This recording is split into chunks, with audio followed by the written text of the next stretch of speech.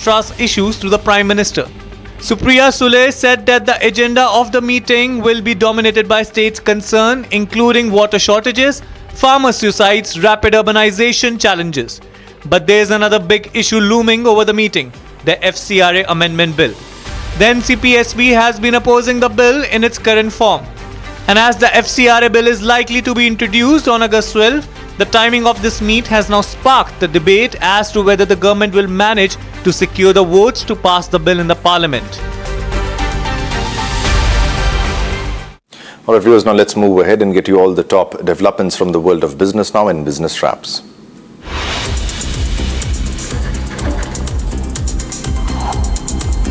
The Federation of Indian Pilots has urged the government to revive plans for an independent civil aviation authority to replace the DGCA. In a letter to Prime Minister, the pilots' body said India's rapidly expanding aviation sector needs a regulator with greater administrative, financial and technical autonomy. Adani and Reliance have emerged among major companies driving renewable energy investments in Gujarat's Kutch region close to the Pakistan border. The vast availability of barren land, faster clearances and proximity to ports have made the region attractive. The centre has now barred renewable projects within 1 kilometre of the international border and mandated security clearance for projects up to 50 kilometres away.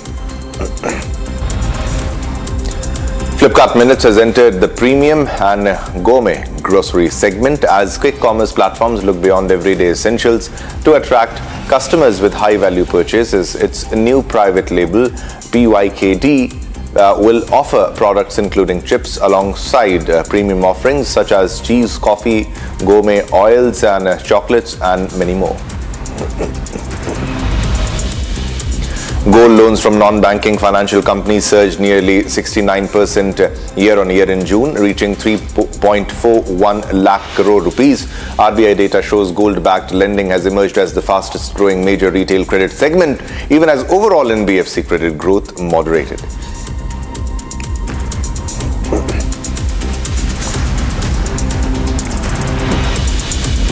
All right, viewers, now let's move on to another top story that we are tracking. Prime Minister Narendra Modi addressed the 57th convocation ceremony of IIT Delhi. Prime Minister Narendra Modi urged graduating students of the Indian Institute of Technology, Delhi, to remain curious, keep learning and have the courage to find answers to difficult questions. More in this report.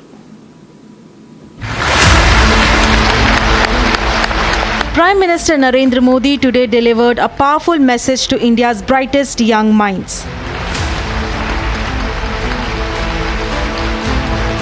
At IIT Delhi's 57th convocation, PM Modi urged graduates to stay curious and keep learning.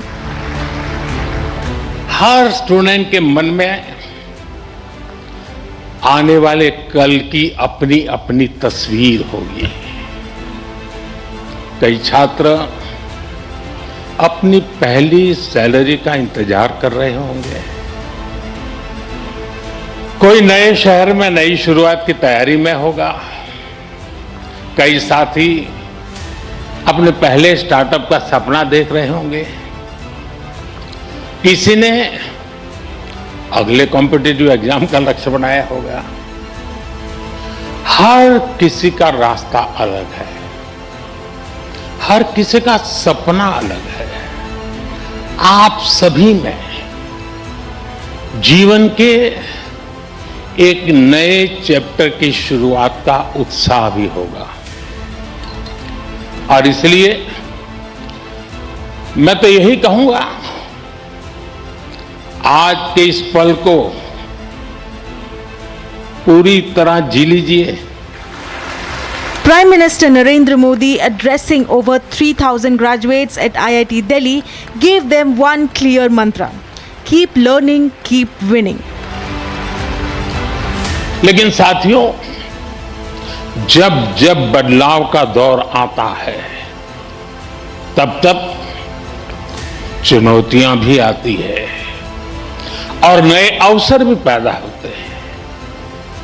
दुनिया बदलेगी, technology भी बदलेगी, industries बदलेगी, professions भी बदलेंगे, लेकिन इन सब के बीच मेरी बात याद रखिएगा, जो सीखेगा वो जीतेगा। Prime Minister Modi also talked about Viksit Bharat and reminded the graduates that their future decisions will shape India's journey towards a developed nation. From startups to semiconductors, from rockets to drones, India is opening doors to sectors that were once closed. Bharat के startup revolution को इसी पीढ़ी के आप जैसे युवाओं ने ही तराशा भी है, ताकत भी दी है। इसी इंस्टीट्यूट से कितने ही फाउंडर्स निकले हैं। अगर एक इंस्टीट्यूट से इतना कुछ हो सकता है तो सोचिए पूरे देश में कितनी बड़ी ताकत तैयार हो रही है। Unicorns, digital payments, fintech revolution, इन सभी ने देश के लाखों युवाओं को पहली बार कुछ नया करने का अवसर दिया है। Space is no longer just a government domain. The young minds are building rockets, drones and chips. आज हमारे युवा अपने लॉन्च व्हीकल्स बना रहे हैं, रॉकेट लॉन्च कर रहे हैं और ऐसी उपलब्धियां हासिल कर रहे हैं जो दुनिया के गिने चुने देश ही हासिल कर पाए हैं। मुझे विश्वास है आज कहीं न कहीं देश का कोई युवा इंजीनियर गर्व से कह रहा है, first in my blood line to build a rocket.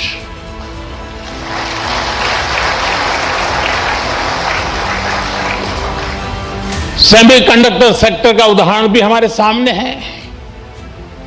जब हमने इस दिशा में कदम बढ़ाया तो कुछ लोगों ने सवाल उठाए, कहा गया भारत ये नहीं कर पाएगा, लेकिन आज पहली सेमीकंडक्टर यूनिट्स में प्रोडक्शन शुरू हो चुका है।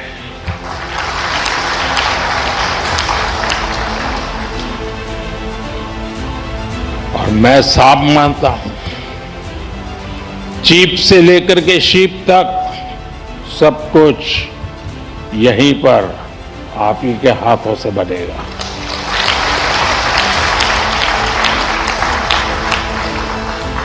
और कहीं कोई युवा पूरे आत्मविश्वास से कह रहा है, first in my blood line to make a chip in India. Prime Minister spoke about distractions in the age of social media and said that life is not a leaderboard and one's journey is not a competition with others but with oneself. बहुत बहुत धन्यवाद। नमस्कार। Now, the political battle over the proposed delimitation exercise is gathering pace, with the centre seeking wider support for the bill and opposition-ruled states raising concerns over its possible impact on their parliamentary representation. Now, Tamil Nadu has emerged as one of the key battlegrounds in this debate. Now, at the same time, the centre appears to be making headway in bringing more parties on board, with the numbers in parliament now becoming increasingly important. The question is whether the government can secure the support needed to move the delimitation legislation forward. Take a look. Tamil Nadu CM and TVK leader Joseph Vijay convened an all-party MPs meeting in Chennai. Major parties like DMK and AIADMK boycotted the meet, but those attending the meet unanimously resolved to oppose the bill and demand that Lok Sabha seats remain frozen at 543. However, with DMK not attending TVK's delimitation meet, its stance also raises the possibility of the party abstaining from voting for delimitation bill. Meanwhile, the government is gaining support.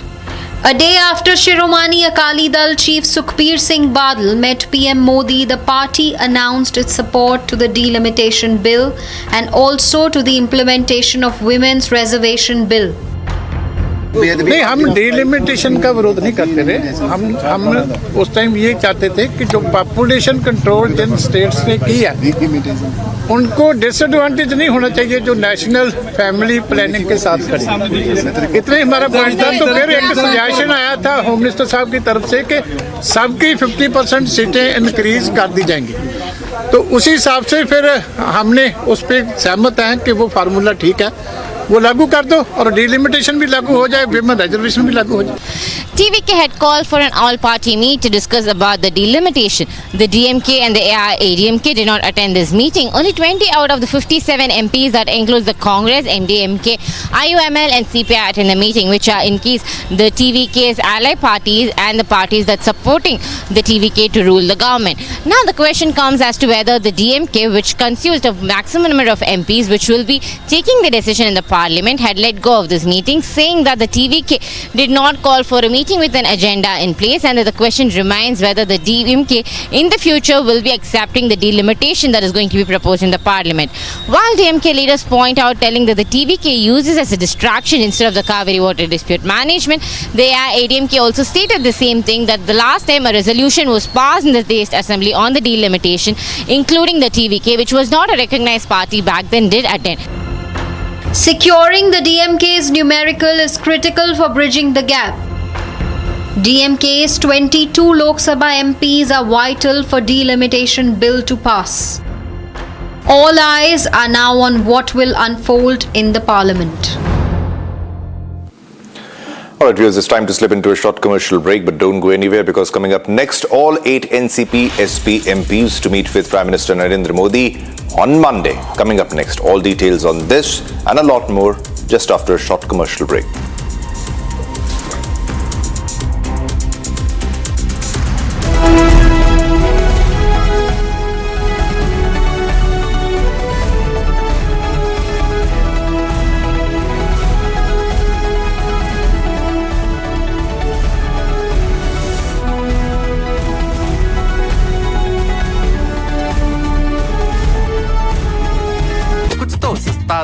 सब बढ़िया लो। इसमें क्या खास बात है? थोड़े में ज्यादा स्वाद, यही तो है इसकी खास बात। 13,000 placements last year. At Amity, we are committed to nurturing passionate, hardworking and proactive professionals. चमकी चाट से क्या बना है? आलू चाट या फ्रूट चाट, स्वाद बढ़ाए चमकी चाट। क्या बात है? स्वादिष्ट पकोड़े और फरसान, अरे चमकी चाट है इसकी जान। असली स्वाद सिर्फ चमकी चाट।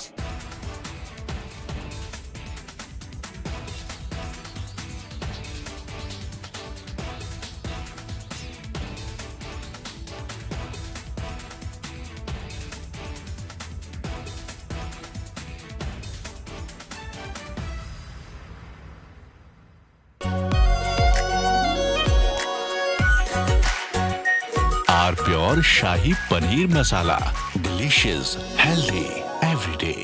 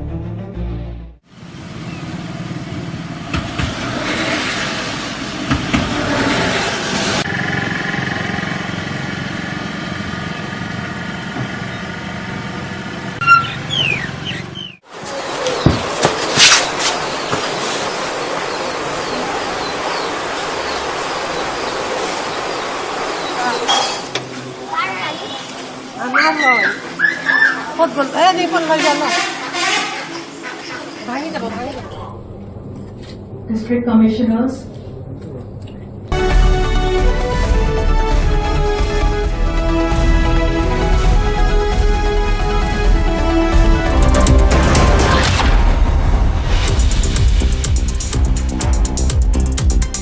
Welcome back, viewers. We are watching Republic TV. This is Shivam Dutt Mehta. Now let's move on to another top story that we are tracking.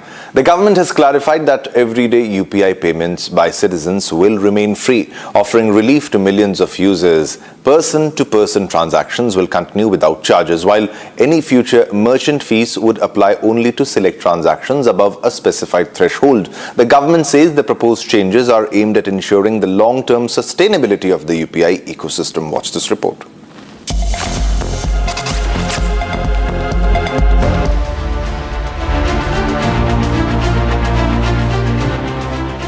UPI users can breathe easily as the government has made it clear that there will be no charges on everyday UPI payments by citizens.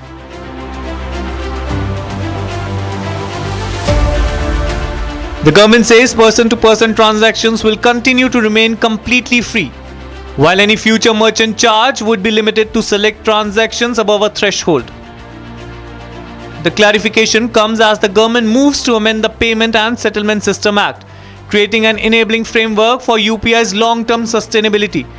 The government has also rejected claims of external influence, insisting that the UPI remains India's flagship digital innovation. The message is clear. UPI may evolve, but the citizens' everyday payment remains free.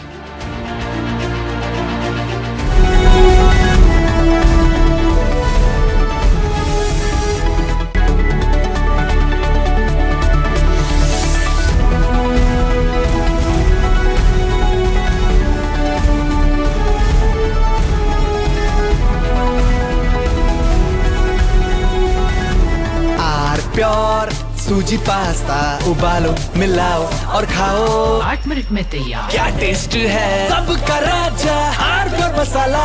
यानी इस घर में कुछ है जो टूटता नहीं। ये पिलर कभी नहीं टूटेगा। रुंगटा स्टील TMT से बना। रुंगटा नहीं तो घर स्ट्रॉन्ग नहीं। रुंगटा स्टील TMT बार एकदम सॉलिड। चमकी चाट से क्या बना है? सैंडविच लस्सी और छाछ और हर घूंट में चमकी चाट। ड्राई फ्रूट और दही बड़े। चमकी चाट से स्वाद बढ़े। असली स्वाद सिर्फ चमकी चाट।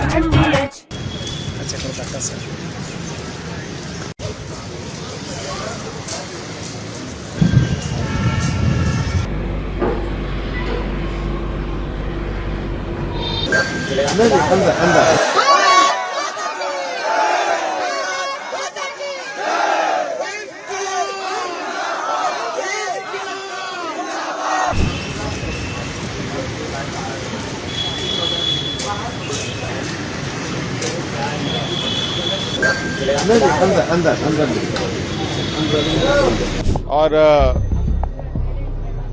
निश्चित रूप से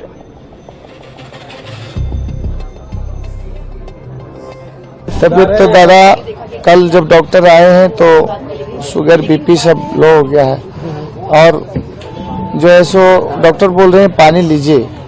लेकिन हमें लगता है कि अब इस राज्य के लिए इस मुल्क के लिए हम अपने आप को त्याग कर दें, अपने जान को अपने जिस्म को त्याग कर दें, क्योंकि सरकार जाग नहीं रही है। एक टीम भी बुलाई तो उधर से बुलाई, इधर इस मंच से बुलाई ही नहीं। आज मैसेज किया है कि जो है सो इधर से भी बुलाएंगे। अब बताइए कल क्यों नहीं बुलाए?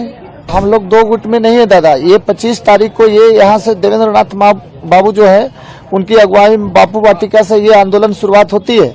आप देख लीजिए बैनर में भी लिखा हुआ 25 जुलाई से। और ये जिस तरह से उलूल जुलूल बात किया जा रहा है आपके चैनल पे मैं बता दूं।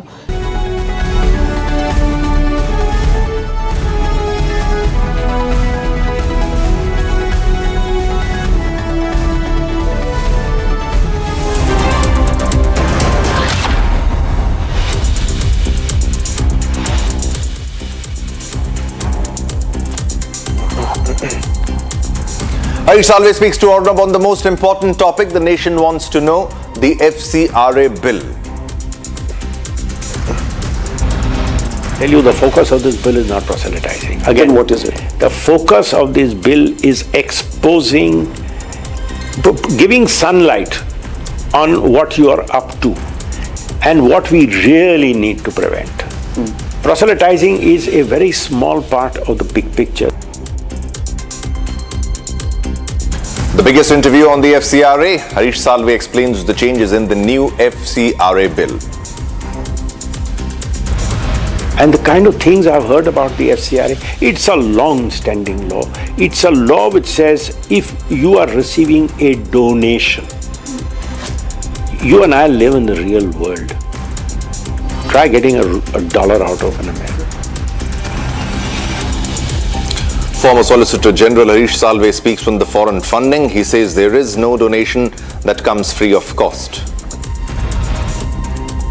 All 8 NCP-SP MPs to meet with Prime Minister Narendra Modi on Monday. After a 4-hour meet between CM Soren and ministerial group, Jharkhand government to hold third round of talks with students today. Stop delimitation resolution passed in Tamil Nadu. Chief Minister Vijay's meet with MPs, DMK-NDA allies skip meet. Day after meeting Prime Minister Narendra Modi, Shiromani Akali Dal Chief Sukhbir Badal extends support to delimitation and women's bill.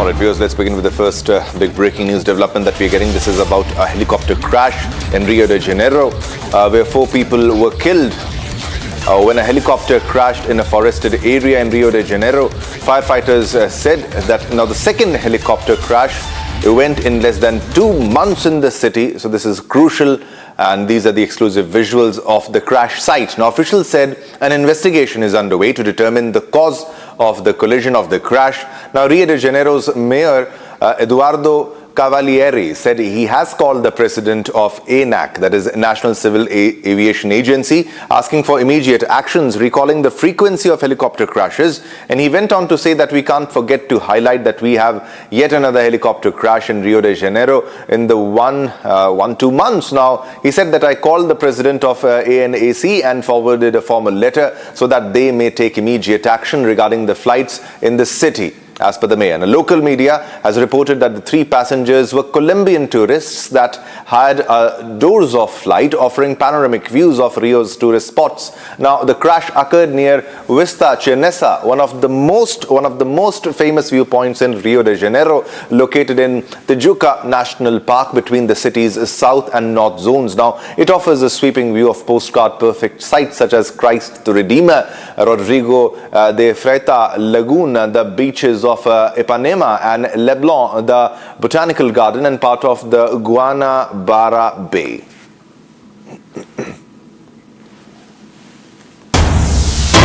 Alright viewers, now this is an exclusive video that we'll show because this is Iranian media releasing the video of their new supreme leader, that is Mojtaba Khamenei. And this is for the first time that they have released a visual. The previous visuals were not dated, not correct as per previous records, but this is the latest visual. As per the reports, ladies and gentlemen, as per reports, these are the latest visuals because these have been released by the Iranian media, and this is an exclusive visual of Mojtaba Khamenei, and these are being called as the first visuals of Iran's supreme leader. So it's very important, highlighting the fact that there is a very serious security threat to the life of Mojtaba Khamenei, and during that time we have fetched these exclusive visuals which have been released by the Iranian media, and these are the first and exclusive visuals which you are watching on your television screen, ladies and gentlemen, and the visual is of Mojtaba Khamenei. However, we cannot confirm the date and time of when these visuals were recorded because that was not confirmed by the Iranian media, but these are the latest visuals which have recently been released by the Iranian media. So this becomes huge, and this also becomes a message to the United States of America. The visuals of Mojtaba Khamenei on your screen, ladies and gentlemen.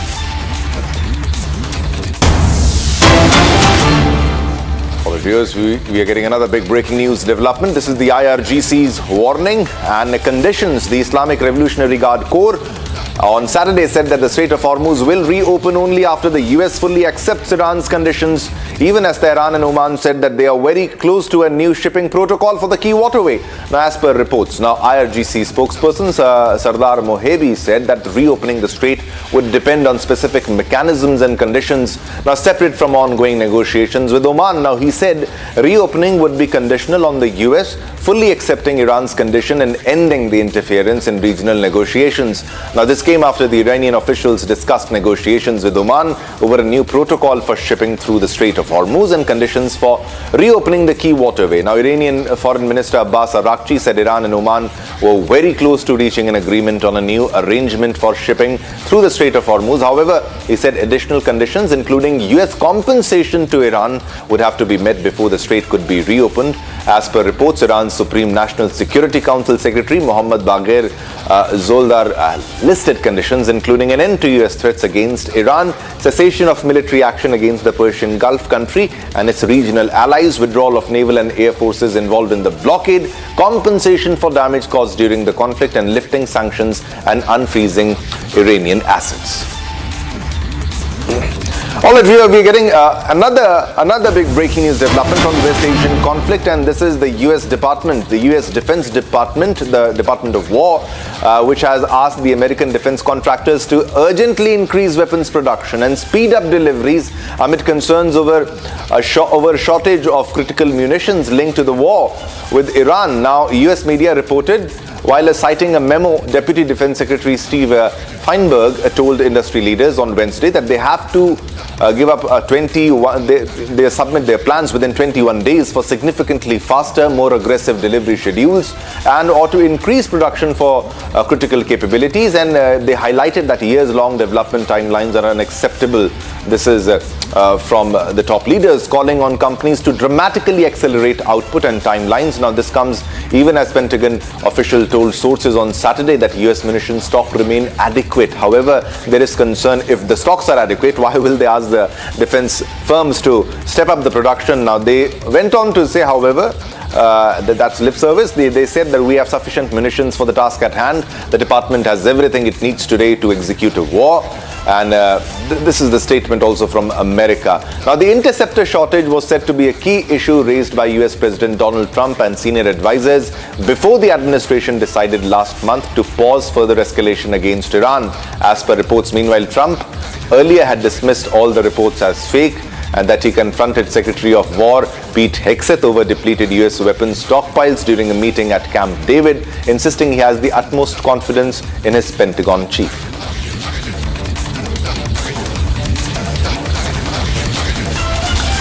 Iran is continuing to tighten its hold over the Strait of Hormuz, one of the world's most important energy routes, as tensions with the United States remain high. Now, Tehran says that the strait will only be reopened if Washington accepts its conditions, while it maintains that any discussions with Oman are separate from the decision that they have taken. Take a look.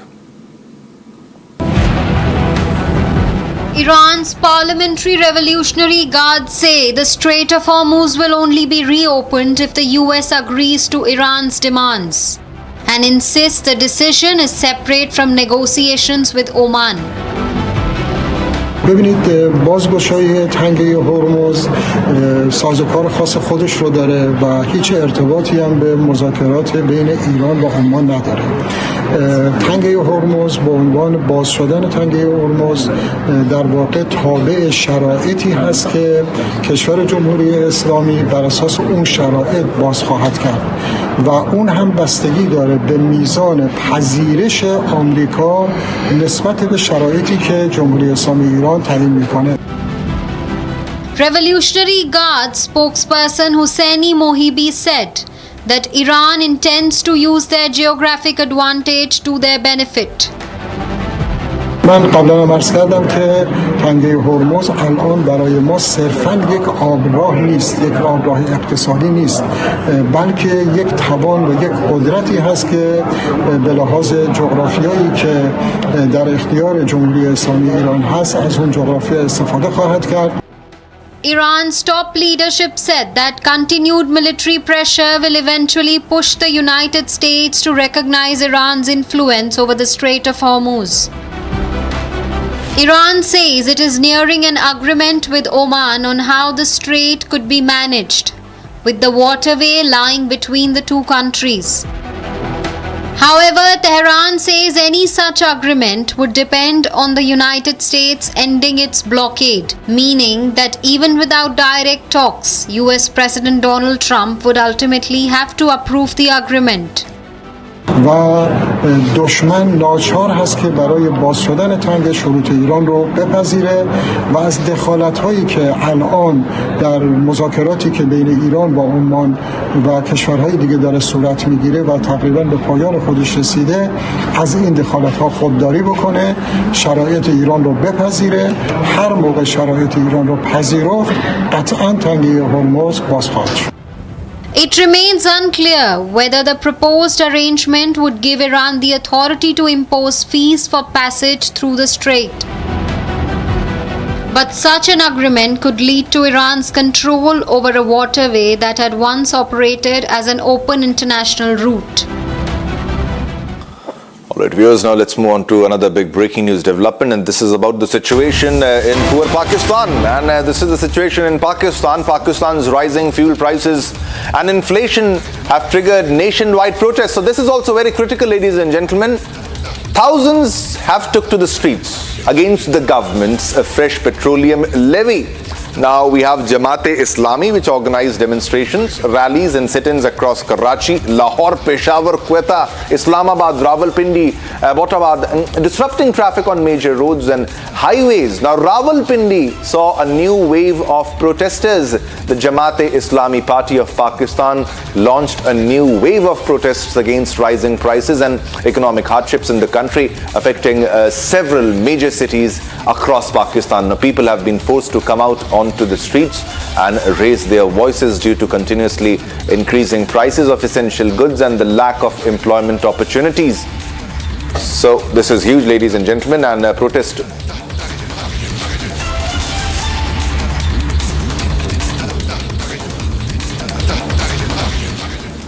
Alright viewers, let's move on to another top story. Let's talk more about Pakistan, because the protests have started for fuel prices, but there are ongoing protests which are happening in Pakistan-occupied Jammu and Kashmir. Now protests in Pakistan-occupied Jammu and Kashmir have intensified, with the Joint Awami Action Committee leading a mass mobilization over rising prices, economic hardship, corruption, political representation and alleged human rights abuses. Now in the latest development, the unrest has disrupted polling in several constituencies, with voting deferred in key JAAC strongholds. Now JAAC has now also escalated its demands, calling for Pakistan's exit from POJK. Take a look. Protests have intensified across POJK amid growing public anger over governance, basic services and the conduct of authorities, putting the region on the boil. In a latest development, POJK government has bowed to pressure from JAAC and the protesting civilians. Polling has been called off in 7 assembly constituencies where JAAC has a stronghold. Polling deferred in 5 Poonch constituencies and 2 Sudnauti constituencies. Polling was scheduled on 11 seats. It will now be held on just 4 seats on the 10th of August. Following the developments, JAAC has now demanded Pakistan's exit from the POJK region. Pakistani forces opened fire on a huge crowd as the long march continued, leaving several injured.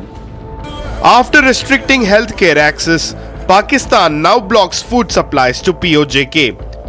As per reports, trucks carrying food supplies were turned back at the border. Police reportedly said they had strict orders to stop ration supplies from entering POJK. The UN has also condemned the reported violence against peaceful protesters in POJK. Well, it's important that all authorities everywhere allow for peaceful protest, and certainly that is the case here. If there have been people harmed for engaging in peaceful protest, there needs to be accountability for that. With tensions continuing to rise, the situation in POJK remains volatile as protests intensify and the standoff between JAAC and Pakistani authorities show no signs of easing. Ukraine has bid farewell to a man who spent more than 2 decades bringing the dead home from war zones. Oleksiy Yukov, a volunteer and founder of the Platsdam recovery group, was killed by a landmine during a recovery mission. His family and fellow volunteers say his mission was simple: to ensure no one was left behind, dead or alive.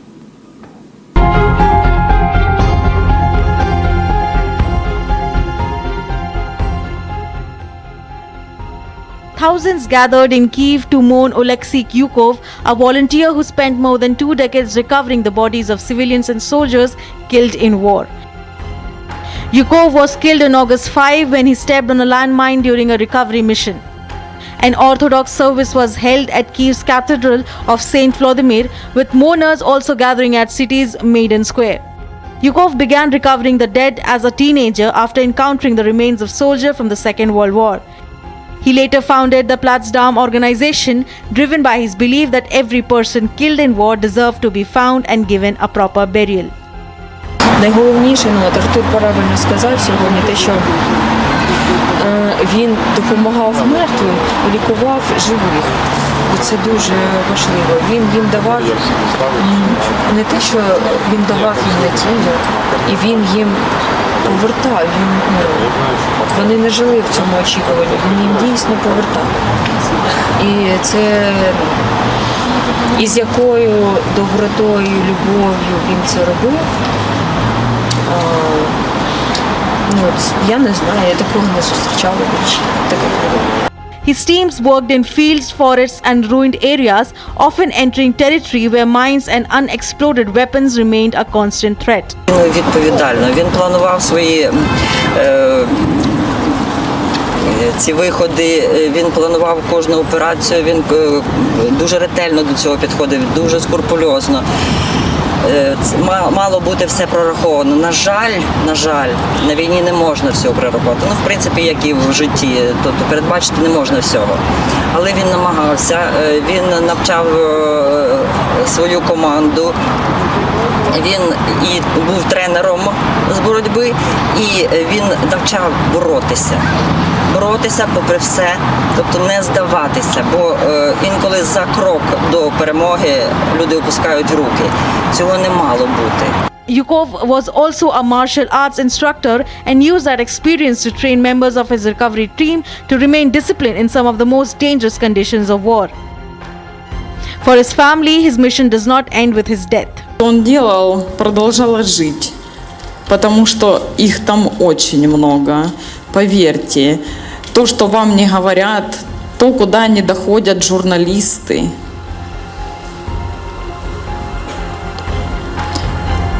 Россия, она безумна.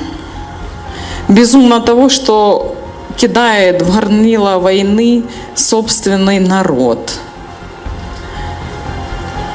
И он всегда говорил, чтобы матеря не отдавали, боролись за своих детей. Зачем же вы так делаете? Зачем вы их растили, носили под сердцем и отдали войне? His widow has vowed to continue his work he dedicated his life to, searching for those still missing and bringing them home. A life spent searching through the ruins of war has now become a legacy, one his family and fellow volunteers say they will carry forward. All right, viewers, now let's move ahead and get you all the top other international developments now in international wraps.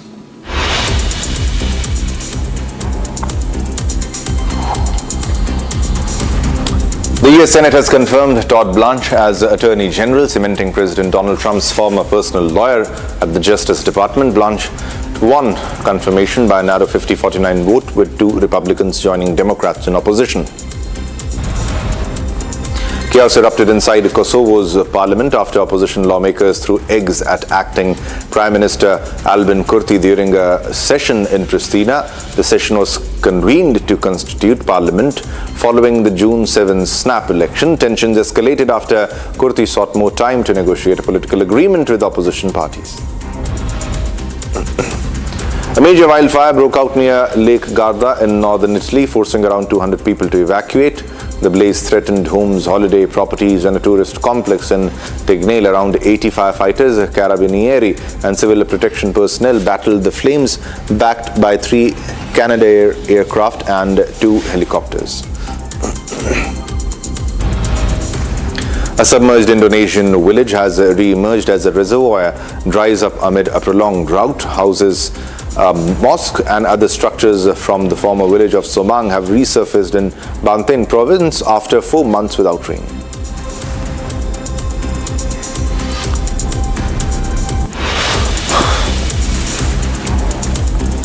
All right, viewers, let's move on to the top story that we are tracking.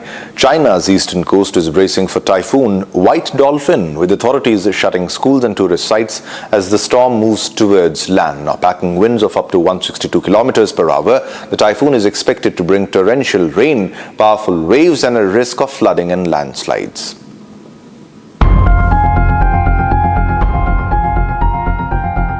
China's eastern coast is bracing for Typhoon White Dolphin as the powerful storm moves towards the land. The typhoon is forecast to make landfall between Zhoushan in Zhejiang and Fuding in Fujian today. Packing maximum sustained winds of around 162 kilometers per hour, the storm has already whipped up rough seas and large waves along the coast. Chinese authorities have shut schools and tourist sites in several areas as the storm approaches. Authorities have also activated a level 3 emergency response, putting disaster management teams on alert. Forecasters warn the typhoon could dump between 200 and 400 milliliters of rain in several areas over the next few days. This has raised fears of severe flooding and landslides. Shanghai could also find itself in the storm's path. With powerful winds and dangerous seas expected, China is bracing for one of the most powerful storms of the year. All right, viewers, it's time to slip into a short commercial break, but don't go anywhere, because coming up next, former Solicitor General Harish Salve speaks on the foreign funding. He says there is no donation that comes free of cost.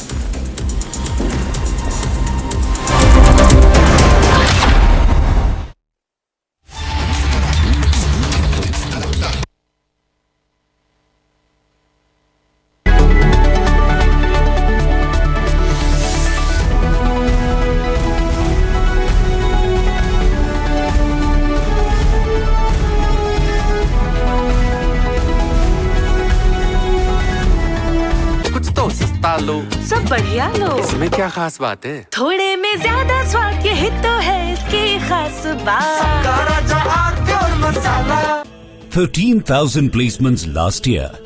At Amity, we are committed to nurturing passionate, hardworking and proactive professionals. चमकी चाट से क्या बना है? Sandwich, लस्सी और छाछ। हर घूंट में चमकी चाट। अब बताओ, स्वाद आया? आया। असली स्वाद सिर्फ चमकी चाट।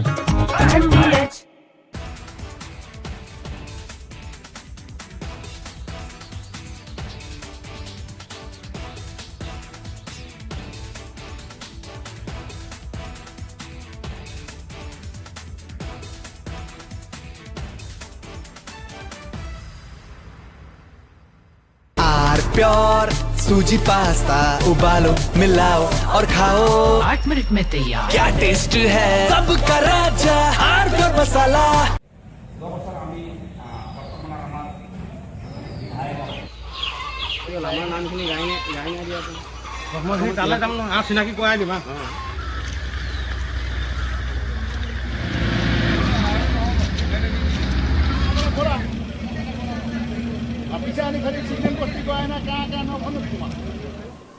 पानी बाइक में कमी से पानी बाकी আছে बाकी আছে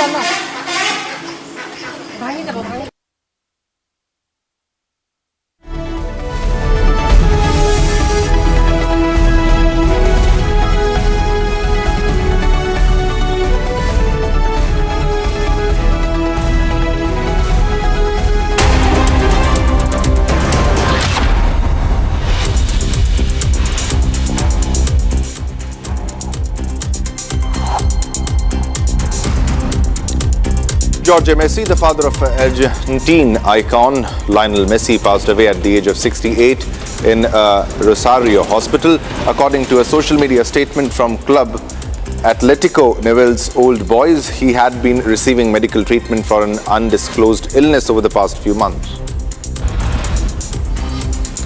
Brazilian midfielder Bruno Guimarães has joined Arsenal from Newcastle in a reported £75 million deal. The Premier League champions confirmed that he has signed a long-term contract at the Emirates. 19-year-old Ashish Yadav secured the silver medal in the men's javelin throw at the World Athletics U20 Under-20 Championships with an impressive effort of 74.09 meters, finishing just behind South Africa's Jan-Hendrik Hemant. Yadav makes history as the second Indian following Neeraj Chopra to medal in this event at the global junior level. Uttarakhand Chief Minister Pushkar Singh Dhami has pledged full support to Indian cricketer Rishabh Pant, who recently requested the state government's help to purchase land. The wicketkeeper batter is looking to build a house and relocate from Delhi back to his home state. Organizers of the high-altitude Ladakh Marathon announced that the upcoming 2026 edition will feature a record-breaking prize pool of rupees 1 crore, set to take place from September 10 to 13. The global event is anticipated to draw more than 10,000 visitors. Concerned by the recent wave of injuries affecting the Indian cricket team, BCCI official Devajit Sekhia is scheduled to meet with the head of cricket VVS Lakshman. The two will review the rehabilitation management program currently in place at the Centre of Excellence.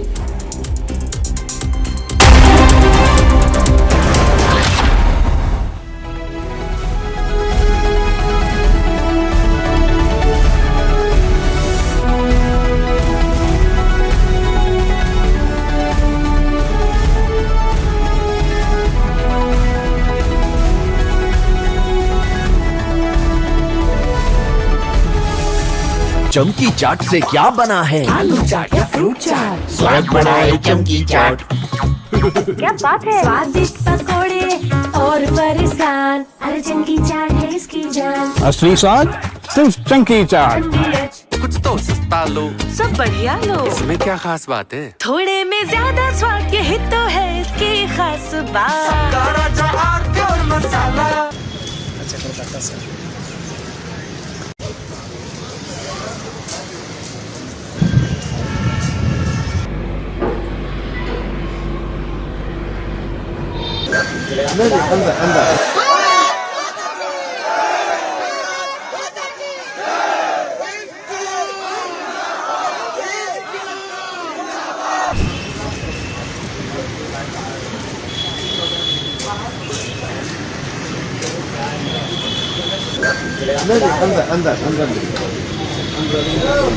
और निश्चित रूप से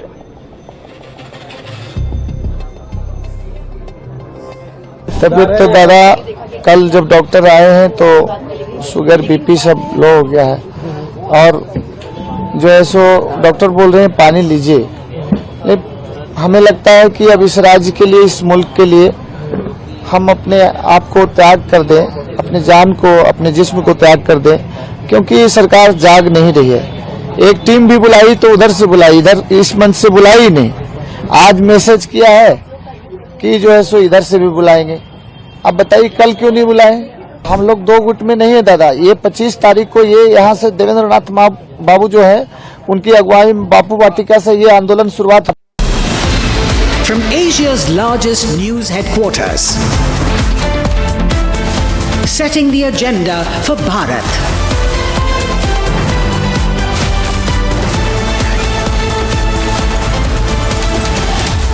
You're watching Republic.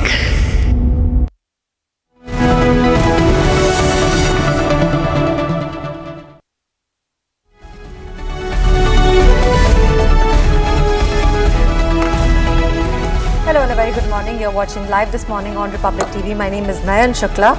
Now there is a military alliance, a NATO-style military alliance that is being formulated amongst the Muslim majority nations. We're tracking that for you, but first up the headlines.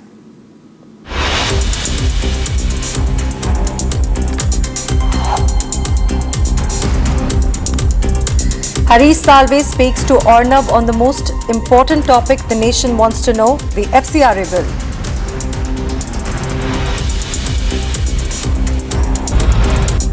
The biggest interview on the FCRA, Harish Salve explains changes in the new FCRA bill.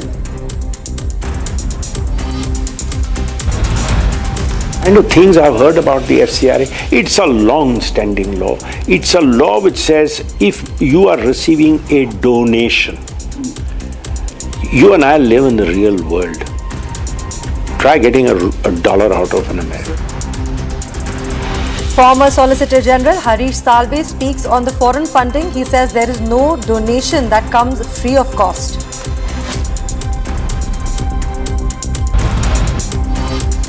All 8 NCP SP MPs to meet with Prime Minister Modi on Monday.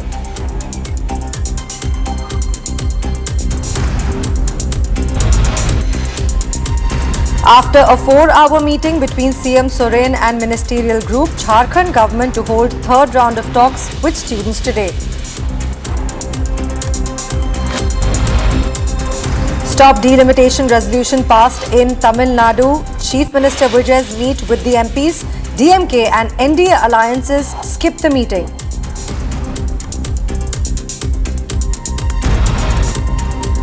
A day after meeting Prime Minister Narendra Modi, Shiromani Akali Dal Chief Sukhbir Badal extends support to delimitation and the Women's Bill.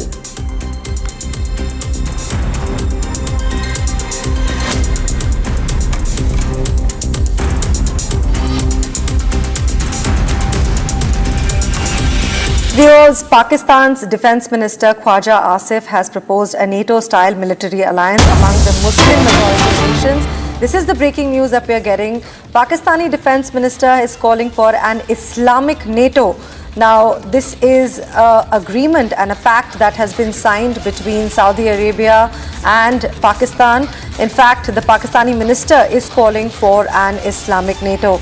Now, there is an urge and it is a closer military intelligence strategic cooperation which is going to build a collective defense capability between these Muslim nations. Now, the plan is calling for all Muslim states to set aside their bilateral disputes and form a unified defensive bloc. So an Islamic NATO is being called out by Khwaja Asif, and this is the big breaking news of the hour.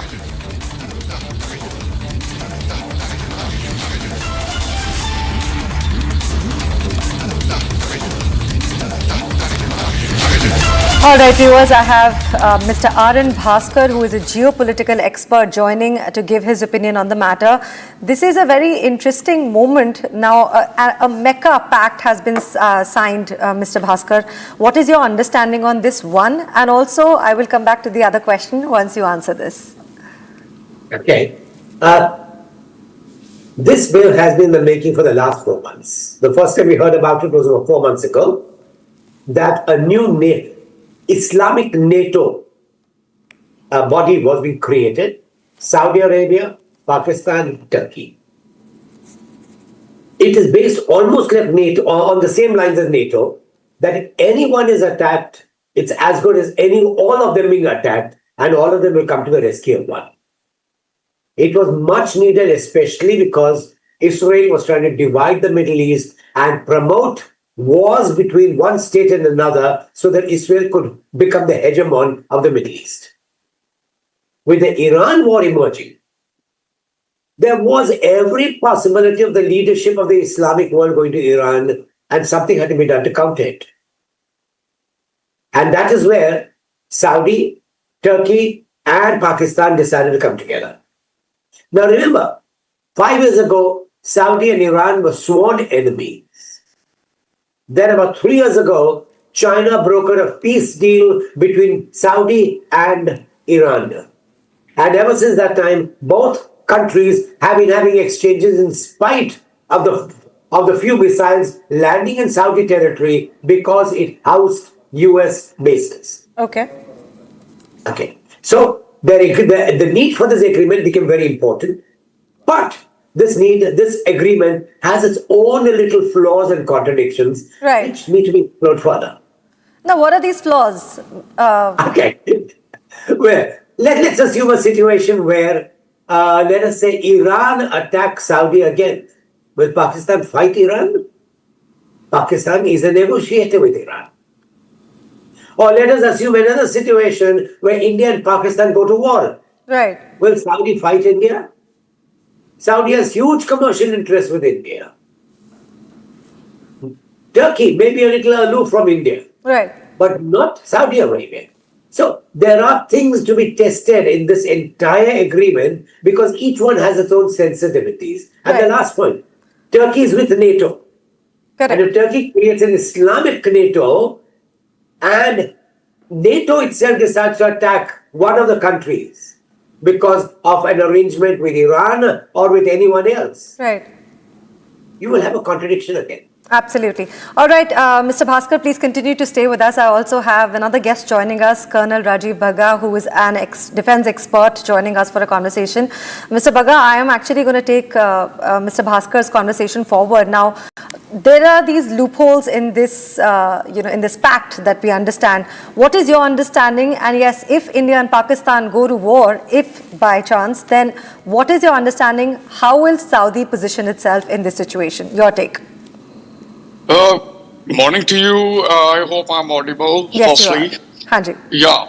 Okay, we need to understand firstly that the war has certainly created a kind of a vacuum in this entire region and sense of insecurity. And the Muslim countries, if I'm not talking about Pakistan, they always have got some problem actually. They always look for some platform to launch themselves, and then they get kicked from their balanced counterparts also.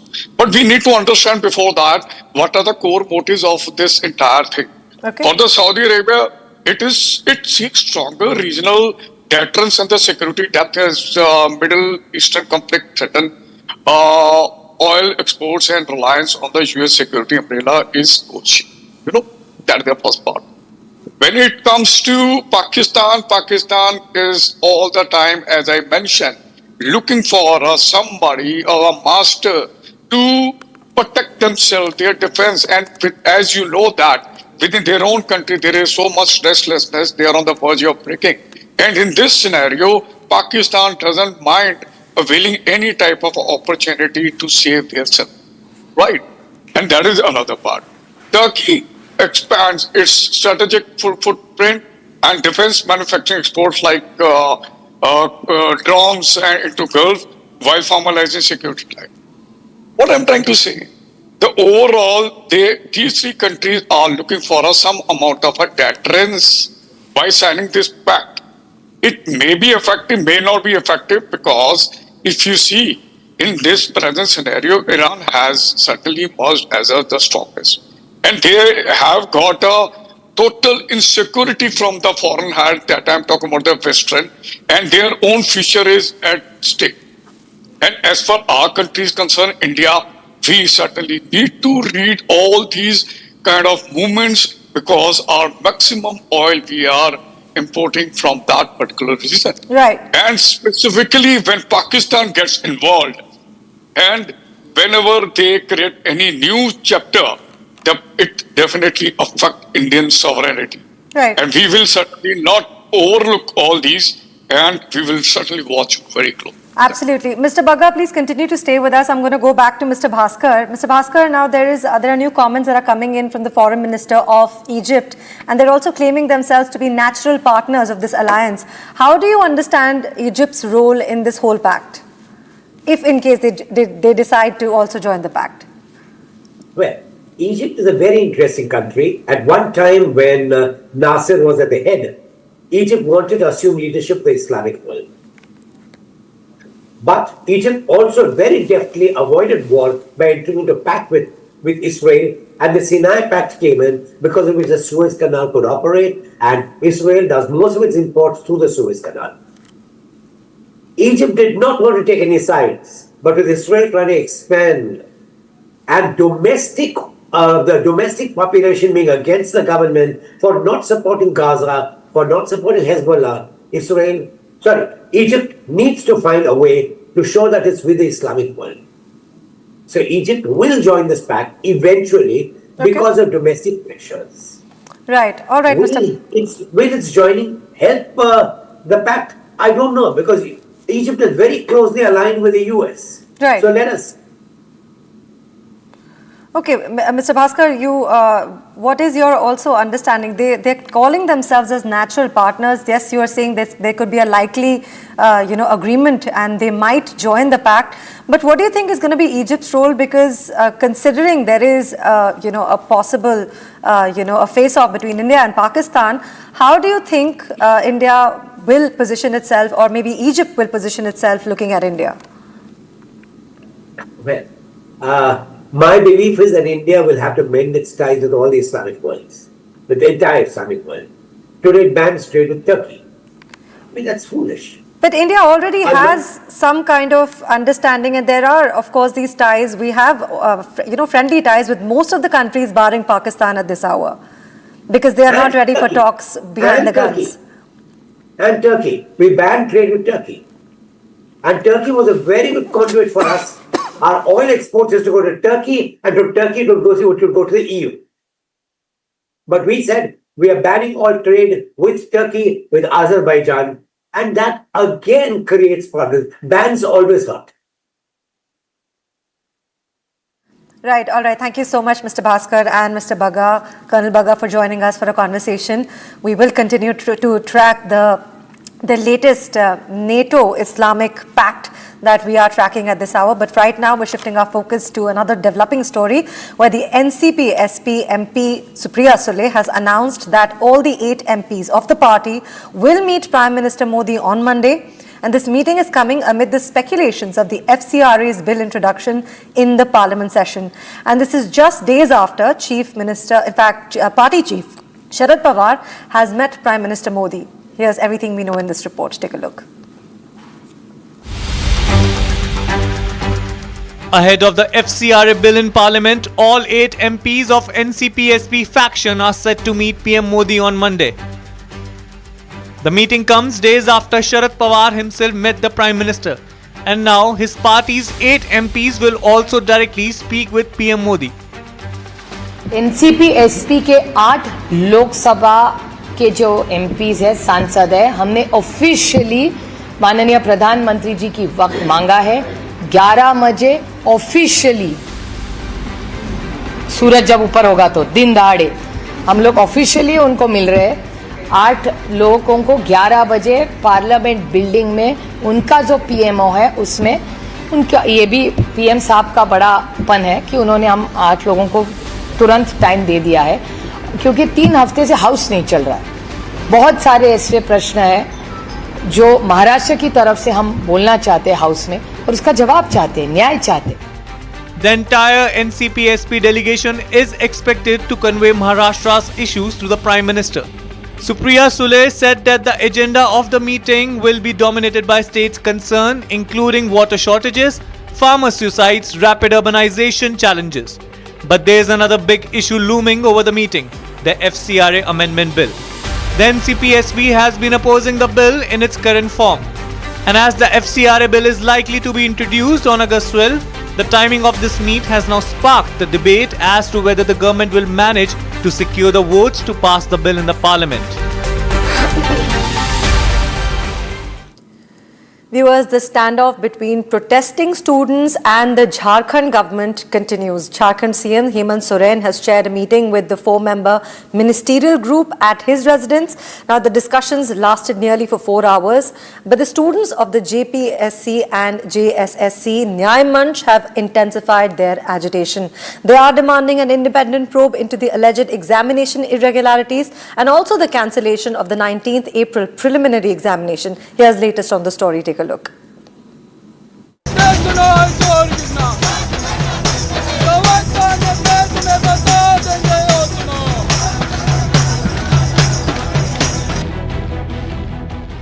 After the second round of talks with government failed, Jharkhand students took out a massive candle protest demanding immediate reforms in the JPSC examination process.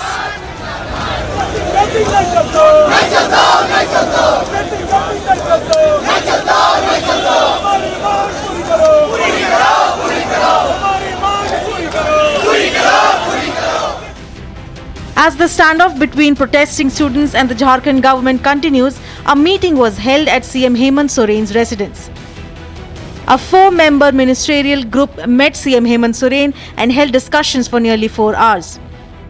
आज आंदोलन का 15वां दिन है और देखिए 15वें दिन तेज बारिश में भी यहाँ पर छात्रों का हुजूम दिखाई दे रहा है। लेकिन सबसे बड़ी अपडेट अब मैं आपको दे रहा हूँ, ये आंदोलन अब सीसीटीवी की निगरानी में रहने वाला है।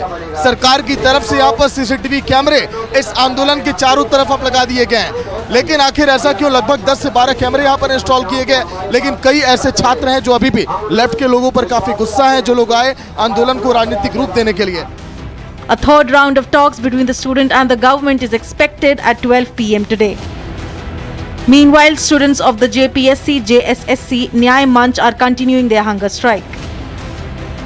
An 8-member student delegation held talks with government representatives in Ranchi yesterday to specify their demands. The students are demanding a CBI probe or an investigation by an independent committee into alleged irregularities in recruitment examinations. They are also demanding cancellation of the preliminary examination conducted on April 19. Meanwhile, a PIL challenging alleged irregularities in the JPSC Civil Services examination has also been filed in the Supreme Court. Situation also turned violent when ABVP protesters marched towards the Chief Minister's residence.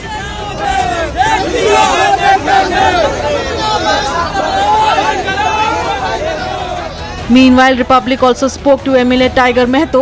Listen into what he had to say regarding the situation in Ranchi. मैं उनको स्पष्ट संदेश देना चाहूँगा कि हम लोग सड़क में भी आपके साथ हैं, आपके धरने पर भी आपके साथ हैं, आपके हड़तालों में आपके साथ हैं, आपके अनशन में आपके साथ हैं और विधानसभा में भी मुखरता के साथ आपकी बात को उठाएंगे। और मैंने तो कह दिया है कि इस बार जो 4 दिन बचेगा विधानसभा का, उसमें छात्रों के मुद्दे ही गूंजेंगे। बाकी मुद्दों को अगले सेशन में देख लेंगे। इस बार छात्रों के मुद्दे ही हमारी प्राथमिकता में रहेंगे। तो इस बार विधानसभा सेशन की शुरुआत हो गई है, तो फिर एकदम आक्रामक रवैया अपनाएंगे। तरीके से पूर्ण आक्रामकता के साथ हम लोग छात्रों के मुद्दे को सेशन में लेकर आएंगे। Back in Delhi, the Congress continues to provide cover fire for Rahul Gandhi's absence from the students' agitation in Ranchi. Hemant Soren ji आज का भी स्टेटमेंट है, कल का भी देख ले, वो बहुत संवेदनशील है। राहुल गांधी जी उन्होंने छात्रों से बात की, आंदोलनकारियों से भी उन्होंने बातें की और फिर उन्होंने एक बात कही कि चाहे किसी की सरकार हो, हम छात्रों के जो मेन इश्यूज हैं उसके साथ हम खड़े हैं। हमारे बच्चे, हमारा जो यूनिट, लोकल यूनिट है, उनसे छात्रों से लगातार हम लोग संपर्क में रहे। जो मानवीय आधार पर जो सहायता वो हम लोगों ने किया।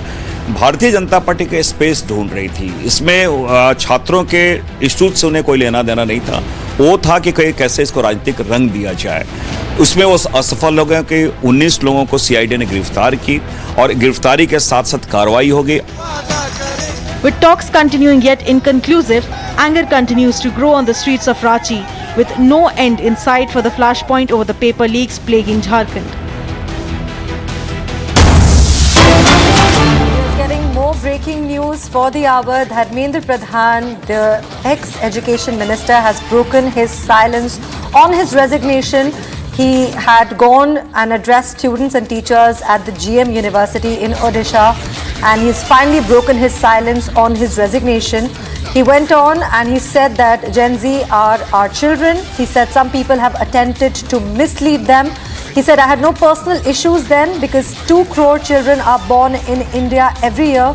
And during the last 10 years, 20 crore children are born. They have aspirations and they will make India the Vishwa Guru. This post of the education minister was not important to him. This is what he said while addressing the students and teachers at the GM University in Odisha. The former education minister has finally broken his silence on his resignation while he addressed the students and teachers at the GM University in Odisha. Viewers, a series of high-profile meetings between US Ambassador Sergio Gore and opposition leaders is now drawing attention. Now, this is coming at a significant political moment in India. Over the last 3 days, Gore has met 3 chief ministers, all of them from the Congress party, with discussions centered around American investment and cooperation. But the timing of these meetings is what is raising questions. The developments have also brought renewed focus on the ongoing debate around the foreign fundings, CJP's emergence and the campaign against the FCRA. Now, questions are being raised over possible American angle in India's internal political debate. Take a look at this detailed report. A series of back-to-back meetings by US Ambassador Sergio Gore with opposition leaders is raising eyebrows. On the 6th of August, Gore met Telangana Chief Minister Revant Reddy. On the 7th, he met Karnataka Chief Minister D.K. Shivakumar.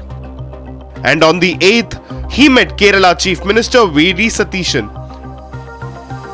The meetings reportedly claim to focus on American investment in the states and extending cooperation with key political leaders as well. But with the FCRA bill set to come up in Parliament, the timing of these high-profile meetings is drawing attention. It's a critical week because we have very critical legislations coming up for voting, for debate in our parliament. The FCRA bill is coming up in parliament this week, and the Americans aren't happy. Several US congressmen have gone on record very recently. About 3 days back, you had another top US congressman, a Republican from Sergio Gore's affiliation and from Donald Trump's party. Now they are opposing the FCRA bill. They are opposing India's FCRA, saying it's anti-minority, anti-Christian, etc. And some have even gone on record. For example, this congressman called Riley Moore has said that it will affect India's bilateral ties with America. Fresh concerns are emerging over possible American meddling in India's political debate. At the same time, the CJP's emergence and the anti-FCRA campaign have also drawn attention because of their timings. From the May developments to the CJP protest and now Sergio Gore's meetings, the FCRA story is taking a murky turn. Viewers, we'll move on to our next segment where we tell you everything that's interesting and making to the top lines in the world of business with Business Wraps. Take a look.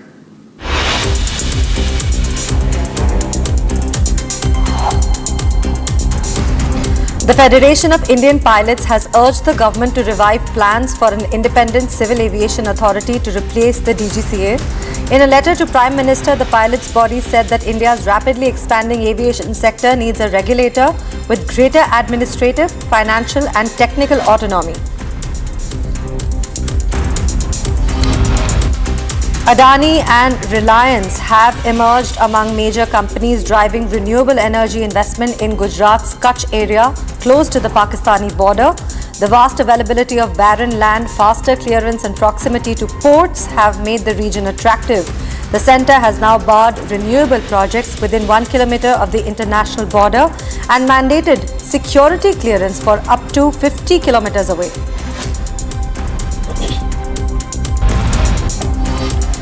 Flipkart Minutes has entered the premium and gourmet grocery segment as quick commerce platforms look beyond everyday essentials to attract customers with high-value purchases.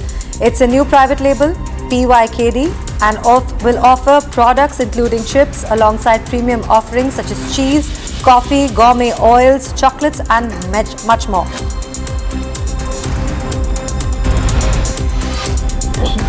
Gold loans from non-banking financial companies surged nearly 69% year-on-year in June, reaching 3.41 lakh crore rupees. Now, RBI data shows gold-backed lending has emerged as the fastest growing major retail credit segment, even as overall NBFC credit growth is moderated.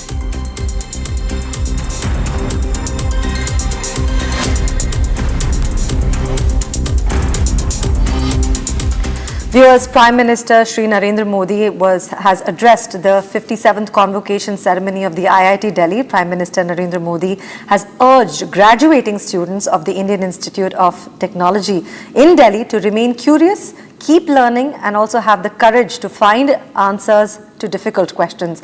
More in this report. Take a look. Prime Minister Narendra Modi today delivered a powerful message to India's brightest young minds.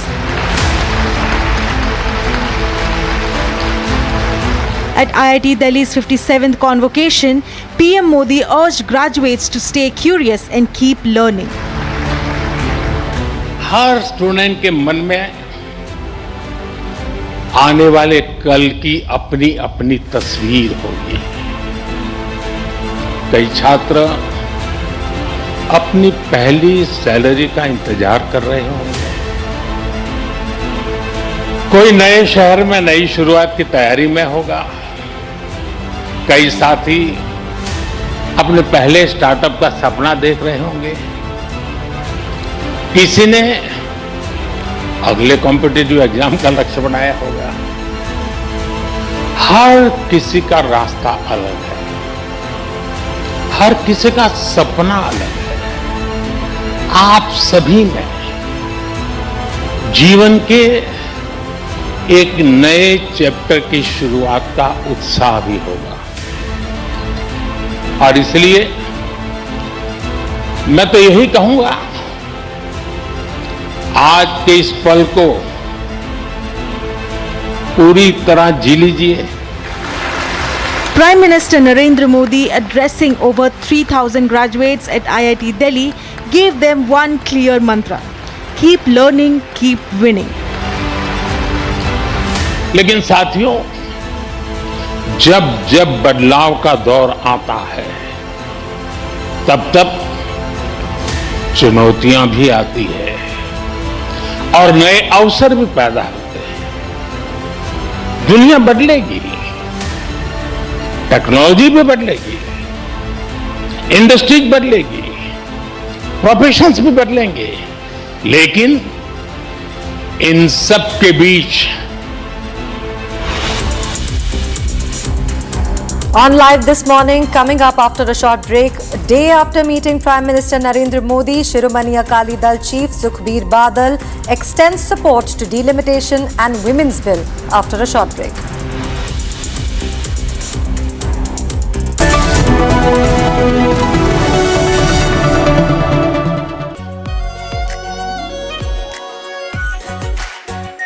Our pure Shahi Paneer Masala.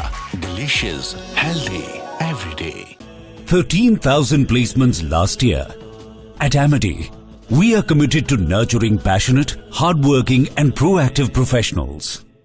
चमकी चाट से क्या बना है? Sandwich, लस्सी और छाछ।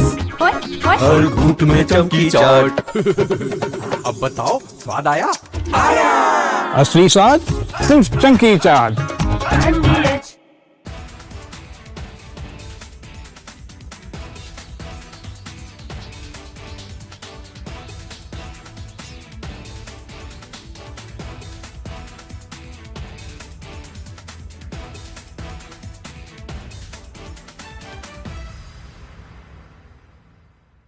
Pure सूजी pasta उबालो, मिलाओ और खाओ। 8 मिनट में तैयार। क्या टेस्ट है, सबका राजा pure masala.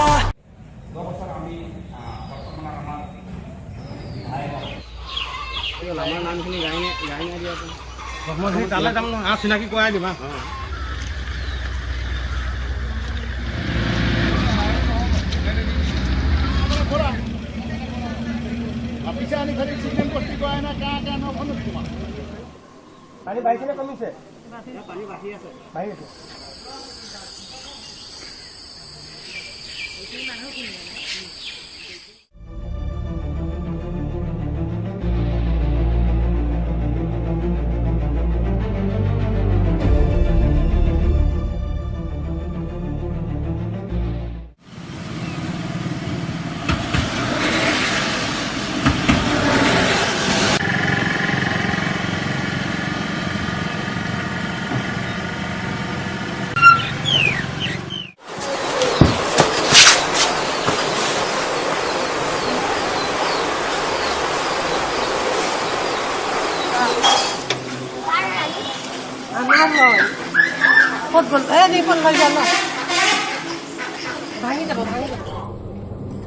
District Commissioners, Senior, I take this opportunity to welcome all of you to this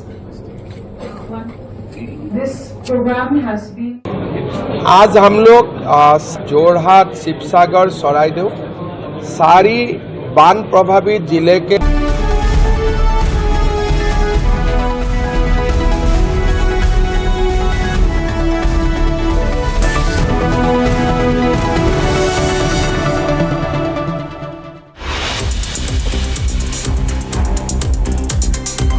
You're watching live this morning. Headlines for the hour. Harish Salve speaks to Arnab on the most important topic the nation wants to know, the FCRA bill.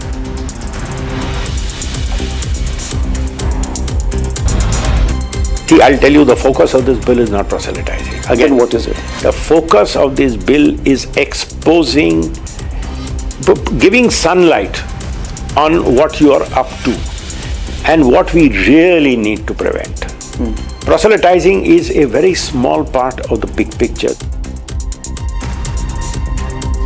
The biggest interview on the FCRA, Harish Salve explains the changes in the new FCRA bill.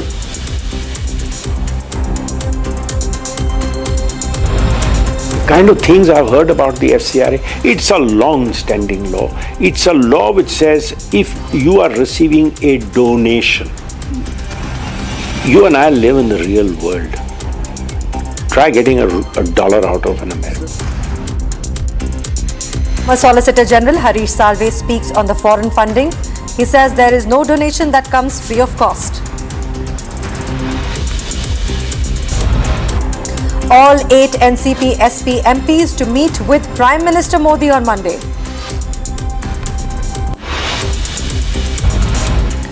After a 4-hour meet between CM Soren and ministerial group, Jharkhand government to hold round 3 of talks with students today. Stop delimitation. Resolution passed in Tamil Nadu Chief Minister Vijay's meeting with MPs. DMK, NDA allies skip the meeting. Day after meeting Prime Minister Narendra Modi, Shiromani Akali Dal Chief Sukhbir Badal extends support to delimitation and the Women's Bill.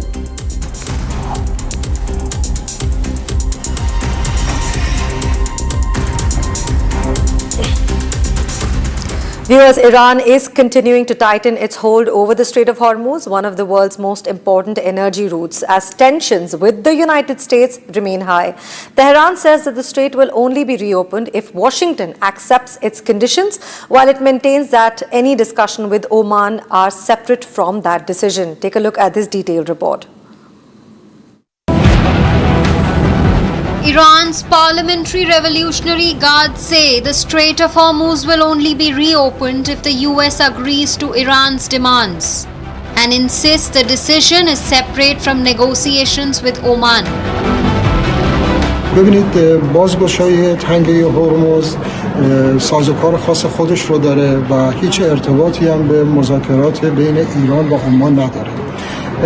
تنگه هرمز به عنوان باز شدن تنگه هرمز در واقع تابع شرایطی هست که کشور جمهوری اسلامی بر اساس اون شرایط باز خواهد کرد و اون هم بستگی داره به میزان پذیرش آمریکا نسبت به شرایطی که جمهوری اسلامی ایران تعیین میکنه. Revolutionary Guard spokesperson Hosseini Mohibi said that Iran intends to use their geographic advantage to their benefit. من قبلا هم عرض کردم که تنگه هرمز الان برای ما صرفاً یک آبراه نیست، یک آبراه اقتصادی نیست، بلکه یک توان و یک قدرتی هست که به لحاظ جغرافیایی که در اختیار جمهوری اسلامی ایران هست از اون جغرافیا استفاده خواهد کرد. Iran's top leadership said that continued military pressure will eventually push the United States to recognize Iran's influence over the Strait of Hormuz. Iran says it is nearing an agreement with Oman on how the strait could be managed, with the waterway lying between the two countries. However, Tehran says any such agreement would depend on the United States ending its blockade, meaning that even without direct talks, US President Donald Trump would ultimately have to approve the agreement. و دشمن ناچار هست که برای باز شدن تنگ شروط ایران رو بپذیره و از دخالت هایی که الان در مذاکراتی که بین ایران با عمان و کشورهای دیگه داره صورت میگیره و تقریبا به پایان خودش رسیده، از این دخالت ها خودداری بکنه، شرایط ایران رو بپذیره. هر موقع شرایط ایران رو پذیرفت قطعا تنگه هرمز باز خواهد شد. It remains unclear whether the proposed arrangement would give Iran the authority to impose fees for passage through the strait. But such an agreement could lead to Iran's control over a waterway that had once operated as an open international route. US protests in Pakistan-occupied Jammu and Kashmir have intensified, with the Joint Awami Action Committee leading a mass mobilization over the rising prices, economic hardship, the corruption, the political representation, and also alleging human rights abuses. Now, in the latest development, the unrest has disputed polling in several constituencies, with voting deferred in key JAAC strongholds. Now, JAAC has also escalated its demands, calling for Pakistan's exit from the POJK. Take a look at this detailed report. Protests have intensified across POJK amid growing public anger over governance, basic services, and the conduct of authorities, putting the region on the boil. In a latest development, POJK government has bowed to pressure from JAAC and the protesting civilians. Polling has been called off in 7 assembly constituencies where JAAC has a stronghold. Polling deferred in 5 Poonch constituencies and 2 Sudnauti constituencies. Polling was scheduled on 11 seats. It will now be held on just 4 seats on the 10th of August. Following the developments, JAAC has now demanded Pakistan's exit from the POJK region. Pakistani forces opened fire on a huge crowd as the long march continued, leaving several injured. After restricting healthcare access, Pakistan now blocks food supplies to POJK. As per reports, trucks carrying food supplies were turned back at the border. Police reportedly said they had strict orders to stop ration supplies from entering POJK. The UN has also condemned the reported violence against peaceful protesters in POJK. Well, it's important that all authorities everywhere allow for peaceful protest, and certainly that is the case here. If there have been people harmed for engaging in peaceful protest, there needs to be accountability for that. With tensions continuing to rise, the situation in POJK remains volatile as protests intensify and the standoff between JAAC and Pakistani authorities show no signs of easing. Viewers, moving on to our next story, where Ukraine has bid farewell to a man who has spent more than 2 decades bringing the dead home back from the war zones. Oleksii Yukov, a volunteer and the founder of Platsdan recovery group, was killed by a landmine during a recovery mission. His family and fellow volunteers says his mission was simple: to ensure that no one was left behind, dead or alive. Here's everything that we know about him.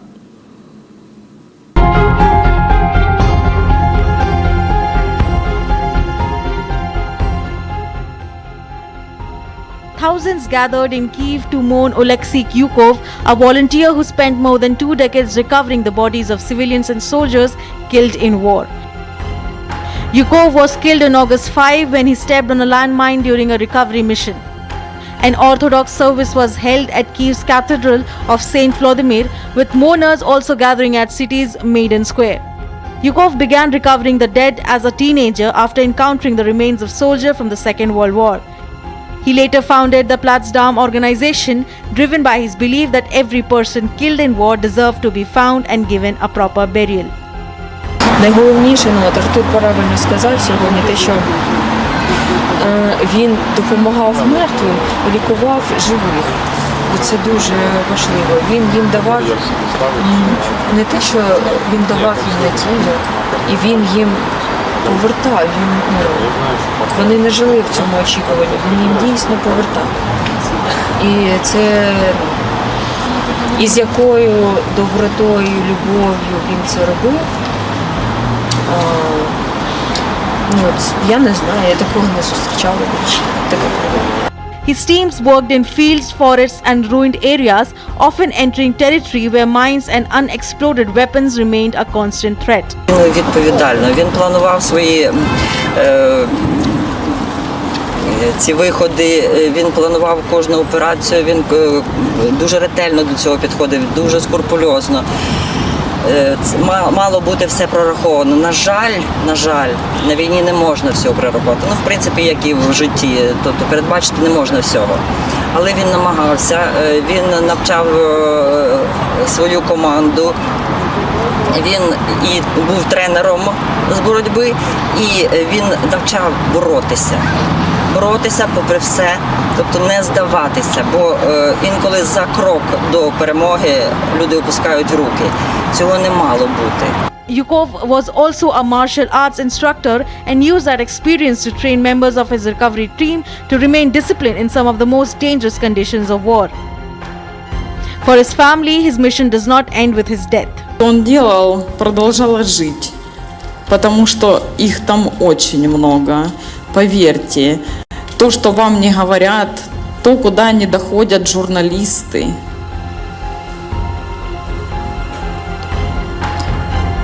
Россия, она безумна. Безумна того, что кидает в горнило войны собственный народ. И он всегда говорил, чтобы матеря не отдавали, боролись за своих детей. Зачем же вы так делаете? Зачем вы их растили, носили под сердцем и отдали войне? His widow has vowed to continue his work he dedicated his life to, searching for those still missing and bringing them home. A life spent searching through the ruins of war has now become a legacy, one his family and fellow volunteers say they will carry forward. Viewers, moving on to our next segment where we tell you everything that's making waves internationally with international wraps.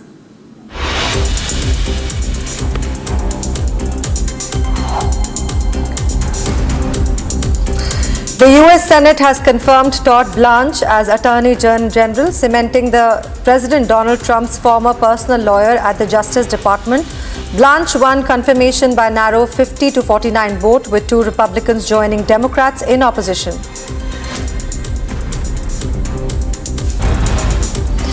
Chaos erupted inside Kosovo's parliament after opposition lawmakers threw eggs at acting Prime Minister Albin Kurti during the session in Pristina. The session was convened to constitute parliament following the June 7 snap election. Tensions escalated after Kurti sought more time to negotiate a political agreement with opposition parties.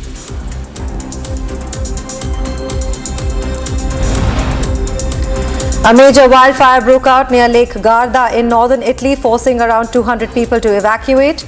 The blaze threatened homes, holiday properties and tourist complex in Tignale. Around 80 firefighters, carabinieri and civil protection personnel battled the flames, backed by 3 Canadian aircrafts and 2 helicopters. A submerged Indonesian village has re-emerged as a reservoir dries up amid a prolonged drought. Houses, a mosque and other structures from the former village of Somang have resurfaced in Banten province after 4 months without rain.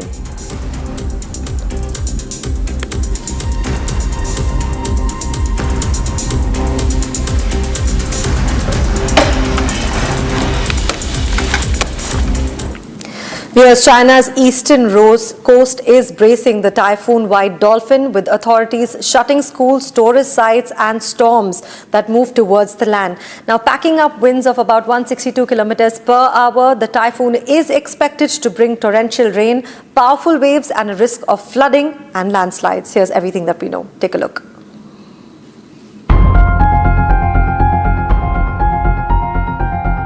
China's eastern coast is bracing for Typhoon White Dolphin as the powerful storm moves towards the land. The typhoon is forecast to make landfall between Zhoushan in Zhejiang and Fuding in Fujian today. Packing maximum sustained winds of around 162 kilometers per hour, the storm has already whipped up rough seas and large waves along the coast. Chinese authorities have shut schools and tourist sites in several areas as the storm approaches. Authorities have also activated a level 3 emergency response, putting disaster management teams on alert. Forecasters warn the typhoon could dump between 200 and 400 milliliters of rain in several areas over the next few days. This has raised fears of severe flooding and landslides. Shanghai could also find itself in the storm's path. With powerful winds and dangerous seas expected, China is bracing for one of the most powerful storms of the year. Right, viewers, with that, let's move on to our next segment where we tell you everything that is making waves internationally in the nation with national wraps.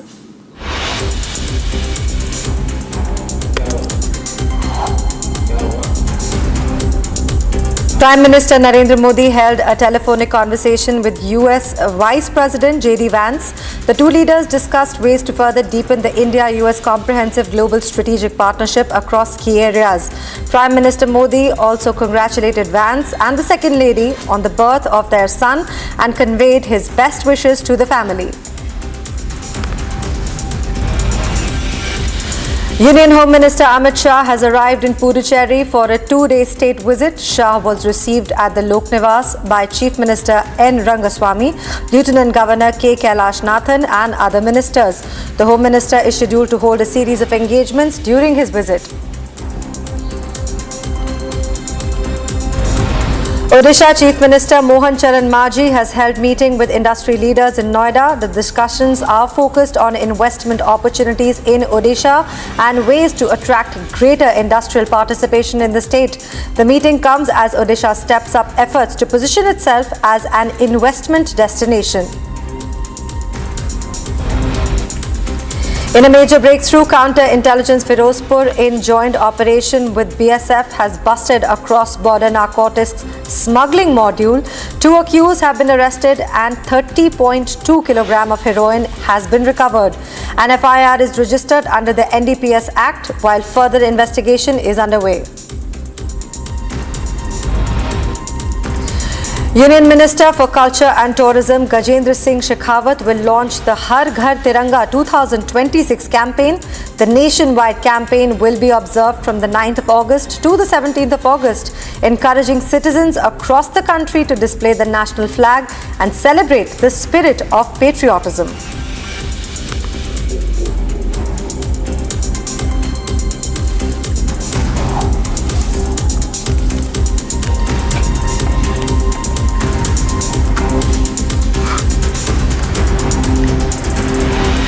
Viewers, the political battle over the proposed delimitation exercise is gathering pace, with the centre seeking wider support for the bill and the opposition-ruled states raising concerns over its possible impact on their parliamentary representation. Tamil Nadu has emerged as one of the key battlegrounds in the debate. At the same time, the centre appears to be making headway in bringing more parties on board. With the number in parliament now becoming increasingly important, the question is whether the government can secure the support needed to move the delimitation legislation forward or not. Let's take a look at this report. Tamil Nadu CM and TVK leader Joseph Vijay convened an all-party MPs meeting in Chennai.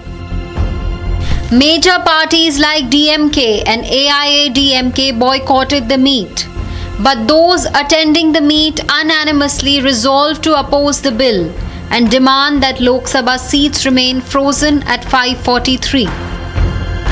However, with DMK not attending TVK's delimitation meet, its stance also raises the possibility of the party abstaining from voting for delimitation bill. Meanwhile, the government is gaining support.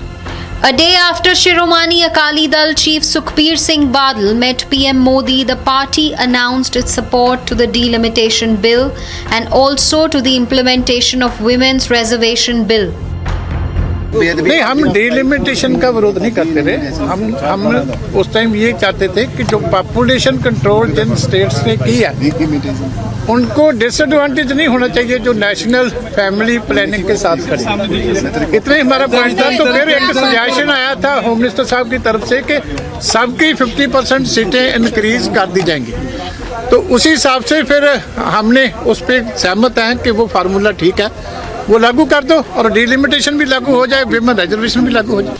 TVK had called for an all-party meet to discuss about the delimitation. The DMK and the AIADMK did not attend this meeting. Only 20 out of the 57 MPs, that includes the Congress, MDMK, IUML and CPI attend the meeting, which are in case the TVK's ally parties and the parties that supporting the TVK to rule the government. Now the question comes as to whether the DMK, which constitutes a maximum number of MPs, which will be taking the decision in the parliament, had let go. Viewers, you're watching live this morning. Coming up after a short break, stop delimitation resolution passed in Tamil Nadu. Chief Minister Vijay's meet with the MPs. DMK, NDA allies skip the meeting after a short break.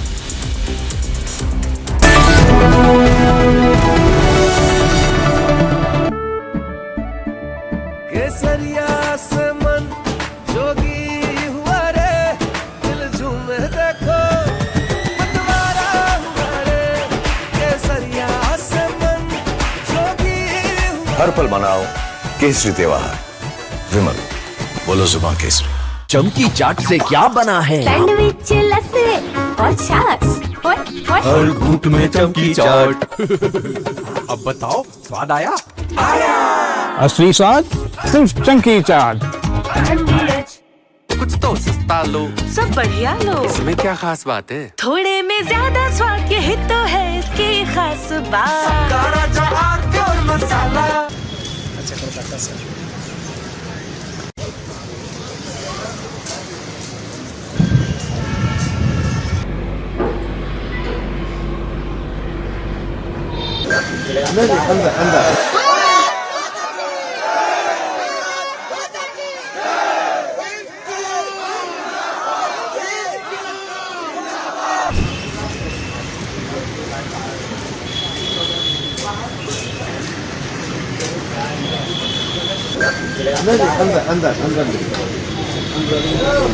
और निश्चित रूप से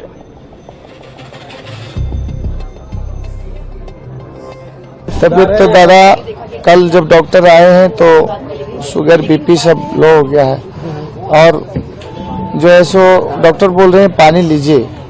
लेकिन हमें लगता है कि अब इस राज्य के लिए, इस मुल्क के लिए हम अपने आप को त्याग कर दें, अपने जान को, अपने जिस्म को त्याग कर दें, क्योंकि सरकार जाग नहीं रही है। एक टीम भी बुलाई तो उधर से बुलाई, इधर इस मंच से बुलाई नहीं। आज मैसेज किया है कि जो है सो इधर से भी बुलाएंगे। अब बताइए कल क्यों नहीं बुलाए? हम लोग दो गुट में नहीं है दादा। ये 25 तारीख को ये यहाँ से देवेंद्र नाथ बाबू जो है उनकी अगुवाई में बापू वाटिका से ये आंदोलन शुरुआत होती है। आप देख लीजिए बैनर में भी लिखा हुआ 25 जुलाई से। और ये जिस तरह से उलूल जुलूल बात किया जा रहा है आपके चैनल पे, मैं बता दूं कि बता दिया जा रहा है कि जो है सो सीएम साहब से बात नहीं होगी, उनके मंत्रियों से बात होगी। मैं सीएम साहब को कहना चाह रहा हूं कि आप बिल्कुल ही ये आंदोलन को और लंबा करना चाह रहे हैं। आपसे मैं पहले भी बोला था, आप ही के चैनल पे बोला था कि सीएम साहब आपसे डायरेक्ट बात करना चाहते हैं, वो भी उसमें भी वीडियो रिकॉर्डिंग के साथ बात करना चाहते हैं। नेशनल न्यूज, इंटरनेशनल न्यूज और राज्य का न्यूज, सभी न्यूज के सामने बात करना चाहते हैं और बंद कमरे में नहीं, खुला मैदान में बात करना चाहते हैं।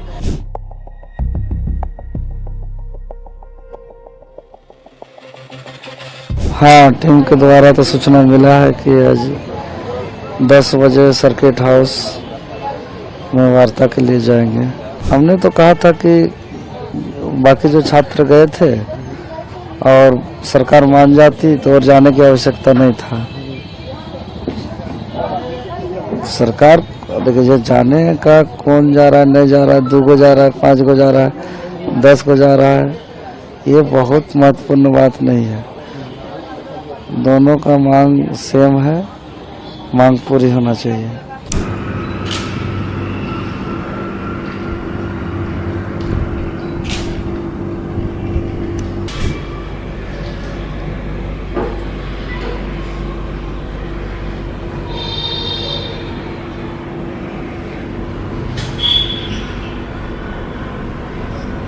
पे छात्रों की मांग उन्होंने भी सार्वजनिक की है और वही बात, उन्हीं बातों को बहुत अच्छे तरीके से एक्सप्लेन करते हुए उन्होंने रखा है। कुछ बातें आई जिस पर हम लोगों ने उन लोगों से लिखित मांगा है, संभवतः कल तक आएगा और हम लोगों ने उनकी बातों को सही तरीके से माननीय मुख्यमंत्री जी के भी सामने रखा है। जल्द समाधान होगा, आप लोग परेशान होंगे, घर जाइए, बारिश बहुत हो रही है।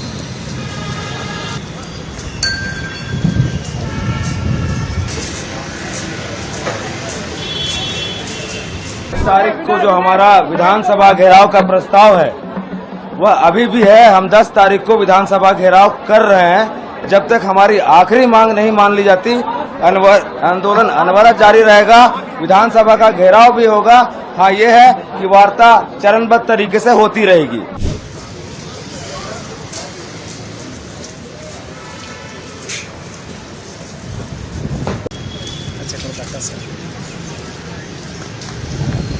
तो आप लोग को मतलब ऑल ओवर इंडिया कवर करना पड़ता है क्या?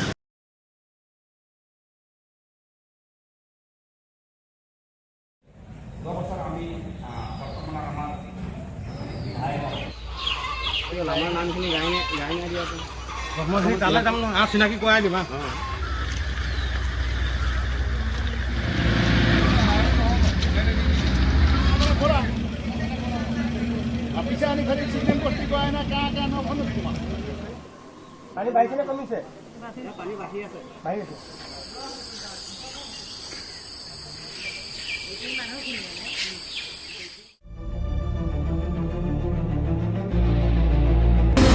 From Philippines to now Thailand, BrahMos belt is only expanding. We'll tell you how this weekend on Republic Defense. Also, keeping focus on the Act East policy and upping the game in Indo-Pacific. Air Chief Marshal AP Singh is on a visit to Vietnam. Also, how athletes from Indian Army powered India's campaign at the TWG. All that and much more Republic Defense with me, Rakshita Mishra.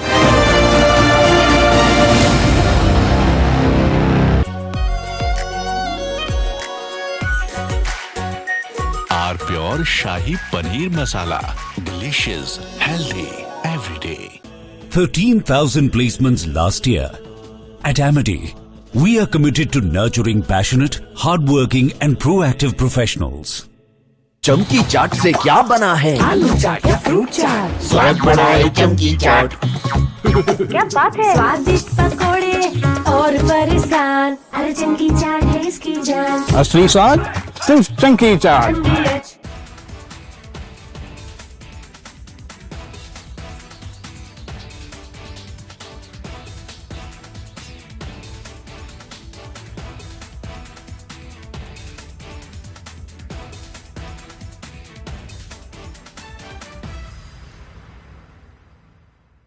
Pure सूजी pasta उबालो, मिलाओ और खाओ, 8 minute में तैयार। क्या taste है सबका राजा are pure masala.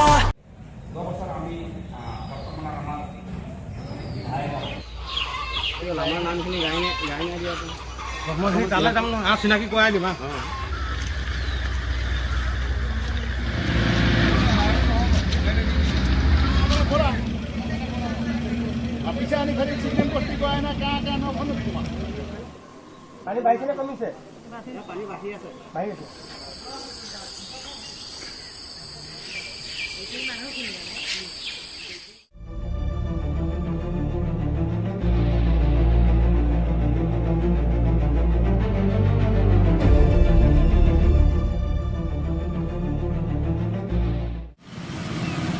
I demand the truth from those in power. I demand real innovation from the tech billionaires who build our future. I demand the truth. I demand honesty. We're changing the tech game. Permanently.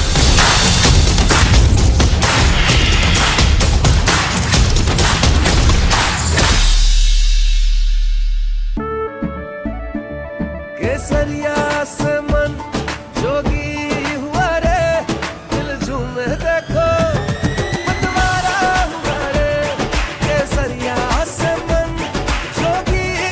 हर पल मनाओ केसरी त्योहार। विमल, बोलो जुबान केसरी। चमकी चाट से क्या बना है? सैंडविच, लस्सी और छाछ। हर घूंट में चमकी चाट। ड्राई फ्रूट और दो ही बड़े। चंकी चाट से स्वाद बढ़े। असली स्वाद सिर्फ चंकी चाट। रानी, इस घर में कुछ है जो टूटता नहीं। ये पिलर कभी नहीं टूटेगा। रुंगटा स्टील TMT से बना। रुंगटा नहीं तो घर स्ट्रॉन्ग नहीं। रुंगटा स्टील TMT बाद एकदम सॉलिड। कुछ तो सस्ता लो, सब बढ़िया लो। इसमें क्या खास बात है? थोड़े में ज्यादा स्वाद, यही तो है इसकी खास बात। मसाला चमकी चाट से क्या बना है? सैंडविच, लस्सी और छाछ। हर घूंट में चमकी चाट। अब बताओ, स्वाद आया? असली स्वाद सिर्फ चंकी चाट।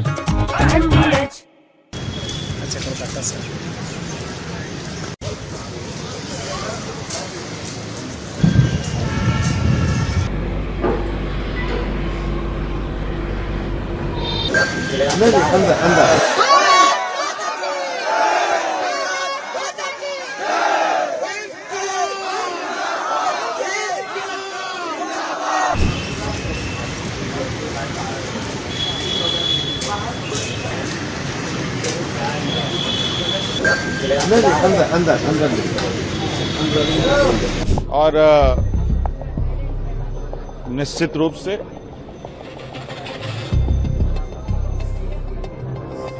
तबीयत तो दादा कल जब डॉक्टर आए हैं तो शुगर बीपी सब लो हो गया है और जो है सो डॉक्टर बोल रहे हैं पानी लीजिए। Asia's largest news headquarters, setting the agenda for Bharat.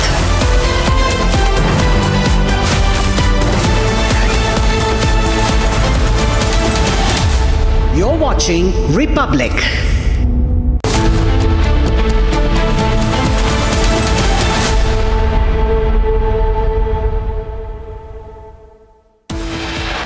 Headlines brought to you by Canara Bank. Together we can. Harish Salve speaks to Arnab on the most important topic the nation wants to know, the FCRA bill. See, I'll tell you, the focus of this bill is not proselytizing. Again, what is it? The focus of this bill is exposing, giving sunlight on what you are up to and what we really need to prevent. Proselytizing is a very small part of the big picture. The biggest interview on the FCRA, Harish Salve explains the changes in the new FCRA.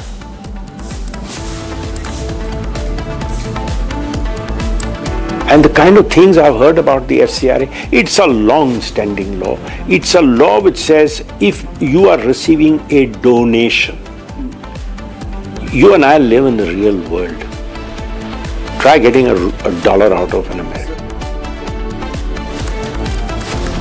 Former Solicitor General Harish Salve speaks on the foreign funding. He says there is no donation that comes free of cost. All 8 NCP-SP MPs to meet with Prime Minister Narendra Modi on Monday. After a 4-hour meet between CM Soren and ministerial group, Jharkhand government to hold third round of talks with students today. Stop delimitation resolution passed in Tamil Nadu. Chief Minister Vijay's meet with MPs, DMK NDA allies skip meet. Day after meeting Prime Minister Narendra Modi, Shiromani Akali Dal Chief Sukhbir Singh Badal extends support to delimitation and women's bill.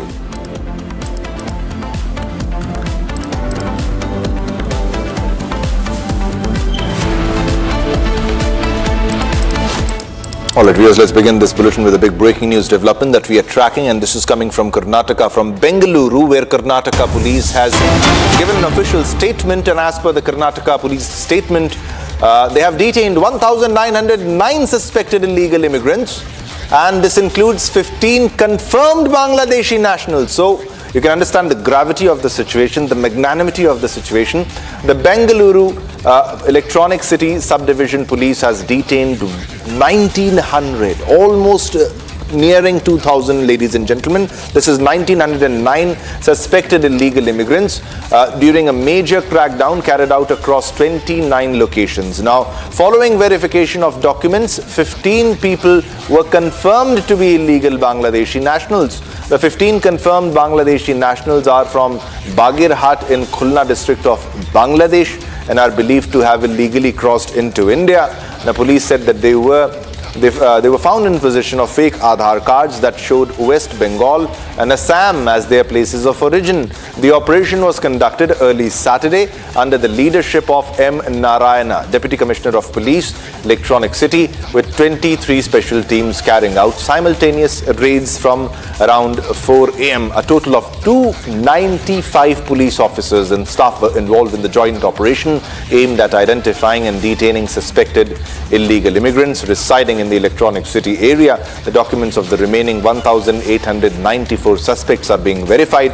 Their visas, passports and other nationality-related documents are also being scrutinized. So this is Karnataka police detaining 1,900 suspected illegal immigrants. Let's listen into the reaction of police. On 37/2026, Honorable Commissioner of Mangalore City Police, Sri Hemant Kumar Singh Sir IPS, given the directions to have a special drive to find out the illegal immigrants, including Bangladeshis, on our jurisdiction. As per the source order, we are continuously working, and so far 94 persons from our Electronic City Division we have deported successfully to the Bangladesh, the persons who are working here. And today on 8th, we have conducted a massive raid on the Bangladeshi suspected dumping yards, where we have detained more than 1,909 people so far from all these 29 camps. Now verification is being done. So far we have identified 15 people from the Bangladesh origin they have a Bangladesh identification number. So that the further course of actions, legal action will be taken after detain them, and we have report to the FRO. Then deportation order will be done, and we will be deported to the Bangladesh. And regard remaining persons, the individual inquiry of their Aadhaar cards and their identification is being verified through various means. By the evening, we will come to know whether they are the citizens of India, in which state, or Bangladesh. By evening, we will give the exact figures. All right, viewers, let's move on to another top story that we are tracking. This is about the protests in Jharkhand, which are in the 16th day. And now we're getting to know that the JPSC, JSSC aspirants have accused the government, that is the state government, of dividing the movement. Now, student leader Ravindra Paswan says that all Jharkhand students are united on a single platform. JPSC, JSSC aspirants are demanding a CBI probe, a cancellation of specific exams and broader reforms. Now, Ravindra Paswan has accused the government of playing games by engaging with multiple student groups. So this is huge. Aspirants have warned of a massive Vidhan Sabha march on August 10. Let's go across to our correspondent Sagar, who is reporting live.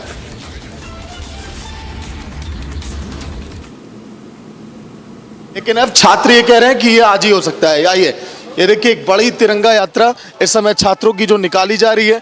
ये सभी छात्र protest में समर्थन देने के लिए आ चुके हैं।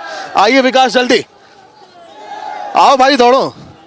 ये देखिए फिलहाल ये जो मैं तस्वीरें अब दिखा रहा हूँ, ये तस्वीरें इस समय जो छात्र यहाँ पर देखिए लगभग काफ़ी अधिक संख्या में यहाँ पर पहुँच चुके हैं। ये देखिए आप, हाथों में बड़े बड़े तिरंगे, ये पोस्टर। अरे इधर से, इधर जाओ भाई। ये देखिए आप, छात्रों का ये हुजूम सुबह सुबह लगभग हजारों की संख्या में पहुंचे छात्र हैं। बहुत बड़ा ये विजुअल, बहुत बड़ी ये तस्वीरें सुबह सुबह जो हम आपको दिखा रहे हैं। छात्रों का ये बड़ा आंदोलन देखिए अब इस समय पहुंच चुका है प्रोटेस्ट वाली जगह पर। ये अब बता रहे हैं छात्र की, देखिए इनकी ताकत अब कितनी बढ़ चुकी है, लगभग हजारों की संख्या में और कहीं ज़्यादा। देखिए छात्र आंदोलन वाली जगह पर सुबह 9 बजे इतनी भीड़ अभी तक हमने किसी भी दिन नहीं देखी थी आंदोलन वाली जगह पर। लेकिन छात्र हाथों में तिरंगा लिए एक उम्मीद के साथ अब देखिए यहाँ पर पहुँचे हुए हैं और ये जन आंदोलन जो यहाँ पर प्रदर्शन था उसको अब देखिए समर्थन देता हुआ यहाँ पर दिखाई दे रहा है। ये तस्वीरें इस बात की गवाही हैं कि रांची के अंदर अब कुछ भी हो सकता है अगले 24 घंटे में, क्योंकि सरकार के हाथ पांव फुले हुए हैं छात्रों के इन जैन सैलाब को देखकर, इन तस्वीरों को देखकर, क्योंकि पिछले 16 यहाँ पर दिनों से छात्र यहाँ पर डटे हुए हैं। सुनिए आप छात्रों की, अगर मैं आपको आवाजें जस्टिस किनारे एक लगातार बहुत देखिए, एक बार आप बातचीत भी करते हैं छात्रों से, क्योंकि ये स्कूल के बच्चे हैं, इनसे बातचीत करना सही नहीं होगा कैमरे के आगे हम पूछते हैं कि आखिर ये जन आंदोलन इतनी सुबह यहाँ पर क्यों जुटा, क्या वजह इसके पीछे। तो देखिए फिलहाल ये जो तस्वीरें आपके सामने हैं, एक बहुत बड़ा, अभी सुबह इतनी 9 बजे मैंने इतनी भीड़ कभी नहीं देखी। छात्रों का पूरा हुजूम आप लोग के साथ आ गया हजारों की संख्या में। ये बहुत ही स्वागत योग्य है कि हमारे साथ में युवा, खास करके जो ये आदिवासी युवा, ट्राइबल युवा, वो बाहर निकल के आए, हमारे जो हक और अधिकार के लिए बोलने निकलने आए, साथ देने आए। हमें बहुत खुशी है कि ये स्वागत योग्य कदम है इनके लिए, हम वेलकम करते हैं इनको, क्योंकि इनके द्वारा यदि एक समर्थन हमें प्राप्त होता है तो JSSC, JPSC रद्द होने की पूरी, मतलब हमारी जो मांगे हैं वो पूरी हो सकती है। अगर यही जन आंदोलन विधानसभा घेराव में जुट गया फिर तो सरकार के सामने बड़ी मुश्किल हो जाएगी, जो सुबह बड़ी मुश्किल हो जाएगी सर, क्योंकि ये आज के युवा जो है ना, बेरोजगार युवा है। ये समस्या राष्ट्रव्यापी है, हालांकि ये यहाँ है लेकिन ये पूरे राष्ट्र में ऐसा प्रॉब्लम चल रहा है। और ये विजुअल दिखाते रहो विकास, विजुअल दिखाते रहो। ये जो पेपर लीक है, ये पेपर लीक जो है और जो पेपर बेचने के जो मुद्दा है वो राष्ट्रव्यापी है, पूरी दुनिया, पूरी इंडिया में हो रहा है। और हर जगह पे युवा ऐसा ही निकलेंगे, सरकार किसी का भी हो समर्थन हर युवा देने आएंगे, चाहे वो किसी भी धर्म जाति का हो, किसी भी जगह का हो, सब लोग इधर आए इधर समर्थन देने।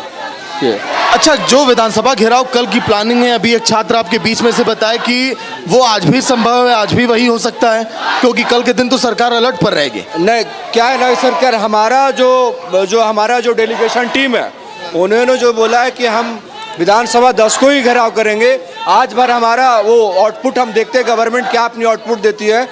जो हमने मिला उसका भी कोई आउटपुट नहीं आया कि क्या वो सोच रहे हैं या क्या विचार कर रहे हैं। लेकिन आज अगर कुछ नहीं आता है, कल हम लोग श्योर विधानसभा घेराव की तैयारी हम लोग कर चुके हैं। तो देखिए कल के दिन श्योर है, विधानसभा का घेराव यहाँ पर तय है। लगातार विकास इन तस्वीरों को आप तक पहुँचा रहे हैं। छात्रों का ये बड़ा ये आंदोलन जो देखिए प्रदर्शन स्थल पर एकत्रित था, लेकिन छात्रों का ये बढ़ता ये देखिए कारवां,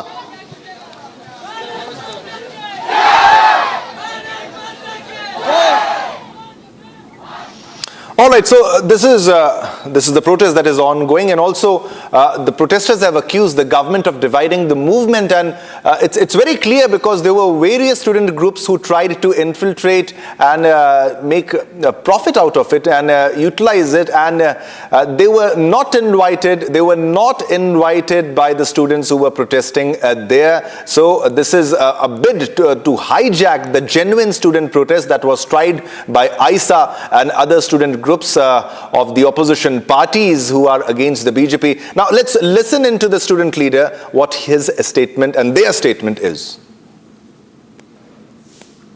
झारखंड में बहुत कुछ भ्रमित किया जा रहा है, उसके बारे में थोड़ा सा आपको पता होगा कि हम लोगों ने पिछले 15 दिनों से अनिश्चितकालीन धरना पर हैं, आंदोलनरत है। सरकार के द्वारा जो है सो डेलीगेशन के लिए इनवाइटेशन आया,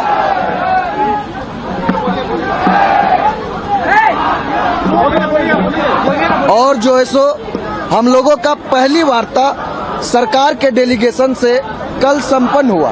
उस पहली वार्ता में हम लोगों ने अपनी मांग को विस्तार पूर्वक बताया, तार्किकता के साथ बताया कि हम लोग कौन कौन सी एग्जाम को रद्द करने का मांग कर रहे हैं और क्यों मांग कर रहे हैं। हम लोग CBI और ED का जांच का मांग क्यों कर रहे हैं, हम लोग रिफॉर्म्स का बात क्यों कर रहे हैं। सरकार की जो डेलीगेशन थे उन्होंने हमारी मांग को बहुत अच्छे से सुने और उन्होंने बोला कि ठीक है, आपके मांग पर हम लोग जो है सो मुख्यमंत्री जी के पटल पर रखेंगे और विचार करेंगे और दूसरी वार्ता के लिए आप लोग को बुलाएंगे। आपको पता है आज दिन भर क्या चल रहा है सरकार के तरफ से। आज जो दिन भर हम लोग जो देखे हैं, हम लोग को बहुत नाराज हुई। झारखंड के संपूर्ण जिला के छात्र नौजवान अपने हक और अधिकार के लिए एक मंच पर पिछले 15 दिन से अनिश्चितकालीन धरना, अनिश्चितकालीन रूप से आंदोलनरत है। वो मंच है JPSC JSSC रिफॉर्म्स मंच, जो यहाँ अभी आप लोग हैं। लेकिन जब हम लोग कल वार्ता कर लिए, हम लोग का जो डिमांड था, सारे डिमांड को सरकार को दे दिए। उसके बाद सरकार क्या गेम खेल रही है कि आज जो है सो लगभग 6 से 7 संगठनों की ओर से उन्होंने ज्ञापन लेने का काम किया। आप ज्ञापन क्यों ले रहे हैं? आपको जब पता है कि छात्र नौजवान जो है सो JPSC JSSC रिफॉर्म्स मंच के तहत यहाँ आंदोलनरत है, तो आप ज्ञापन किससे ले रहे हैं? जो संगठन घर में सोया हुआ है उससे ज्ञापन ले रहे हैं? जो संगठन कहीं आंदोलन नहीं कर रहा है उससे ज्ञापन ले रहे हैं? उससे बुलाकर ज्ञापन ले रहे हैं? आपका मंशा क्या है? आज हमारे साथी राहुल जी मरने और जीने की स्थिति में सदर अस्पताल में है।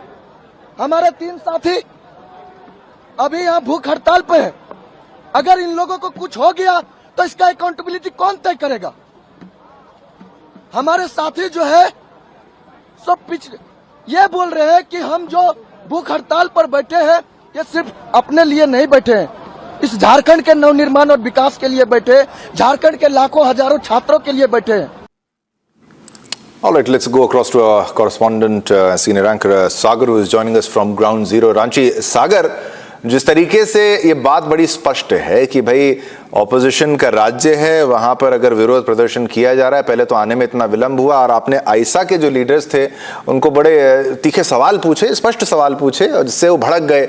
अब ये पता लग रहा है कि ये जो रिफॉर्म्स मंच है, जो कि मेन वहां पर ऑपोजिशन में मतलब जो विरोध प्रदर्शन कर रहे हैं, उस प्रोटेस्ट को हाईजैक करने का प्रयास जो ये वामपंथी दल के जो गुट हैं, छात्र संगठन है, वो कर रहे हैं, इसका खुलासा किया गया है। ये जरा इसको विस्तार से बताते हुए और मौजूदा स्थिति धरातल पर क्या है उसके बारे में भी विस्तार से जरा बताइएगा।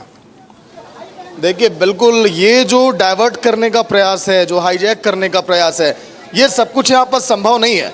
लगातार रिपब्लिक 16 दिनों से यहाँ की तस्वीरें दिखाया। एक तरफ में छात्रों का अगर मैं आपको बड़ा हुजूम दिखाऊं, ये जो उमड़ता ये छात्रों का ये सैलाब है, इस बात की ये दस्तक दे रहा है कि आंदोलन अब देखिए किस दिशा में आगे बढ़ चुका है। छात्र लगातार अपनी मांगों को लेकर डटे हुए हैं पिछले 16 दिनों से, और यहाँ पर जिन लोगों ने आकर इसे राजनीतिकरण प्रयास कर रहे किया, इसको डाइवर्ट करने की कोशिश की, वो लोग अब देखिए यहाँ से जा चुके हैं। छात्रों ने खुद उन्हें हटाया, लेकिन ये लगभग हजारों की संख्या में सुबह सुबह इस यहाँ जयपाल सिंह मुंडा स्टेडियम में जुटे ये लोग, ये छात्र ये बता रहे हैं कि अब जब छात्रों का ये जो आंदोलन है उसको इनका समर्थन है, अब कल के दिन जब विधानसभा का घेराव होगा तो फिर इनकी असली ताकत और भी देखिए यहाँ पर दिखेगी। और एक बार देखिए बात भी करते हैं, रिपब्लिक पर ये लाइव ये तस्वीरें हैं जो लोग यहाँ पर छात्रों से बता रहे हैं अपनी मांगों को लेकर। सुबह 9 बजे एक बड़ा हुजूम आप लोग के साथ खड़ा है, जो छात्र पिछले 16 दिनों से आंदोलन कर रहे हैं। कल एक बड़ी चुनौती सरकार के सामने होने वाली है, इन सभी छात्र आपके साथ खड़े, क्या कहेंगे?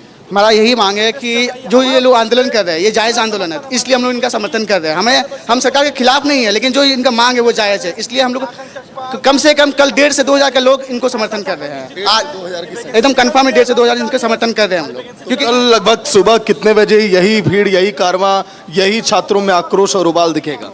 आक्रोश तो आज से ही सबके बच्चे के मन में आक्रोश आज से ही उबल रहा है। हाँ, देखिए लगभग समय क्या होगा? 10, 11 बजे, 12 बजे जब आप लोग घेराव? 10 बजे करीब आप लोग आ जाएंगे। 10 बजे के करीब हम लोग आ जाएंगे। अगर हमें सरकार आने देती है तो हमारा शांतिपूर्वक मांग रहेगा, हम लोग वहाँ पे प्रदर्शन करेंगे, शांतिपूर्वक रहेगा। सरकार तो सोचेगी कि आज इसको मैनेज कर लिया जाए, क्योंकि कल उन्हें मैनेज करना बड़ा मुश्किल होगा इन हालातों को। कोई दिक्कत नहीं, अगर वो मैनेज करना चाहते हैं तो जो भी इनका मांग है, जो जायज़ मांग है उनको पूरा कर दे, बस मालूम मैनेज हो जाए।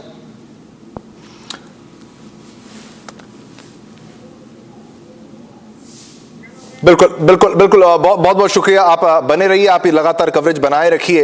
Ladies and gentleman, we also have reaction from union minister Sanjay Seth on the JPSC JSSC aspirants protest in Ranchi. Let's go across to that.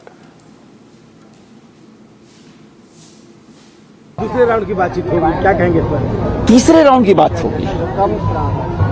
नियत सही नहीं है। आधा महीने बीतने के उपरांत भी सरकार पूरी तरह हम कह सकते हैं कि छात्रों के साथ खड़ी नहीं है, और जिस तरह छात्रों के विभिन्न ग्रुपों को बांटकर डिवाइड एंड रूल की बात कर रही है। अरे मुख्यमंत्री जी, आपको तो 24 घंटे पहले दिन ही, आप इस प्रदेश के मुख्यमंत्री हैं, शिक्षा मंत्री हैं, कोई आवश्यकता नहीं थी धरने की, कोई आवश्यकता नहीं थी प्रदर्शन की। आप तो पहले दिन अपने बच्चों को बुलाना चाहिए था, आपको खुद जाना चाहिए था।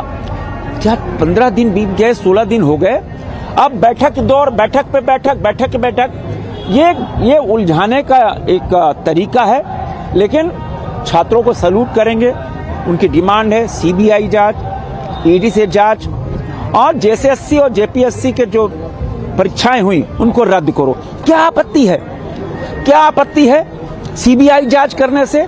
जब करोड़ों रुपया का लेन देन हुआ, एक सीआईडी का ही स्टेटमेंट है कि जो अभय तिवारी पकड़ा गया, उसने कहा कि 80 लाख रुपए लेते थे और वो पैसे बटते भी थे। कहां बटते थे? इसीलिए सीबीआई जांच। और ईडी जांच इसलिए कि लैंड फॉर जॉब स्कैम हमने सुना था लालू यादव जी के समय जब रेल मंत्री थे। यहां पे land for job scam for JPSC and JSSC exam, पट्टे ले लिए गए बच्चों से कि भाई आपकी नौकरी लग जाएगी तो ये जमीन मेरे नाम। इतना बड़ा ये पेपर लीक नहीं, यहाँ तो एक एक सीट बिकी है 1.5 करोड़ रुपए में। कौन नहीं जानता है, ओपन चार्ट खुला हुआ है। 1.5 करोड़ रुपए में आप डीएसपी बन जाओ, 80 लाख में आप जूनियर इंजीनियर बन जाओ, रेंजर बनाना है 50 लाख दे दो, सहायक आचार्य बनना है तो 20 लाख दे, खुला रेट है। अब इसमें भी सीबीआई जांच नहीं कराना और छात्रों को विभिन्न गुटों में बांटकर बैठक पे बैठक, बैठक पे बैठक, ये कहते हैं ना उलझाने का तरीका है। राज्य सरकार की नीयत सही नहीं है और हम तो झारखंड के युवाओं को सैल्यूट करना चाहेंगे।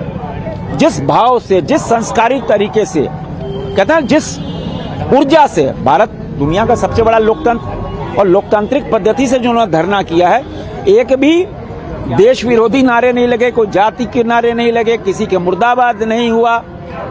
पूरी तरह एक संस्कारी तरीके से लोकतांत्रिक अधिकारों को लेकर प्रदर्शन हुआ है। अद्भुत उन्होंने झारखंड के बच्चों ने पूरे देश में एक मैसेज दिया है। अब सीबीआई जांच कराना ही होगा, ईडी जांच कराना ही होगा, उससे कम स्वीकार नहीं।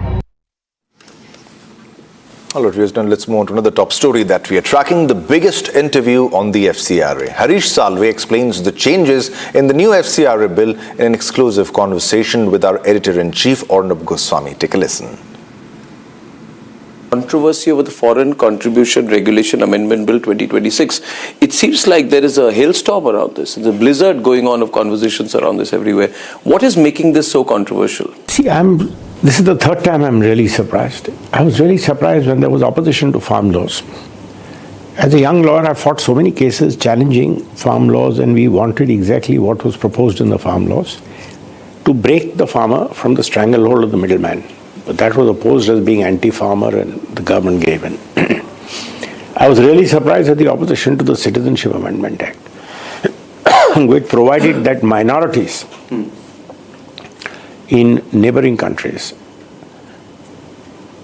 which are majorities in India, or which are of Indian origin, would be allowed to come in. So if you were a Parsi, if you're a Hindu, if you were a Sikh, and you were in an Islamic country, you could come back to a secular country, i.e. India. And the criticism was this is discriminatory against Muslims. Now if we say all Muslims of Indian origin can come back into India, then you merge India and Pakistan. Yeah. Because I'm not sure how many Pakistanis would want to continue to live in Pakistan. So this kind of a nonsensical thing goes on, and for days and days people sat in that Shaheen Bagh for this. So it's become fashionable in India to not have a debate. I'm sorry to say, I know I'm now 70, so I'm a little derisive about this overemphasis on one-liners in Twitter and social media. The sense of detail has gone away. Everybody goes by some narrative. Yeah, and some narrative is built up, and that narrative sometimes is distant from reality. The FCRA is a law which every country has under different labels. No country allows you to move capital freely. If I send money to America today beyond a particular amount, I have to give an explanation what it is going for. What it will be used for, what the end use will be. All anti-money laundering laws require declaration of purpose. So Secondly, we have now, I don't think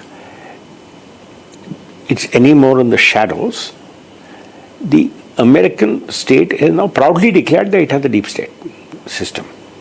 The US is no longer embarrassed about it or coy about it. They are proud about it. They talk of regime change. They will send the army for regime change. They take pride in the fact. They take pride in the fact that the Bangladesh regime change was brought about by them. They decide who, by their definition, is a democracy, and they bring regime change. So, in a system like this, all countries, not just India, all countries are careful about the influence of money in social affairs. America itself is worried about, they blame the Russians for tinkering with their elections. So all countries have to guard their borders, their digital borders, their financial borders. And that's what the FCRA is all about. Now, in a country like India, there are the problems which immediately get coupled unnecessarily with secularism. So the first spotlight is, churches will be deprived of funds.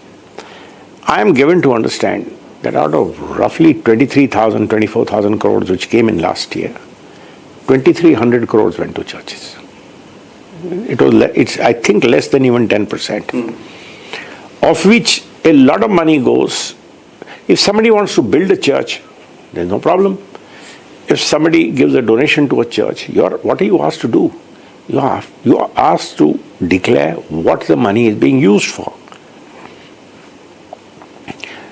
Let's put proselytizing to one side. What is it that makes certain areas more prone to agitations, especially in tribal areas? The church becomes a community center.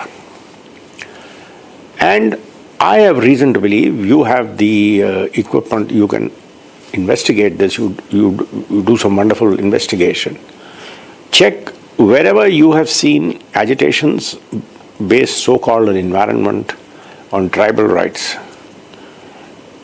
I will tell you without fear of contradiction, in some cases, some churches which have people working for them who are willing to participate in this kind of activity. Now, if they are going to be funded by the Soroses of the world to lead protests on various issues, churches are not homes of protest. Church is a house of God. It's not a house of politics.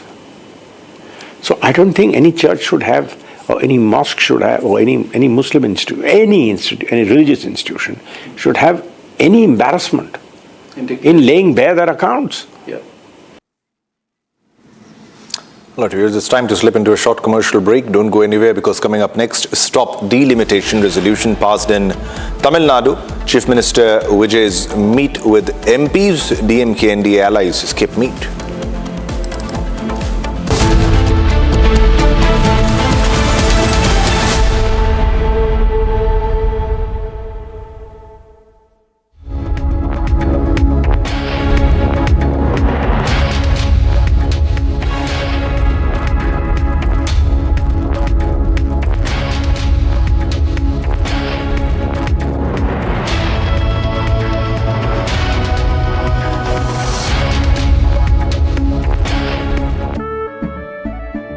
केसरिया से मन जोगी हुआ रे, दिल झूमे देखो मतवारा हुआ रे। केसरिया से मन जोगी हुआ। हर पल मनाओ केसरी त्योहार। विमल, बोलो जुबान केसरी।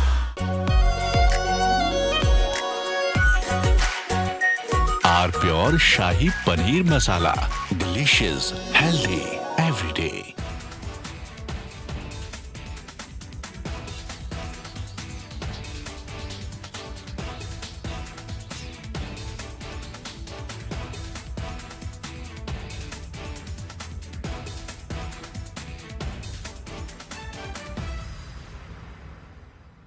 चमकी चाट से क्या बना है? आलू चाट या फ्रूट चाट, स्वाद बढ़ाए चमकी चाट। क्या बात है? स्वादिष्ट पकोड़े और और परेशान, अरे चंकी चाट है इसकी जान। असली स्वाद सिर्फ chunky chaat.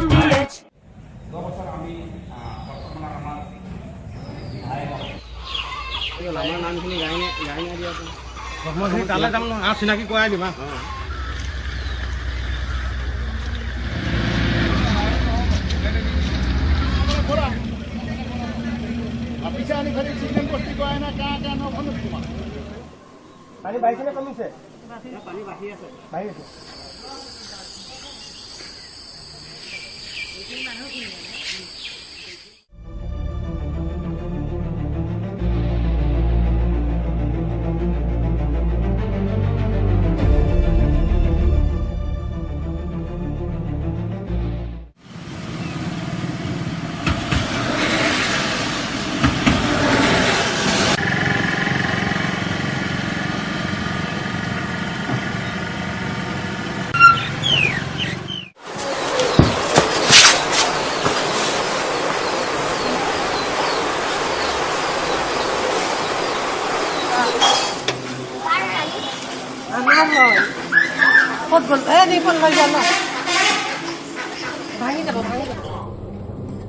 District Commissioners, Senior, I take this opportunity to welcome all of you to this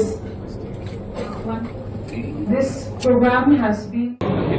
आज हम लोग जोरहाट, शिवसागर, सरायदेव सारी बाढ़ प्रभावित जिले के अधिकारी का साथ हम लोग बैठे, कैसे असेसमेंट किया जाएगा, कैसे लोगों का पास सहायता पहुंचा जाएगा, उसका बारे में हम लोग डिटेल डिस्कशन किया। एक एप्लीकेशन भी डेवलप किया गया है, कैसे हम लोग ऑनलाइन पोर्टल में data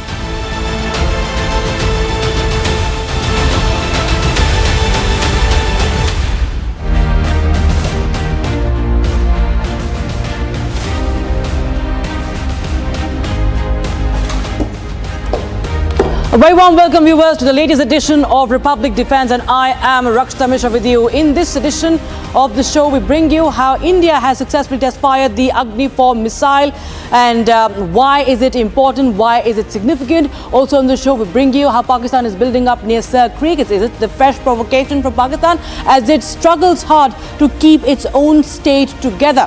We also bring you the latest coming in from West Asia. Is it Islamic NATO or a Sunni NATO that is being formed, and why India is keeping a close eye on that? We also bring you how the voices from POJK are louder than ever before, and they're calling for Pakistan to go away, and they want that India should come to the rescue of POJK. Also, we bring you how the Indian Army athletes shining bright at the CWG, powering India's medal tally. All that and much more on this edition of Republic Defense.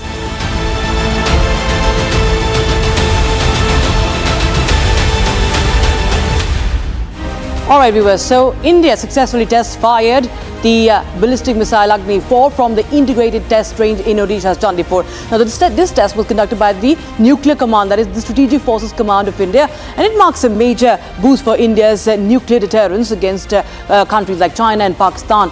Now, viewers, and of course, also important to note is countering the Indo-Pacific build-up as well. So, the Agni-4 missile is a medium-range ballistic missile with a target range of up to 4,000 kilometers. And with this, the whole of West Asia is in target range.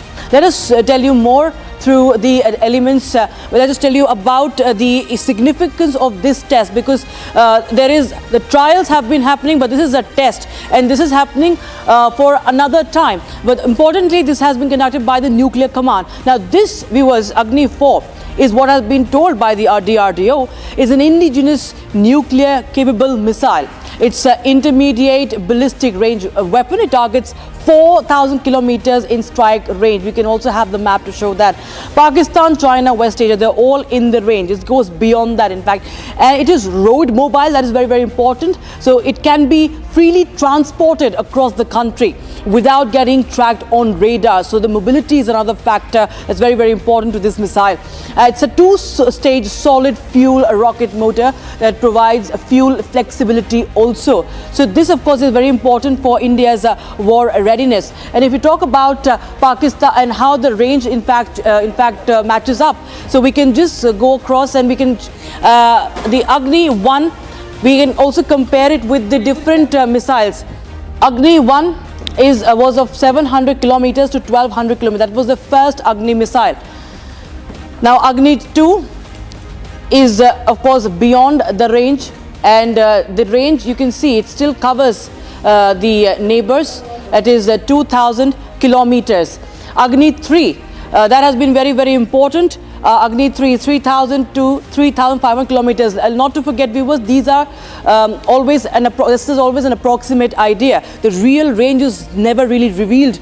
And Agni 4, if you talk about, it is said to be 4000 up to 4000 kilometers. So this is being called a MRBM, that is medium range ballistic missile. But it could be far more deadlier, and it could be far more in range. We do not know. But this has been, of course, mentioned by the DRDO in its post on X after the test. So that is the significance of this drill, this test, because it actually boosts our military preparedness and nuclear deterrence as well. Agni 5, there was a lot of talk about just few months back. We were talking about the Agni 5 missile and the MIRV as well.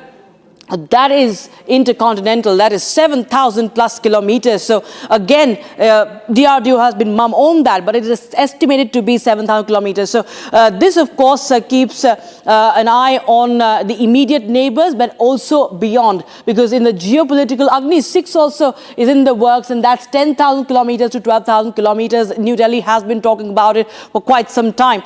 And there are a lot of speculations that was it the Agni 6 that was to be fired, but DRDO says it is Agni 4 that has been test fired. So, of course, nevertheless, it's a boost for India's military preparedness. And if you compare it to Pakistan's Shaheen 3 missile, viewers, Pakistan Shaheen 3 is the longest operational missile that the neighbor possesses. The Shaheen falls 1,250 kilometers short of the Agni range, while Agni has a range of 4,000 kilometers. The longest Pakistan can go is 2,750 kilometers. So Pakistan has no missile as such to tackle Agni's range. So when it comes to nuclear precision as well, Agni beats Pakistan's arsenal, or Shaheen if we talk about. So India is ready for action, and now we are being joined by our guest on the broadcast.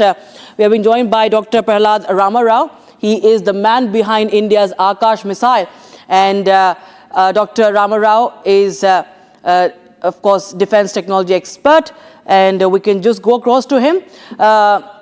Dr. Ramarao, pleasure having you once again, Republic TV, sir. Agni 4 has been test fired, is what we know, by our nuclear command. And there have been so much talk about Agni 5, about the MIRV. When the no time was issued, there was a lot of talk about is it the Agni 6 that is going to be test fired. But DRDO says it's Agni 4. So if you could just shed some light on the significance of it and give us a context. Thank you, Rachita. See, when we make a missile system of this class, strategic class, we do the testing ourselves. We have a test range in Odisha, or a range which is an island, an isolated island. That's where we use for testing these strategic missile systems, all Agni series, sometimes other missiles also. So when we do in the beginning, we verify, validate all our predictions, computation, calculation, and say that which is ready. Then the user comes into picture, user will test it, then he clears it, yes, it is meeting all my requirements. Then we hand over the missile system along with the necessary support system, training system, ground system to the user. Then this, as you are aware, this missile is also capable of kept on a moving road transport, rail transport, so it can go anywhere in the country. So once it is there with the user, then user has a responsibility. He does normally periodic testing they will do as a checkout system. They have a facility, we have trained them, they keep doing. But once in a way, they have to test it so that the operational readiness is confirmed by the strategic force commands. They have to confirm. There is a top-down protocol to be followed for launching a missile of this range. Some people call it intermediate range ballistic missile, some call it medium range. I will prefer to call intermediate range ballistic missile for our strategic system launched from an island near Orissa coast. And the protocol, the exact protocol of the nuclear force command will be followed. And the DRDO has no role, but I keep watching. The users, the strategic force command will follow all the protocols and carry out the testing. This way it's called user-driven test for ensuring operational readiness at short notice. This is the requirement, and this periodically keeps happening. This is a good milestone from the user point of view. For us also it is a satisfactory because we know it has worked well as per the complete our specification and as per the protocol that what we have jointly evolved.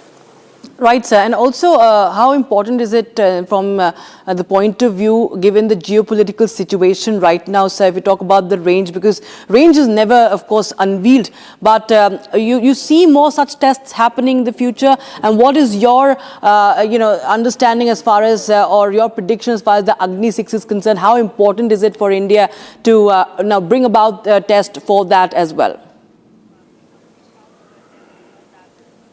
See, I remember Dr. Kalam making a statement, strength respects strength. That is, if you want to be respected as a nation of strength, strategic strength, military strength, we should show our strength. So that way, Agni 4 with IRBM range itself is a very good system for our near neighbors to get worried. But Agni 6, as you saw, is going to be across continents, and that is a demonstration not only military strength, strategic strength, technology strength, and our operational readiness. So Agni 6 will be a big milestone. We were all beginning of Agni 1. I remember how we were happy to see Agni 1 take off successfully. Then we have seen Agni series. So now Agni 6 will be an international global milestone with India's strength stamped with very sort of a concrete terms. All right, sir. Right. Many thanks for joining us with your inputs and your assessment of that development. Thank you so much. Always a pleasure having you, Dr. Ramarao. All right, viewers, with that, we shift our focus to the other stories. Now, in POJK, it's on a boil, it's on the edge, it's going to break away very, very soon from us in nearest Pakistan. Over 125 civilians have been killed, brutally murdered by the Pakistani army in Pakistan-occupied Jammu Kashmir. And this number is concluded from whatever limited information one can get, but the actual death toll might be just higher. Now, Pakistan has even blocked the food and essential supply to POJK, and it's a region which is not even legitimately belonging to Pakistan. It's an illegally occupied land. Now, we must look at those visuals, and we have spoken to many voices who are fighting. And we have, of course, reactions also coming in on that, viewers.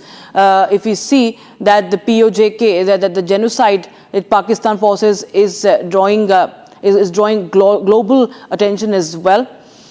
And we have there's the activists who are speaking out. Let's just go across to that reaction that we have.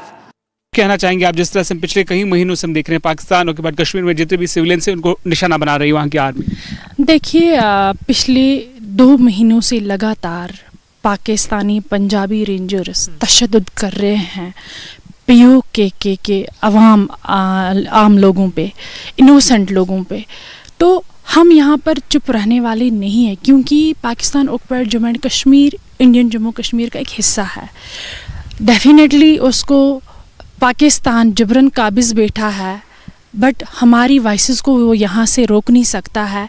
उन्होंने वहाँ पर पत्रकारों को भी नहीं छोड़ा है, उनको डिटेन करा है और उनको बैन लगाया है ताकि असली न्यूज़ वर्ल्ड में ना जाए, पाकिस्तानी रेंजर्स एक्सपोज ना हो जाए कि किस तरह से वायलेशन कर रही है आम लोगों के साथ। रिसेंटली स्टेटमेंट भी आया था, अगर हम बात करें रक्षा मंत्री के द्वारा, उन्होंने कहा अगर बातचीत होगी तो वो सिर्फ पाकिस्तान ऑक्युपाइड कश्मीर पर होगी।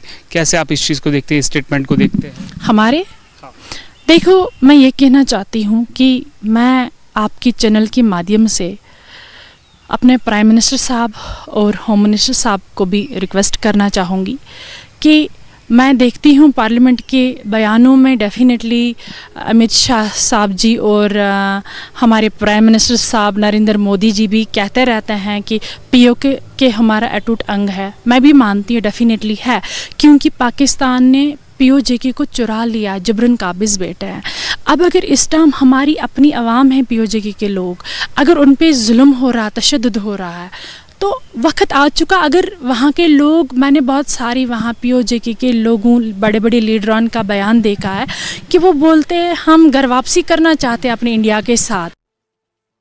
And viewers, if you remember, the Defence Minister of India, Rajnath Singh, had also made a statement about POJK, that how POJK is going to get integrated with India. This happened just last day in Morocco. Listen in.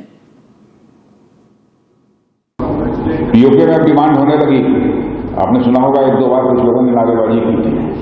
5 साल पहले एक बार Indian army को Kashmir valley में मैं संबोधित कर रहा था एक कार्यक्रम को। उस समय ही मैंने कहा था कि पीओके को आक्रमण करके हड़पने की जरूरत नहीं पड़ेगी। वो तो हमारा पड़ोसी है ही, हमारा है ही पीओके। और पीओके के लोग स्वयं ये कहेंगे कि मैं भी भारत हूं और वह दिन आने वाला है। और हमें यह पूर्ण विश्वास है कि हमारे वो भाई जो आज हमसे भौगोलिक और राजनीतिक रूप से अलग हैं, वो भी अपने स्वाभिमान, आत्मा की आवाज और स्वेच्छा से भारत की मुख्य धारा में कभी न कभी जरूर वापस लौटेंगे। भारत हमेशा ही दिलों को जोड़ने की बात करता है और हमें विश्वास है कि प्रेम, एकता और सत्य के मार्ग पर चलकर वह दिन दूर नहीं जब हमारा ही अंग पीओके स्वयं लौटकर कहेगा, मैं भारत हूं, भारत ही हूं, मैं वापस आऊंगा और वापस आया हूं।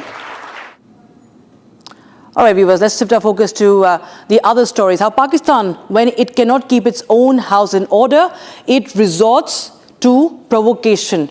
It looks for reasons to fight with India. Latest is Sir Creek, how Pakistan is expanding its infrastructure near the Gujarat coast. Now, under what reports term as Project Ababil, Pakistan is intensifying the deployment near Sir Creek. Now, let's get you to understand now where Sir Creek is located and why is it important. Now, this is, viewers, near Kutch. This is it is separate Sindh and Gujarat. It's a 96-kilometer estuary if we talk about. Pakistan has used China and Turkey's military aid. Rajnath Singh had earlier also warned Pakistan that any misadventure, India will be in fact, India will be using the Sir Creek to hit back hard. And this is the Ababil project. Now, what does Ababil mean? Ababil means the divine strike. Shifting focus, viewers, now to the other story that we are tracking for you. The Mecca Pact is a new pact now. Now, remember the criticism Pakistan had already been facing for not really helping Saudi Arabia during the Iran war, despite being bound through an agreement. Now, is it going to be the same if we talk about this one? Saudi Arabia, Turkey, and Pakistan have all signed this defense. They have very importantly mentioned that it mirrors NATO's Article 5, creating a unified deterrent. So any attack, aggression against any one ally will invoke joint response. And military, tactical, strategic cooperation is at the core of this. And that is what is being mentioned in this letters in black and white in this defense pact. And this is, viewers, what we've seen time and again, how Pakistan has betrayed its allies. It's nothing new. It has used its allies time and again. How? We'll show you. We'll also show you how Pakistan, how does this really pan out, the dynamics of it. So Pakistan is an only nuclear-armed Muslim country here, if you see. Turkey is the only NATO member. There are a lot of talks about that if Turkey is attacked, then NATO also gets. Do the other allies also have NATO protection? That's another angle that experts are looking at. Saudi Arabia is the strongest Gulf state. It's a major oil exporter, and Saudi could even provide financial assistance to Pakistan. However, we've seen during Taliban hitting Pakistan, when TTP hits at Pakistan, Saudi Arabia hasn't done anything but lip service. So these are the dynamics right now between the three countries. Turkey and Pakistan have been, of course, in close defense partnership. Turkey has been arming Pakistan even during Operation Sindoor. Drones have been supplied and operated by the workers from Turkey. Operators were from Turkey on ground, and they were fighting against India. So Turkey has been aiding Pakistan militarily. But what really happens in this pact is the big question. Pakistan, because is someone that nobody can trust. Everybody knows that. Even America knows that. They don't always say that. Now, you can see the Manila Pact. Pakistan betrayed US by misusing the weapons. It was back in 1954. The list of betrayals go back to decades, viewers. In 1955, the Baghdad Pact, Pakistan diplomatically cheated US for acquiring weapons. Pakistan betrayed Saudi by offering no aid during attacks by Iran. So neither Saudi helped Pakistan nor Pakistan helped Saudi at all. So clearly we've seen what has been happening. The sham of Pakistanis has been exposed time and again. So viewers, we now will go straight across to our guest who's joining us on the show for this for more on this. Zahak Tanveer, strategic affairs expert, is joining us on the broadcast. Mr. Tanveer, thank you so much for joining us on Republic Defense. There are a lot of interpretations of what's really going to happen and what is the significance of it. Is it an Islamic NATO? Is it a Sunni NATO against a Shia country? And how does it play out in South Asia? Is it just Pakistan who stands to stands to get advantage from this? How do you assess this? Thank you so much, Rakshita. Such kind of alliances happened in the past as well. It's not a new thing. During the 1984, when the Juhayma al-Utaybi took over Makkah, and there were almost like 500 people who claimed to be Mahdi. And at that time, Pakistani Defense Forces were called by Saudi Arabia to kick them out. So such pacts happened in the past, and every time such pact is signed, Pakistani PR agencies start attacking India, countering India and mentioning India almost. But the thing is, India is not the target. India is not a country which funds Houthis in Yemen. India is not the country which is doing the military operations in Syria or Lebanon like how Israel is doing. India is not funding Hezbollah. So India is not the target, by the way, of this Makkah Defense Pact. And if you look at the history as well, you could see that Saudi Arabia has been using Pakistan for its own defense, defense, not the other way. You could not see in the history as well that Saudi Arabia came to defend Pakistan at the borders. And we have seen in the recent past as well when Pakistan and Afghanistan were fighting at the Durand line, and Pakistani forces were brutally killing the Afghans. They were killing the Afghan women. They were killing the Afghan children. And even during the month of Ramadan, the Pakistani forces were brutally and mercilessly killing the Afghans. And at that time, the Afghanis retaliated, and you could not see Saudi Arabia or any Pakistani alliance coming to defend Pakistan. And in fact, this so-called Islamic NATO is a failed idea. It's just a political slogan. It's not military reality. You could see that what China is doing to the Uyghur Muslims, and no Islamic NATO member has come forward to defend those Uyghur Muslims in China. So what I believe is such kind of slogans have been done in the past, and it's been happening, but it's not the reality. All right, Mr. Tanveer, thank you so much for joining us on Republic TV with your analysis of this pact. And now, viewers, we shift our focus to other stories. In fact, we will be ending this edition of Republic Defense with the glory of our armed forces at the Commonwealth Games in Glasgow. Out of the 39 medals clinched by the Indian contingent, 18 were backed by our armed forces, making roughly 46% of the Indian tally. Personnel from the Indian Army, they clinched 8 gold gold, 7 silver and 1 bronze, while 2 silver medals were bagged by the Indian Navy personnel. We leave you with the visuals of pride and valor. Thank you so much for watching. Jai Hind.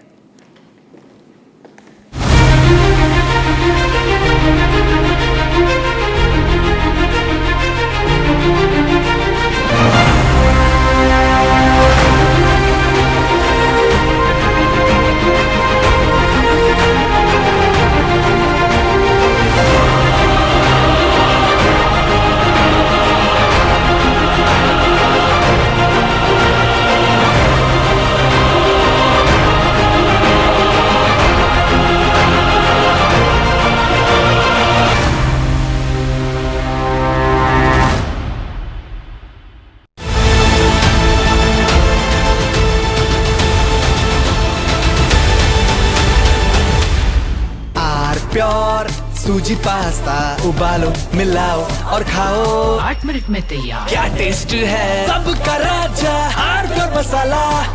13,000 placements last year. At Amity, we are committed to nurturing passionate, hardworking and proactive professionals. चमकी चाट से क्या बना है? Sandwich, लस्सी और छाछ। हर घूंट में चमकी चाट। अब बताओ स्वाद आया? असली स्वाद सिर्फ चमकी चाट। कुछ तो सस्ता लो, सब बढ़िया लो। इसमें क्या खास बात है? थोड़े में ज्यादा स्वाद, यही तो है इसकी खास बात। राजा प्योर मसाला।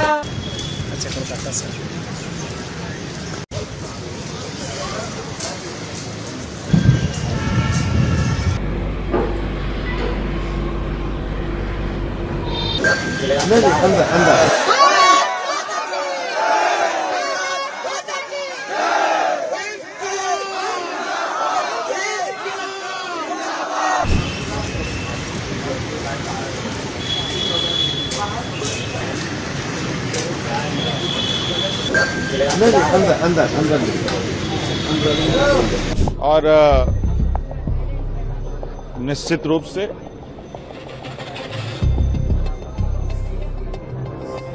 तबीयत तो दादा कल जब डॉक्टर आए हैं तो शुगर बीपी सब लो हो गया है और जो है सो डॉक्टर बोल रहे हैं पानी लीजिए। लेकिन हमें लगता है कि अब इस राज्य के लिए, इस मुल्क के लिए हम अपने आप को त्याग कर दें, अपने जान को, अपने जिस्म को त्याग कर दें, क्योंकि सरकार जाग नहीं रही है। एक टीम भी बुलाई तो उधर से बुलाई, इधर इस मंच से बुलाई नहीं। आज मैसेज किया है कि जो है सो इधर से भी बुलाएंगे। अब बताइए कल क्यों नहीं बुलाए? हम लोग दो गुट में नहीं है दादा। ये 25 तारीख को ये यहाँ से देवेंद्र नाथ बाबू जो है उनकी अगुवाई में बापू वाटिका से ये आंदोलन शुरुआत होती है। आप देख लीजिए बैनर में भी लिखा हुआ 25 जुलाई से। और ये जिस तरह से उलूल जुलूल बात किया जा रहा है आपके चैनल पे, मैं बता दूं कि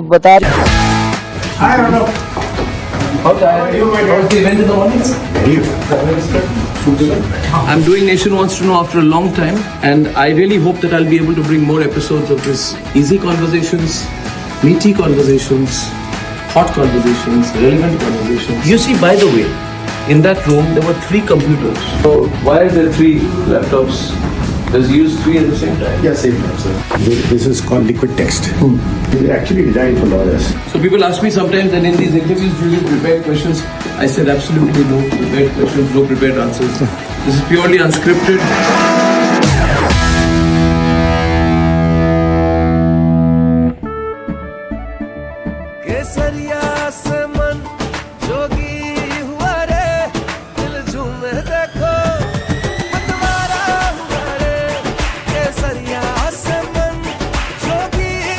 हर पल मनाओ केसरी त्योहार। विमल, बोलो जुबान केसरी।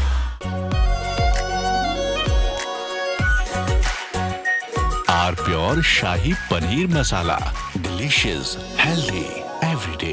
रानी, इस घर में कुछ है जो टूटता नहीं। ये पिलर कभी नहीं टूटेगा। रुंगटा स्टील TMT से बना। रुंगटा नहीं तो घर स्ट्रॉन्ग नहीं। रुंगटा स्टील TMT बार एकदम सॉलिड। चमकी चाट से क्या बना है? सैंडविच, लस्सी और छाछ। हर घूंट में चमकी चाट। ड्राई फ्रूट और दही बड़े। चमकी चाट से स्वाद बढ़े। असली स्वाद सिर्फ चमकी चाट।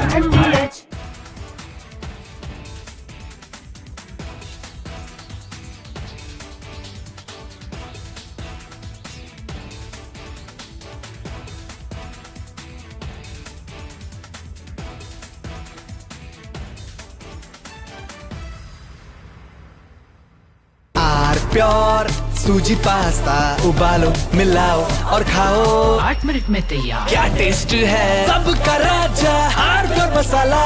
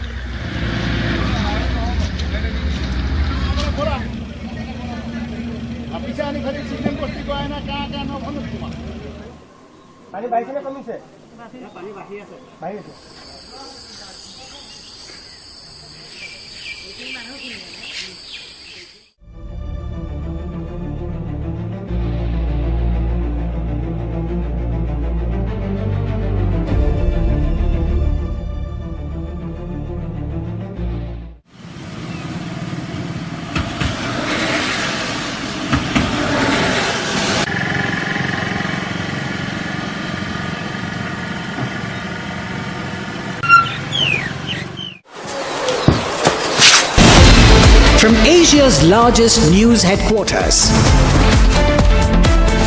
setting the agenda for Bharat.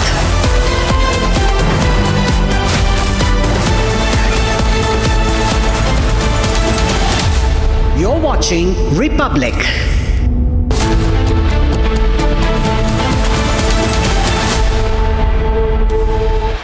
Headlines brought to you by Canara Bank.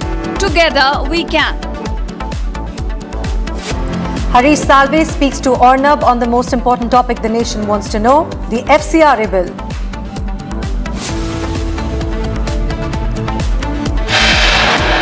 I'll tell you the focus of this bill is not proselytizing. Again, what is it? The focus of this bill is exposing, giving sunlight on what you are up to and what we really need to prevent. Proselytizing is a very small part of the big picture. The biggest interview on FCRA, Harish Salve explains the changes in the new FCRA bill. Things I've heard about the FCRA, it's a long-standing law. It's a law which says if you are receiving a donation, you and I live in the real world. Try getting a dollar out of an American.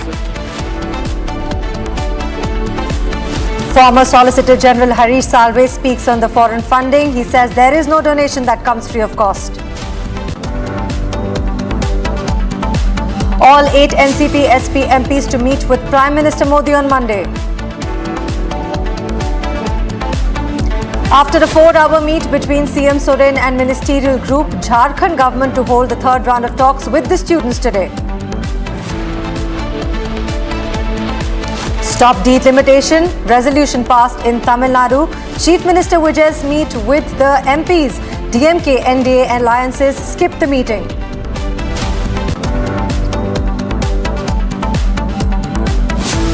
A day after meeting Prime Minister Narendra Modi, Shiroman Akali Dal Chief Sukhbir Badal extends support to delimitation and the women's bill.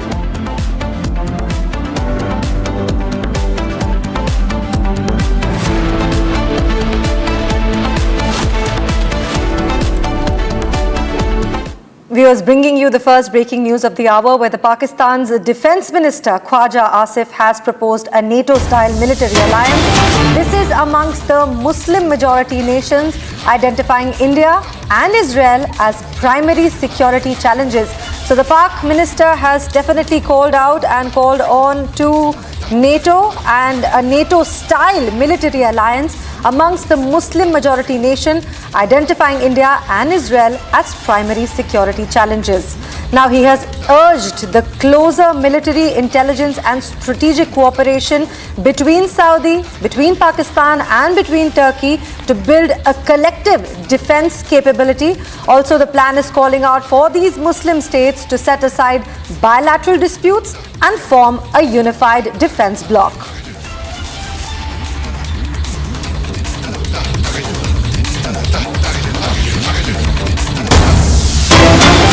We was also getting all the details on the Lashkar-e-Taiba operative in Islamabad of suspicious deaths. Now, there are reports that indicate that terrorist Qari Saeed Abdul Aziz of the Lashkar-e-Taiba has died at the Cuba Mosque in Islamabad. Another breaking news, these are the Saeed used handlers of the Lashkar-e-Taiba in the Pakistan-occupied Jammu and Kashmir. In fact, also in Pakistan, there is a suspicious death of a senior Lashkar-e-Taiba terrorist in Islamabad Mosque. Now, this is a breaking news coming in. It is reported that Qari Saeed had eaten at an undisclosed location before he arrived at the mosque to offer his prayers.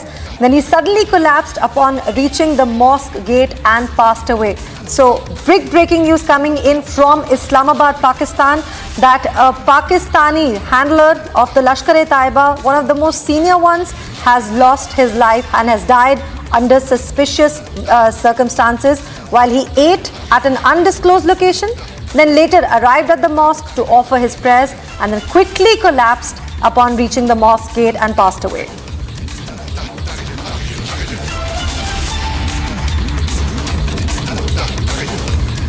Viewers, after those breaking news, we are going to give you reports of the protest against the CJP founder Abhijit Dipke. Now, in Chhatrapati Sambhaji Nagar, he has entered it has entered its third day of fasting, and the controversy is now appearing to gather pace.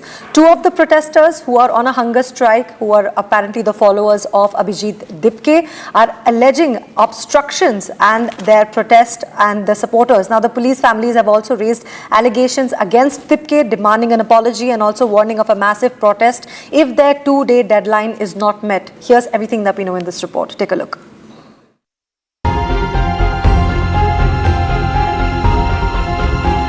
Third day of protests outside CJP founder Abhijit Dipke's residence in Chhatrapati Sambhaji Nagar, with the infighting escalating. Manish Brahmbhatt and Rahul Pandya, protesting over their demands, have entered a hunger strike, saying their efforts are being made to stop their protest. Deepak ji भी बोल रहे थे आंदोलन खत्म होने के बाद कि किसी एक चेहरे को इतना मत बड़ा बना दीजिए, मुझे भी नहीं, कि कल जाके वो अहंकार करे। अरे हम तो उनसे जुड़े हुए वॉलंटियर है, 40 दिन तक उनके साथ रहे। मैं लखनऊ, पुणे, हर जगह उनके साथ गया हूँ फ्लाइट में। हम साथ में एक ही सीट पे बैठे थे। तो उनको एक ही चीज़ है कि मैं जो टीम है, डिसीजन मेकिंग जो है वो मेरे ही सिलेक्टेड लोग हो, और बाकी सारे जो जब डंडे खाने हो तो 2.5 करोड़ लोग जो जुड़े हैं या आंदोलन करने हो तो हम उनको बुलाएंगे तो वो आ जाएंगे। वो कोई एम्प्लॉय नहीं है, हम कोई प्राइवेट लिमिटेड कंपनी नहीं चला रहे कि हम अपॉइंट करेंगे। ये मूवमेंट है, मूवमेंट डेमोक्रेटिक तरीके से होना चाहिए, और डेमोक्रेटिक तरीके में पहले टीम तो डेमोक्रेटिक तरीके से बने। हमारी बस इतनी मांग है कि ट्रांसपेरेंसी हो, अकाउंटेबिलिटी हो। तो वो बोले नहीं, हम ये सब नहीं करें, हमने डिसाइड कर दिए थी। The protester says that Dipke's team is obstructing their supporters and claim that those opposing him have been removed from WhatsApp group. But this is not it. Trouble further mounts for Dipke. Police family says that the police security officer was mistreated, prompting them to approach the local DCP with a formal complaint. They have demanded that Dipke's police protection be withdrawn and have given him a 2-day ultimatum to apologize. जिस तरह से अभिजीत दिपके ने कल police अधिकारी गया था और जिस तरह से व्यवहार किया, उससे नाराज होकर यहाँ पहुँचे हुए हैं। आप लोग यहाँ पे डीसीपी जोन ऑफिस पहुँचे हुए हैं, क्या शिकायत दर्ज करा रहे हैं?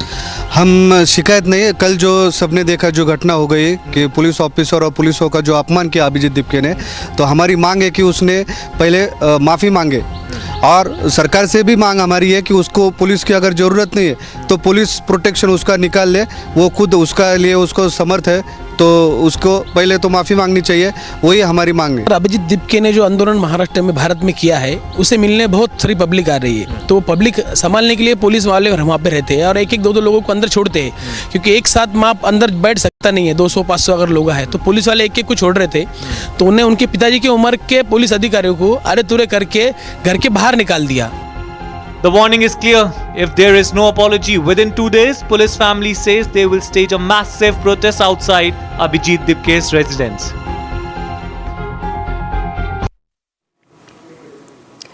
To join us for a conversation right now, I'm joined by my colleague Satya Vijay. He is joining us from Sambhaji Nagar. I'm going to go back to him and understand the situation. Sambhaji Nagar से आप हमारे साथ जुड़े हुए हैं। मुझे आपसे जानना है कि इस वक्त वहाँ क्या हो रहा है पहला, और प्रोटेस्ट अब किस चरण पे है, क्या आपके पास अपडेट्स हैं, प्लीज हमें बताइए। देखिए अभिजीत दीप के खिलाफ विरोध प्रदर्शन शुरू है। मैं तस्वीरें दिखा रहा हूँ किस तरह से यहाँ पे मंच बनाकर लगातार आज तीसरा दिन है भूख हड़ताल पे बैठे हुए हैं। यहाँ पर जो मनीष भट्ट और राहुल पांड्या बैठे हुए हैं। तस्वीरें देखिए, इससे पहले ये तस्वीरें दिखा रहा हूँ किस तरह से पोस्टर लगाए गए हैं। अभिजीत दीप के खिलाफ ये पोस्टर लगाए गए। ये वॉलंटियर वही है जो जंतर मंतर पर दीप के साथ बैठे हुए थे, प्रोटेस्ट कर रहे थे। ये तस्वीरें देखिए किस तरह से जंतर मंतर की तस्वीरें हैं और दोनों जो बैठे हुए हैं वो जंतर मंतर प्रदर्शन किए थे। अब अभिजीत दीप के खिलाफ उतर गए हैं। वजह है कि कोर कमेटी में जिस तरह से लोगों को पद पर बैठाया गया है, उनको जिस तरह से संगठन में लाया गया है, इन सारी चीज़ों को लेकर बैठ गए। अब यही दो नहीं, अब लगातार जो है वॉलंटियर सामने आ रहे हैं, अभिजीत दीप के खिलाफ बोल रहे हैं, प्रदर्शन कर रहे हैं। हमारे साथ यहाँ पे मनीष हैं। मनीष, लगातार आप यहाँ पे भूख हड़ताल में बैठे हुए हैं, ज़्यादा दूर नहीं है अभिजीत के घर से, आपकी बात नहीं सुनी जा रही है और वॉलंटियर हैं जो अभिजीत के खिलाफ उतर रहे हैं। मैं आपके माध्यम से पूरे देश के वॉलंटियर और प्रोटेस्टर और देश के लोगों से भी कहना चाहता हूँ कि हमने मुद्दे का समर्थन किया था। 22 छात्रों ने जो सुसाइड किया था उनको न्याय के लिए हमने इस पेपर लीक के खिलाफ आंदोलन किया था और धर्मेंद्र प्रधान का रेजिग्नेशन भी जनता के इस आंदोलन की वजह से ही हुआ। पर अब इस आंदोलन को अपनी प्राइवेट लिमिटेड कंपनी बनाकर ये लोग देश को कंट्रोल करना चाहते। ये समझते हैं कि 2-2.5 करोड़ लोग जो हमसे जुड़े हैं उन्हें जब भी हम कॉल देंगे वो हमारे एम्प्लॉय की तरह आके डंडे खाने के लिए, हमारा समर्थन करने के लिए तैयार हो जाएंगे। इनको लगता है कि देश के लोग बेवकूफ़ हैं। हम 8-10 लोग, हमारी गर्लफ्रेंड, हमारे दोस्त, इनको हमारी मर्जी से किसी को पूछे बगैर, कोई डेमोक्रेटिक तरीके के बगैर शामिल कर देंगे और लोग इसे स्वीकार कर लेंगे। पर हम ऐसा होने नहीं देंगे। अभी बहुत सारे वॉलंटियर जो वहाँ पे थे, प्रोटेस्टर थे, उन्होंने उनको कॉल करना शुरू कर दिया है। वो फ़ोन नहीं उठा रहे, इसीलिए लोगों ने इंस्टाग्राम में और व्हाट्सएप में हमें वीडियो भेजना भी शुरू कर दिया है। तो लोग बेवकूफ़ नहीं है अभिजीत, तुमने पूरे आंदोलन का ये नुकसान करने जा रहे हो। लोग तुम्हारे खिलाफ हो जाएंगे क्योंकि तुम सबको पूछे बगैर, डेमोक्रेटिक तरीके के बगैर, एक राजा बन के, एक हाई कमान बन के अभी से तुम ऐसा काम कर रहे हो। पूरे आंदोलन को बदनाम करने का काम तुम कर रहे हो क्योंकि तुम्हें अहंकार आ चुका है और ये अहंकार तुम्हारा पूरे देश के प्रोटेस्टर और वॉलंटियर जल्द तोड़ेंगे। तुम संवेदना की बातें करते थे, आज हमारी आवाज़ नहीं निकल रही।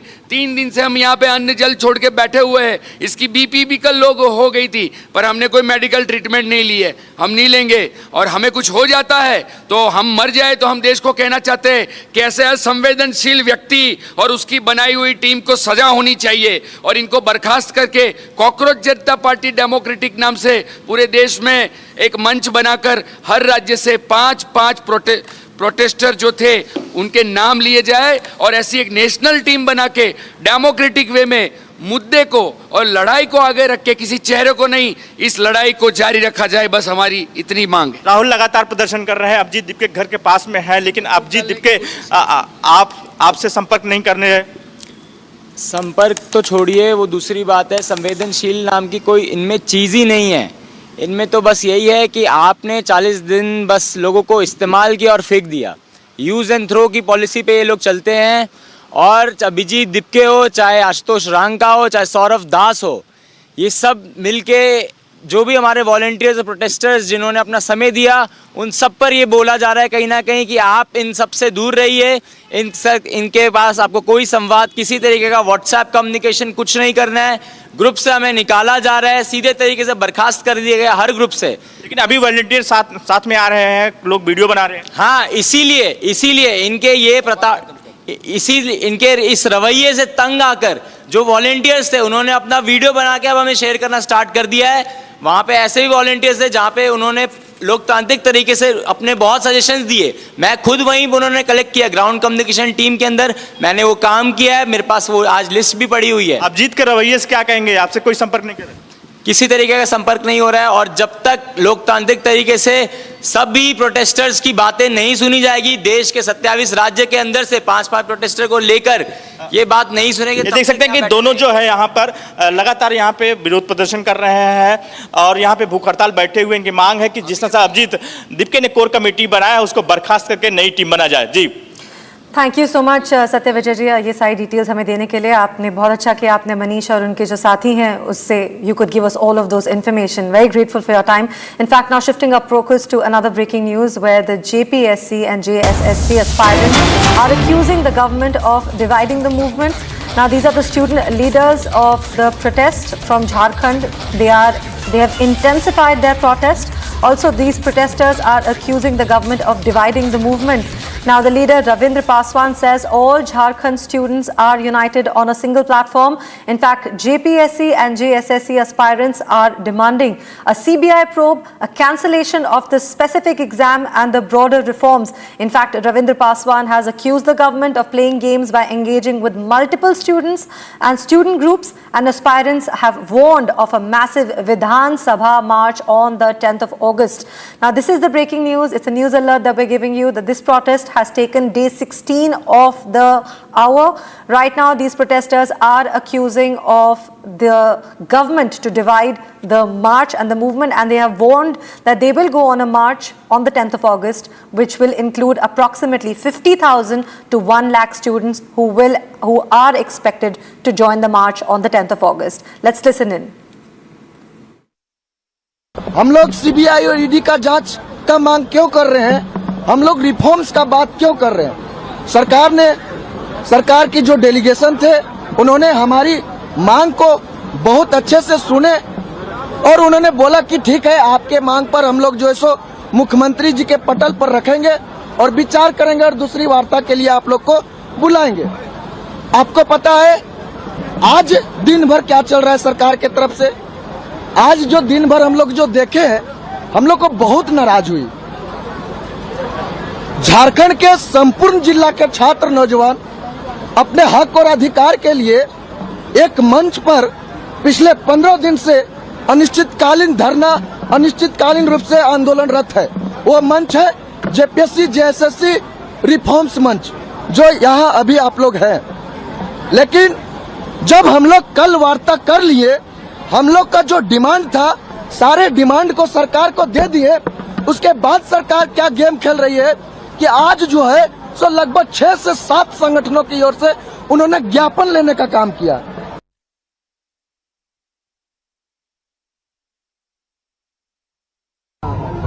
नियत सही नहीं है।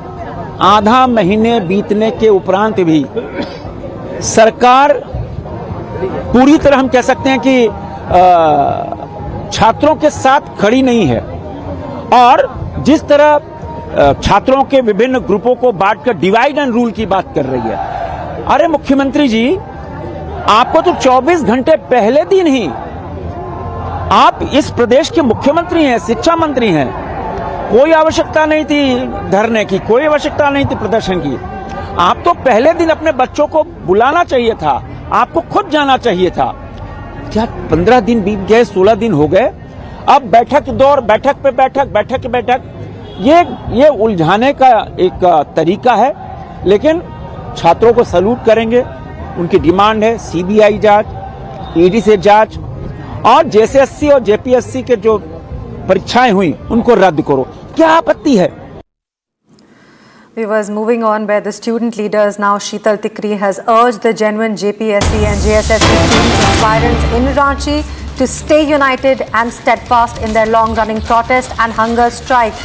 So more people are joining the protest, and this time it's a genuine request coming from Sheetal Tikri, who's a student leader, and she's urging the students and aspirants of the protest to stay united in the hunger strike and also the protest. She's warning that you could be led astray for the sake of the future generation, to not remain forever lost. She's calling the protesters to join the large march of the Legislative Assembly on the 10th of August to demonstrate their strength, their legitimacy, and also emphasizing that their evidence-backed demands are reasonable. Let's listen into what she has to say. जितने भी छात्र हैं, genuine छात्र, genuinely हमारा ये मांग है, और लंबे समय से यहाँ पे छात्र धरना प्रदर्शन पे बैठे हुए हैं, भूख हड़ताल पे बैठे हुए हैं। तो सभी छात्रों से यही आह्वान है कि आप भटकाव में ना आए। यहाँ पे सारे लोग हम एक दूसरे के साथ में रहें, एकजुटता के साथ में रहें और अपनी मांगों को अटल होकर के मांगे, क्योंकि अगर आज हम लोग भटकते हैं तो कल हमारी आने वाली पीढ़ियां हमेशा के लिए भटकती रहेंगी। इसीलिए मैं अपने सारे भाई बहनों को कहना चाहती हूँ कि अगर हमें अपना भविष्य सुधारना है और अपना वर्तमान भी सुधारना है, तो हमें किसी भी तरह के भटकाव में नहीं जाना है। हम सभी को एक साथ होकर के आना है और इसी तरीके से 10 तारीख को हम लोग राजभवन घेराव भारी मात्रा में भीड़ के साथ करेंगे और हम लोग सरकार को ये दिखाना चाहते हैं कि हम टूटे नहीं हैं, हम कमजोर नहीं हैं, क्योंकि हमारी मांगे जायज हैं। हमने सारे सबूतों के साथ में सरकार को अपनी मांगे रखी हुई हैं। Viewers, a team of doctors from the Sardar Hospital, Ranchi, has inspected the health of the JPSC and JSSC aspirants staging the hunger strike now for the 15th date at Jaipal Singh Munda Stadium. Now, this is another breaking news that is coming in. Doctors have arrived. Now, due to the prolonged fast, and several participants are actually suffering with severe drops in their blood sugar, with high fever and extreme weakness. So hence, to kind of monitor the situation, a team of medical professionals from Sardar Hospital, Ranchi, were deployed to monitor the health condition of these aspirants who are staging an indefinite hunger strike at the Jaipal Singh Munda Stadium. I have my colleague Sagar joining us from Ranchi. Sagar, what is the situation? क्या है इस वक्त वहाँ की ground reality और report please हमें बताइए.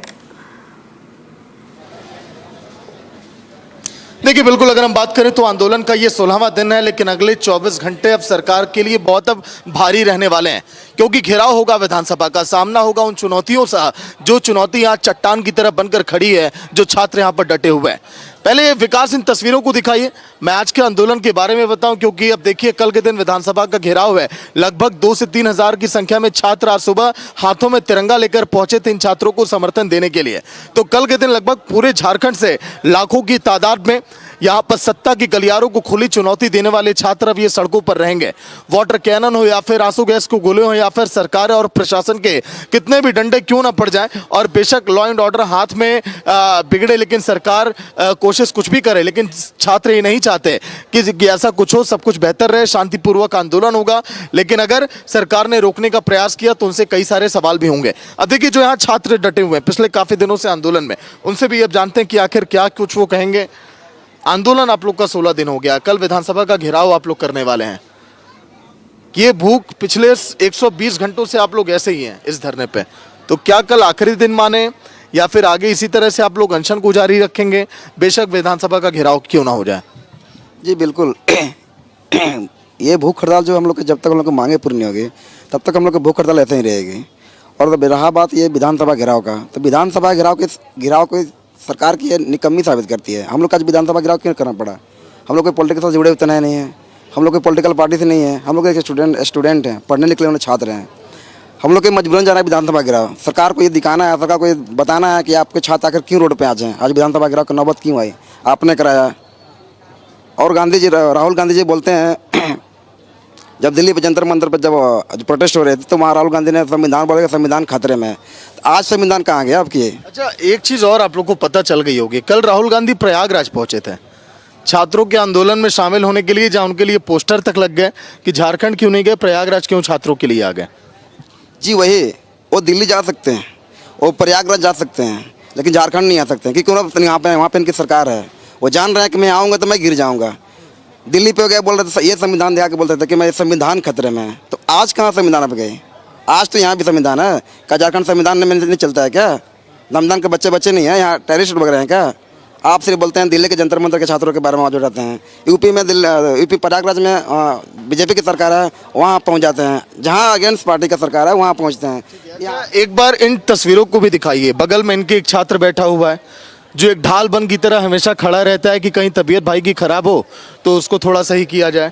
एक यहाँ पर देखिए एक लेडी बैठी है, ये जो बहन की तबीयत खराब है, ये दोनों लोग भी एक ढाल बन की तरह लगातार देखिए कोई हाथ दबा रहा है, कोई पैर दबा रहा है, क्योंकि इनका यहाँ पर रहना बहुत ज़रूरी है। अगर अचानक इनकी सांस फूलने लगी, ऑक्सीजन लेवल कम हो गया तो फिर तुरंत ये लोग डॉक्टरों को इन्फॉर्म करते हैं, डॉक्टरों की टीम यहाँ पर आती है। आप लोग भी एक चट्टान की तरह, एक ढाल की तरह, एक कदम से कदम मिलाकर चल रहे हैं हमेशा। जी देखिए दीदी, जो कर रही है हमारे लिए वो बहुत बड़ी बात है। हम तो क्या बोले कि जो हमारे साथ अन्याय हो रहा है वो तो हम ही समझ सकते हैं कि क्या हो रहा है। और दीदी ने इतना बड़ा साहसिक कदम उठाया है और वो हमारे लिए भूख हड़ताल पे, तो ये हमारे लिए गर्व की बात है। और हम चाहते हैं कि सरकार जागे, उन्हें नज़र नहीं आ रहा है कि हम किस तकलीफ से गुजर रहे हैं। बहुत ही दुख होता है कि ऐसी सरकार कैसे आ जाती है जिसे ये भी नहीं पता कि हम उनके लोग हैं ना।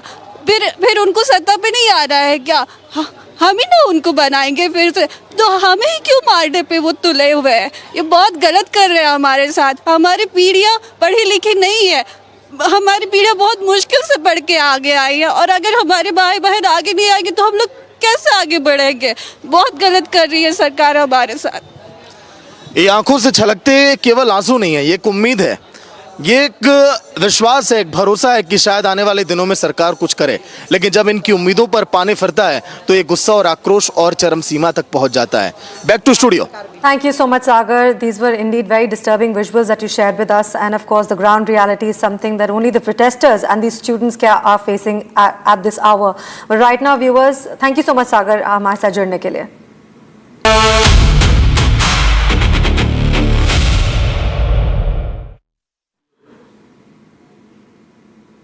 Viewers, the day after that began in Khalsar and crossed the iconic Khardungla, Hero Tiranga Trails and Gunners Ladakh Odyssey now concludes its 5th day in Karu. Another important milestone in the commemorative expedition across Ladakh as the Regiment of Artillery continues to mark 200 years of distinguished service, and Hero Motor Corps celebrates the 25th years of its leadership and the journey that carried forward in its tribute to India's Shaheed soldiers, while bringing together history, remembrance and a spirit of service.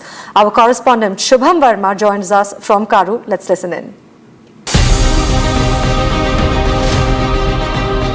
The Regiment of Artillery continues its bicentenary celebrations through Hero Tiranga Trails and Gunners Ladakh Odyssey as the Day 5 comes to an end with a flag-in here in Karu.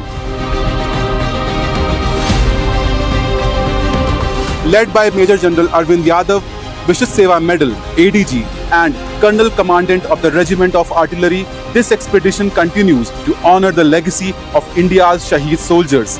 As Hero Motor Corps marks 25 years of leadership, it has joined hands with the Indian Armed Force for this unique tribute to the nation. Over 1,850 kilometers, Hero motorcycles have carried officers, JCOs and serving personnel through some of Ladakh's most demanding terrain, including passes rising above 17,000 feet.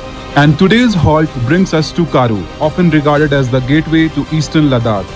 Surrounded by some of the region's most significant cultural landmarks, including Thikse, She and Hemis, Karu marks yet another important halt in this expedition. But beyond the kilometers covered, this journey is about remembering the courage, sacrifice and legacy of India's war heroes, ex-servicemen and Veer Naris. And to understand what this journey has meant to those actually riding through these landscapes, let's hear from one of the participants. I feel very honored and it feels an immense pleasure seeing the harsh terrain and how these brave hearts have fought in these harsh conditions and defeated the enemy. Biking in Ladakh is a dream for everybody. The second thing, retracing all the steps, all the history and all the memorials, visiting all the memorials, getting to know what the things have done in the past. It feels like a dream come true.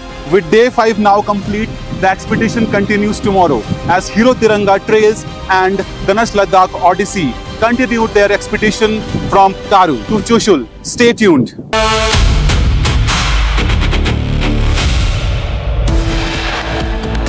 Viewers, heading into a short commercial break. Coming up, day after meeting Prime Minister Narendra Modi ji, Shiromani Akali Dal Chief Sukhbir Badal extends support to delimitation and the Women's Bill after a short break.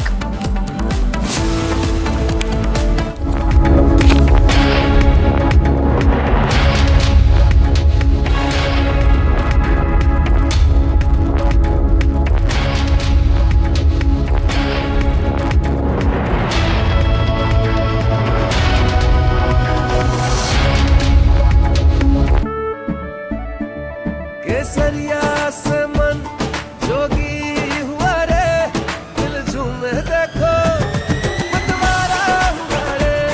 केसरिया से मन जोगी हुआ। हर पल मनाओ केसरी त्योहार। विमल, बोलो जुबान केसरी। चमकी चाट से क्या बना है? सैंडविच लस्सी और छाछ। हर घूंट में चमकी चाट। अब बताओ स्वाद आया? असली स्वाद सिर्फ चंकी चाट।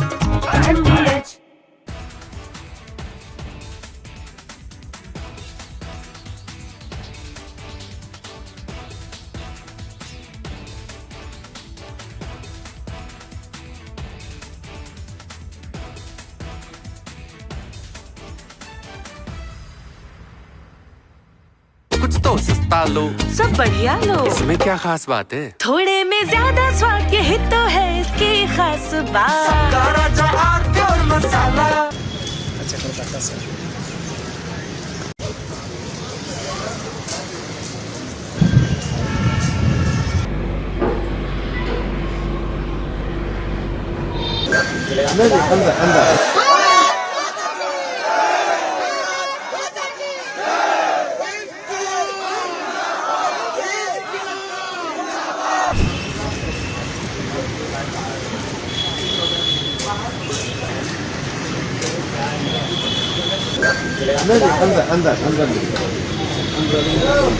और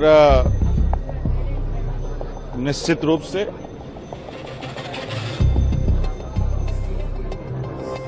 तबीयत तो दादा कल जब डॉक्टर आए हैं तो शुगर बीपी सब लो हो गया है और जो है सो डॉक्टर बोल रहे हैं पानी लीजिए। लेकिन हमें लगता है कि अब इस राज्य के लिए, इस मुल्क के लिए हम अपने आप को त्याग कर दें, अपने जान को, अपने जिस्म को त्याग कर दें, क्योंकि सरकार जाग नहीं रही है। एक टीम भी बुलाई तो उधर से बुलाई, इधर इस मंच से बुलाई ही नहीं। आज मैसेज किया है कि जो है सो इधर से भी बुलाएंगे। अब बताइए कल क्यों नहीं बुलाए? हम लोग दो गुट में नहीं है दादा। ये 25 तारीख को ये यहाँ से देवेंद्र नाथ बाबू जो है उनकी अगुवाई में बापू वाटिका से ये आंदोलन शुरुआत होती है। आप देख लीजिए बैनर में भी लिखा हुआ 25 जुलाई से। और ये जिस तरह से उलूल जुलूल बात किया जा रहा है आपके चैनल पे, मैं बता दूं कि बता दिया जा रहा है कि जो है सो सीएम साहब से बात नहीं होगी, उनके मंत्रियों से बात होगी। मैं सीएम साहब को कहना चाह रहा हूं कि आप बिल्कुल ही ये आंदोलन को और लंबा करना चाह रहे हैं। आपसे मैं पहले भी बोला था, आप ही के चैनल पे बोला था कि सीएम साहब आपसे We're waiting to catch up with Mr. Salve. He just told me there are 3 computers here with Mr. Salve, 1 desktop and 2 laptops.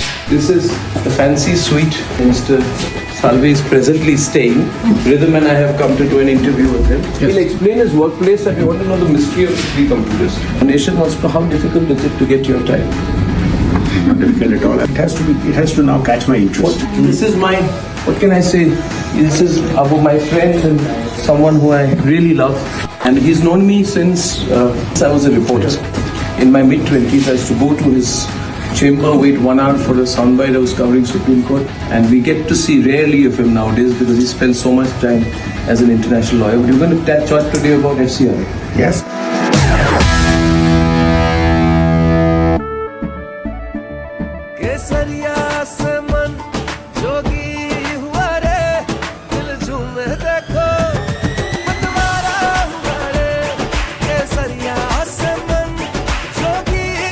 हर पल मनाओ केसरी त्योहार।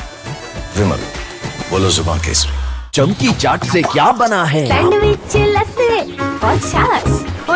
हर घूंट में चमकी चाट।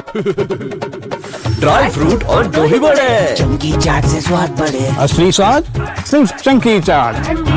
हनी, इस घर में कुछ है जो टूटता नहीं। ये पिलर कभी नहीं टूटेगा। रुंगटा स्टील टीएमटी से बना।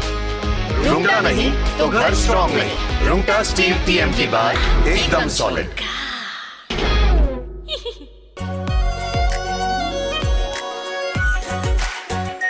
Are pure shahi paneer masala, delicious, healthy everyday.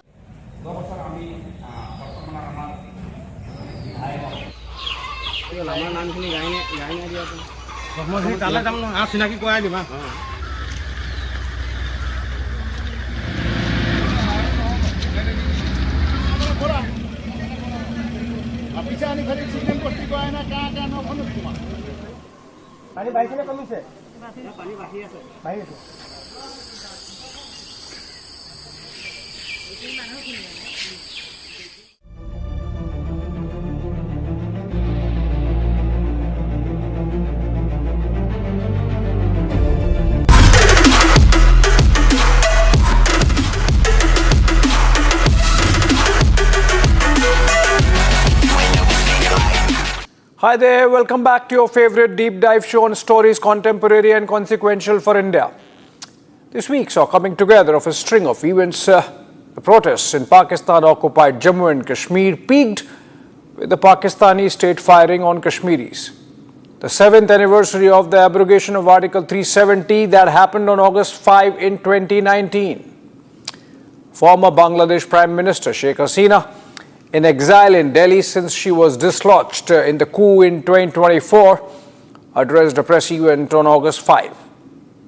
And then, in Pune, India's National Security Advisor Ajit Doval was honoured with the Lokmanya Tilak Award, a prestigious felicitation in the name of the famous freedom fighter Bal Gangadhar Tilak that recognizes India's nation builders.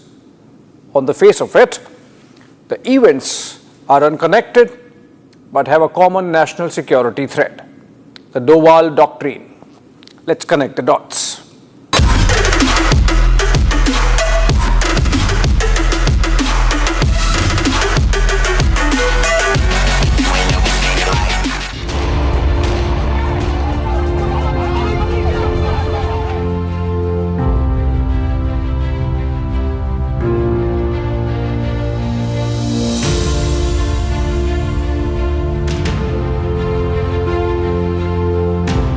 These pictures are still fresh in our minds. The 2008 Mumbai terror attack.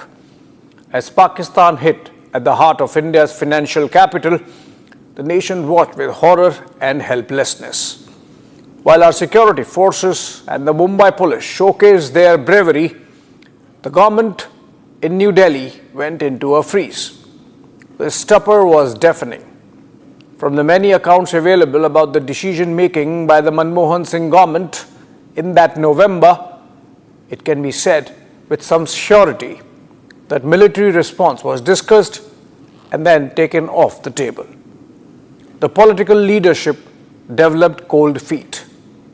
As per Shiv Shankar Menon, who was at that time India's Foreign Secretary and went on to become the National Security Advisor subsequently in UPA's second term, some kind of kinetic response would have been better. But obviously, the political will was missing. Cut to the present. Attack हुआ है नूर Khan base पे।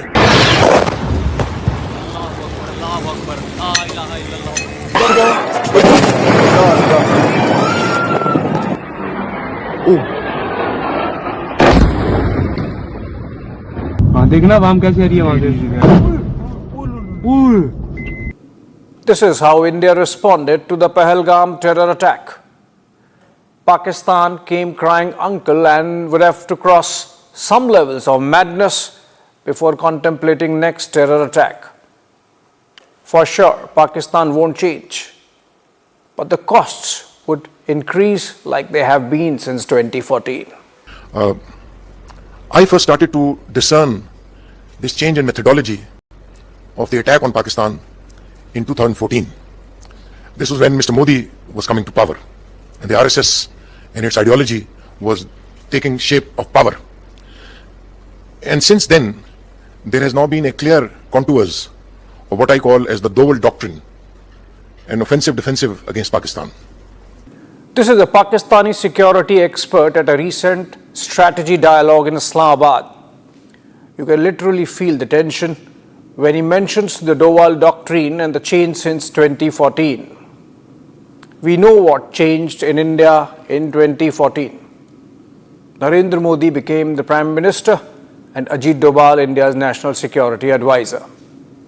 Since then, India has been on a journey transitioning from a soft, indecisive state to one which does not mind flexing its muscle. The hard power state is still a work in progress, but the contours are sharp and clear.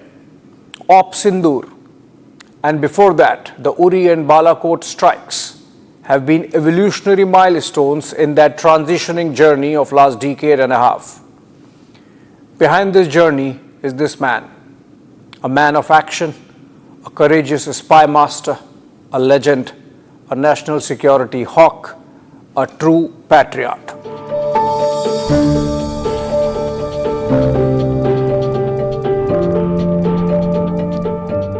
This was the moment of Doval being bestowed the Lokmanya Tilak Award in Pune by Union Home Minister Amit Shah. जब मोदी जी 2014 में प्रधानमंत्री बने। उन्होंने सबसे पहला appointment प्रधानमंत्री के नाते किया था तो प्रिंसिपल सेक्रेटरी का नहीं किया था, अजीत डोभाल जी के एनएसए के रूप में चयन करने का काम किया।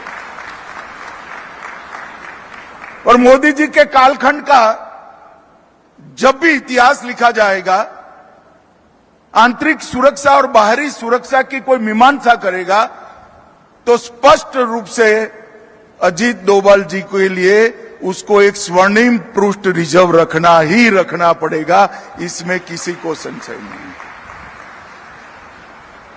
मोदी जी गुजरात में थे तब से चर्चा करते थे कि इस देश की विदेश नीति में रीढ़ की हड्डी का अभाव दिखाई पड़ता है। जब वो प्रधानमंत्री बने, मैंने पहले पार्टी के अध्यक्ष के रूप में और इनके कैबिनेट के साथी के रूप में बारीकी से देखा है। आज भारत की विदेश नीति रीढ़ की हड्डी वाली विदेश नीति बनी है, इसमें कोई डिनाई नहीं कर सकता। हमने सम्मान के साथ दुनिया में हमारा स्थान मजबूत किया है और मोदी सरकार ने ये जो अचीव किया है उसमें भी अजीत डोभाल जी का बहुत बड़ा योगदान है। In the same speech, Shah narrated how during a very difficult period in India's tryst with terror, Doval unspooled the mystery behind serial blasts that had rocked the country from Jaipur to Ahmedabad, Delhi to Hyderabad, Ayodhya to Ujjain. Listen to that bit too. Gujarat में गृह मंत्री था तब से अजीत डोभाल जी को जानता हूं। हमारे यहां एक सीरियल बॉम्ब ब्लास्ट हुआ था, मेरा अजीत जी से कोई परिचय नहीं था। मुझे नरेंद्र मोदी जी ने उस वक्त गुजरात के मुख्यमंत्री थे, उन्होंने कहा था कि सिर्फ ये बॉम्ब ब्लास्ट नहीं, बॉम्ब ब्लास्ट के पीछे जो लोग हैं और देश भर में जितने बॉम्ब ब्लास्ट हुए हैं उसकी जांच गुजरात पुलिस ने करनी चाहिए और आप अजीत डोभाल जी को बुलाइए और उनके साथ आपके अफसरों के साथ बैठकर चर्चा करिए। मुझे याद है मेरे घर पर अजीत जी आए थे, दोपहर का वक्त था और उन्होंने जो टिप्स दी थी इसका परिणाम ये था कि न केवल अहमदाबाद बॉम्ब ब्लास्ट, देश भर के 13 बॉम्ब ब्लास्ट एक साथ गुजरात पुलिस ने रिजॉल्व किए थे। ये बहुत बड़ी उपलब्धि। Now imagine, Doval had been out of the government for over 5 years when his input helped Shah as the Home Minister of Gujarat to crack the Indian Mujahideen blasts case then. That's the man behind the legend. Let's run a basic fact sheet. Born in a military family of the Pauri Garhwal district of Uttarakhand, Doval grew up in typically Fauji itinerant ways, developing an abiding sense of discipline and love for the country. After post-graduation in economics, he cracked the civil services exam and became an IPS officer in 1968, getting the Kerala cadre. Showing merit early on, he was drafted into the Intelligence Bureau, where he would spend the rest of his career in government till retirement. The 3.5 decades of Doval in the IB that took him to the northeast, to Punjab, to Kashmir, and of course to Pakistan are a profile as much in happenstance as guile, courage, and never say never in equal measure. I read of a comment made by Lieutenant General J.F.R. Jacob while giving a lecture somewhere sometime. He had recalled how, when he was posted as a young major in Mizoram in the 1970s, his team was planning to go after an operative they thought was a Mizo insurgent, only to be told that he was one of us. It was Doval. As the head of the IB in Aizawl, Doval was working undercover on the rebel group, the Mizo National Army, with the result that Lal Denga, the leader, faced revolt and deemed it better to surrender. This also got Doval early laurels, making him the youngest IPS officer to get a police medal for meritorious service.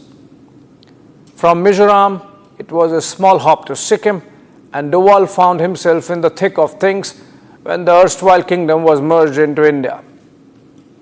Then came 2 Pakistan stints, totaling 7 years. There are legends afloat of how he played his bit in confirming Pakistan's nuclear program and provided crucial intelligence from deep inside Pakistan during that period. Back in India, the establishment could not keep him away from action. The story of 1980s Punjab is not complete without mention of Doval exploits, infiltrating the Bhindranwale network inside the Golden Temple, taking roles as different as beggar, cobbler, rickshaw puller, and a Pakistani ISI agent. The daredevilry got him what no other IPS officer in the country has got: Kirti Chakra, India's second highest peacetime gallantry award. Via Kashmir, the storied career on the operations side of the IB ended with Doval becoming the Director of Intelligence Bureau, or DIB, in 2004. As the episode narrated by Home Minister Shah underscores, one could take Doval out of covert, but not covert out of Doval.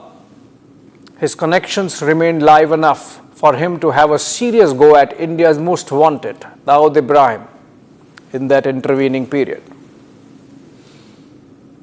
It would perhaps be disservice to say that Pakistan is an obsession for him. But as the forever hostile enemy, Pakistan occupies quite some space in the Doval mind. You know, we engage an enemy in three modes. One is a defensive mode. That is, you see all the chowkidars and chaprasis outside. That is, if somebody comes here, we'll prevent him. We will defend this. One is the defensive offense. That is, to defend ourselves, we will go to the place from where the offense is coming. And third is the offensive mode, where you go outright. Nuclear threshold is a difficulty in the offensive mode, but not in the defensive offense.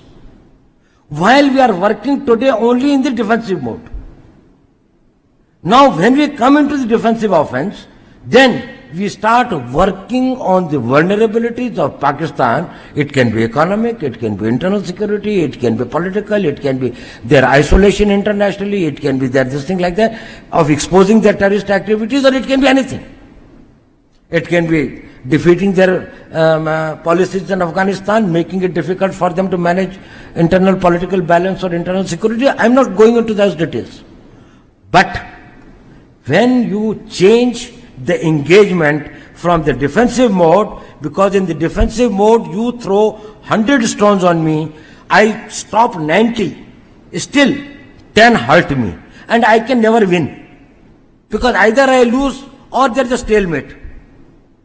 You start war at your time, you throw a stone when you want, you have a peace when you want, you have the talks when you want. We, if you are in the defensive offense, we will see where the balance of equilibrium is. Pakistan's vulnerability is many, many times higher than of India. Once they know that India has shifted its gear from the defensive mode to defensive offense, they will find that it is unaffordable for them. You can do one Mumbai, you may lose Balochistan. This is an oft-quoted comment from an address he gave at a university in Tamil Nadu sometime in 2014. It enshrines what's called the Doval Doctrine by the jittery Pakistanis. The offensive defense, where we proactively set the chessboard rather than respond to the enemy. The Pakistanis are psyched out. We heard that general earlier in the segment. Listen to this Pakistani diplomat named Doval at the United Nations in 2017. Mr. President, the strategy of offensive defense and double squeeze flouted blatantly by NSA Doval, which India believes can make it a regional hegemon, can never succeed. And it's not just the generals and diplomats. Even terrorists see the Doval ghost in everything. Listen to this one. अपने जर खरीद एजेंटों के जरिए से उसको यहाँ पर शहीद किया गया। ये पहला वाकया नहीं है। गुज़श्ता 3-4 सालों के अंदर 30 से ज्यादा वाकयात हो चुके हैं कि हमारे भाइयों को शहीद किया गया। किसी को पेशावर में, किसी को कराची में, किसी को पिंडी में, किसी को रावलाकोट में, किसी को मुजफ्फराबाद में। We don't know whether India is behind those unknown gunmen killing India's most wanted inside Pakistan. But we know how the legend of Doval haunts the daylights out of Pakistanis. I have been amazed at the astute reading of history that the NSA shows from the national security prism. Listen to this, for example. इतिहास दुनिया की सबसे बड़ी अदालत है. इससे बड़ी अदालत कोई नहीं है. सुप्रीम कोर्ट में क्या हुआ, हाई कोर्ट में क्या हुआ, लड़ाई के मैदान में क्या हुआ, इलेक्शंस में क्या हुआ, ये सब बातें आती हैं, चली जाती हैं. बाद में रह जाता है केवल इतिहास. और इतिहास का निर्णय हमेशा उसके पक्ष में गया है जो शक्तिशाली था. इसने कभी उसका साथ नहीं दिया जो न्याय के साथ था, जो सही था. अगर ऐसा होता तो दिल्ली में बाबर रोड होती है, बाबर रोड है लेकिन राणा सांगा रोड नहीं है, क्योंकि बाबर आया, विजयी हुआ, राणा सांगा हार गया. भारत की हिंदूशाही किंगडम अफगानिस्तान से होती सिकुड़ती सिकुड़ती सिकुड़ती यहां तक नहीं आ जाती. हमने किसी पर आक्रमण नहीं किया, हमने किसी के जीवन मूल्यों को नष्ट नहीं किया, हमने किसी के धर्म ग्रंथों को और धर्म स्थानों को नष्ट नहीं किया. शायद हम न्याय संगत थे, शायद सत्य भी हमारे पक्ष में था, लेकिन शक्ति हमारे साथ नहीं थी. इसलिए इतिहास ने हमें उसकी सजा दी. Who can disagree that history is the biggest and perhaps the cruelest court of humanity where the crucible is power and not justice? Why is there's Babur Road in Delhi, but not one named after Rana Sanga? It was only after the Modi government that the Aurangzeb Road was renamed as APJ Abdul Kalam Road, and the Lutyens Delhi got a Dara Shukor Road as part of the larger reimagination that the Prime Minister has brought about of New Delhi. But coming back to the Doval Doctrine and the shaping of India as a hard state. Go back to 2014. The Modi government had just taken over when it faced the first foreign policy challenge. 47 of our nurses were taken hostage by the Islamic State in Iraq. Guess what? While the diplomats did their thing, the National Security Advisor flew down to Tikrit in Iraq, activated his links, assessed the ground situation, and got all of them, 46 nurses, back safe home. The quintessential ops man was back in the saddle from the word go. 2015 saw Operation Hot Pursuit when Indian Special Forces went deep inside Myanmar to eliminate Naga insurgents after an Indian Army convoy was ambushed on the borders with Manipur, killing 17 of our soldiers. Around 100 militants were eliminated in that strike, making it first of its kind across the border raid by the Indian Army. This was to prove just the beginning of a policy evolution which now so easily comes to our lips. Ghar mein ghus kar marenge. We would strike deep and hard, as Marshal Avdesh Bharti said during Ops Sindoor briefings. But I jumped the gun. In 2016, Uri terror attack saw Indian commandos making yet another first. While the Myanmar operation had remained hush-hush, the Uri surgical strike went overt. Pak quivered. The common Pakistani realized that Doval was real, for real. He was not someone you heard posturing on television. The commentarati in Islamabad sued for peace. His mere name gives cognitive dissonance to some Pakistani leaders. The Pulwama attack saw India escalating its response with the Balakot air strikes, eliminating over 100 of jihadis in the Jaish terror launchpad. Between Pulwama and Pahalgam came the abrogation of Article 370 in Kashmir. Not many people know that the NSA spent about a month inside the valley overseeing the nuts and bolts of the security response himself from the ground. Every detail was planned to a T. But this spade work, of course, had been done much earlier. In the manner the Hurriyat was sidelined, the police was primed, the forces were prepped up, the media strategy was put in place, denying legitimacy to the Hurriyat was a project. Many levers were worked. It was done quietly, one squeeze at a time. exposing foreign links, throttling foreign funding. Read Pakistan for both. I remember getting calls from many Kashmiri friends in the immediate aftermath of the abrogation, telling me how peaceful it was in the valley, much to their surprise. Peace prevailed not because Pakistan wanted it, but because Doval prepared for it. My own understanding of Mr. Doval has been on the beat, seeing him part of Prime Minister's delegations and an occasional chit-chat.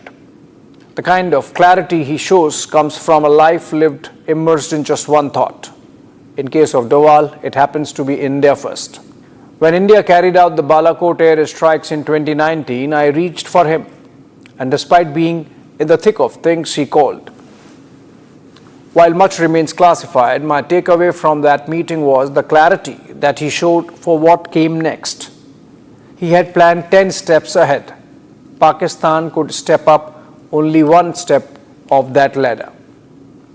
Another way I look at the Doval doctrine is the realism with which it approaches the world. It sees the world as it is, not as we want to see it. I remember a lecture that Mr. Doval gave on the release of a book by General G.D. Bakshi a couple of years ago. There he said, we had not learnt lessons from history. Listen to him.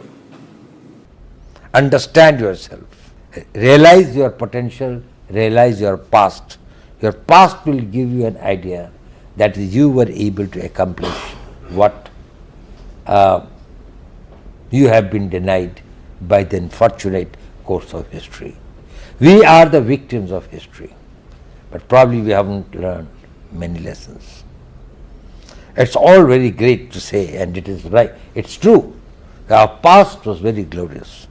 It is also true that we had everything, the intellectualism, they had the great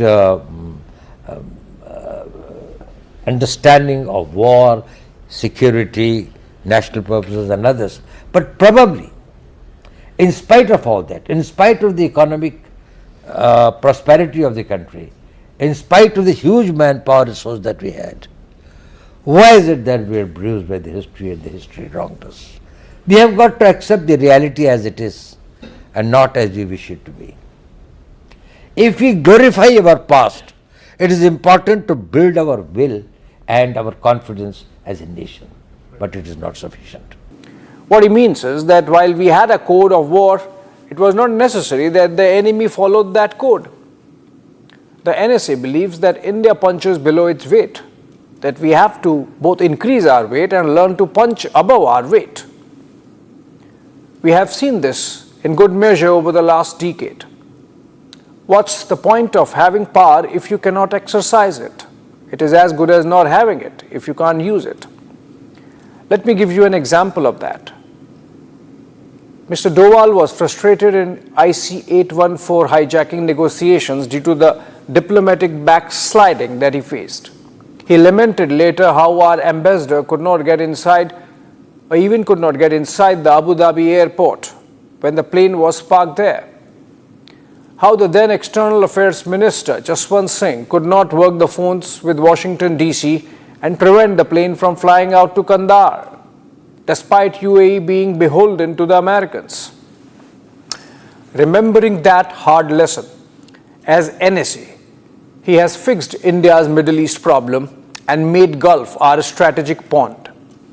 Not only have the Gulf countries returned over 200 fugitives of law wanted by India in its various courts and police jurisdictions, but each of the Muslim Middle East nation has bestowed its highest civilian honor to Prime Minister Modi.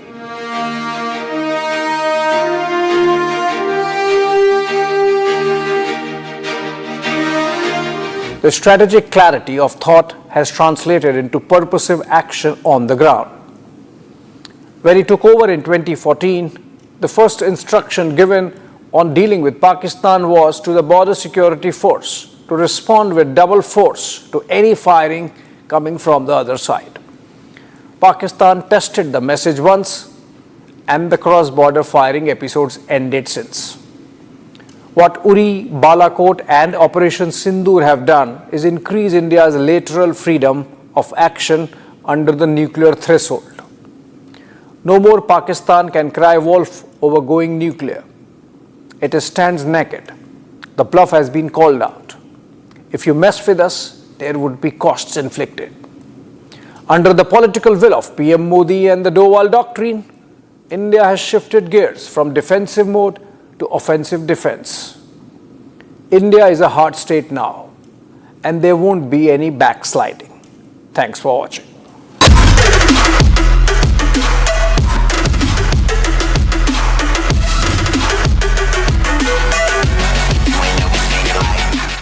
Pure सूजी pasta उबालो मिलाओ और खाओ 8 minute में तैयार। क्या taste है सबका राजा आर प्योर मसाला।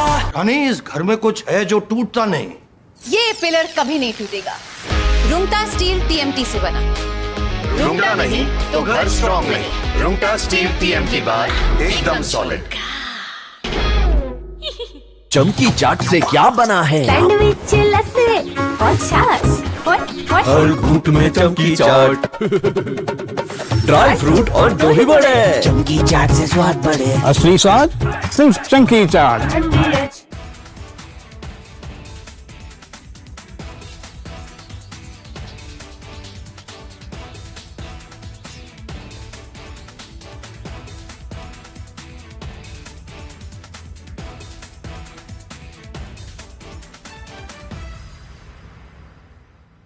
कुछ तो सस्ता लो, सब बढ़िया लो। इसमें क्या खास बात है? थोड़े में ज्यादा स्वाद, यही तो है इसकी खास बात। सबका राजा आर प्योर मसाला।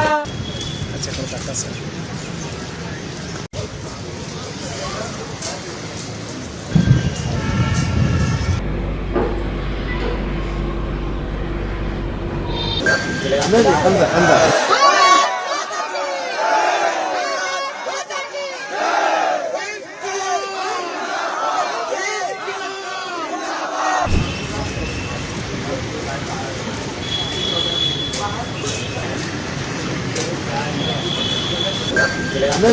अंदर और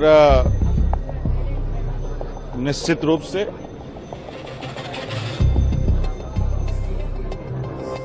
तबीयत तो दादा कल जब डॉक्टर आए हैं तो शुगर बीपी सब लो हो गया है और जो है सो डॉक्टर बोल रहे हैं पानी लीजिए, लेकिन हमें लगता है कि अब इस राज्य के लिए, इस मुल्क के लिए From Asia's largest news headquarters, setting the agenda for Bharat.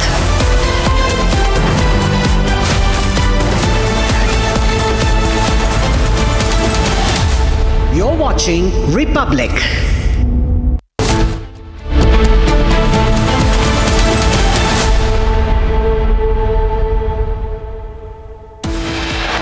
Headlines brought to you by Canara Bank. Together we can. Harish Salve speaks to Arnab on the most important topic. The nation wants to know the FCRA bill.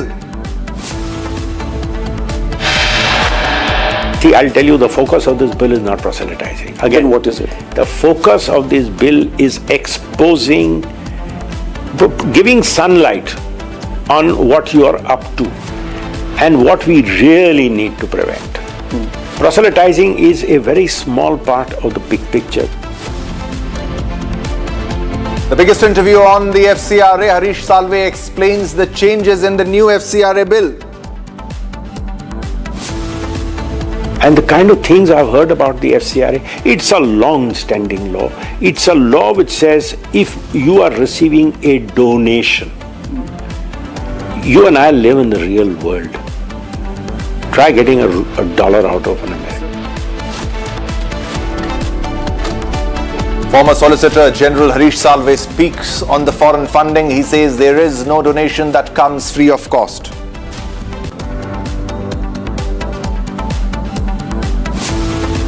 Now, protesters urge JPSC aspirants in Ranchi to stay united in their long-running protests, warns against attempts to hijack the protest.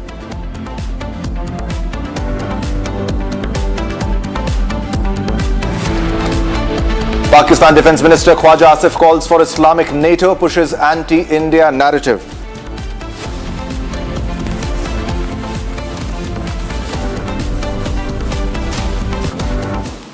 All right, viewers, let's begin this bulletin with the big breaking news development that we are getting right now at this moment. And this is about the Air India Phuket Delhi flight, where the pilot reportedly, now I'll say that this is as per the sources, the pilot tests positive in dope test. Now reportedly tests positive in post-flight dope test.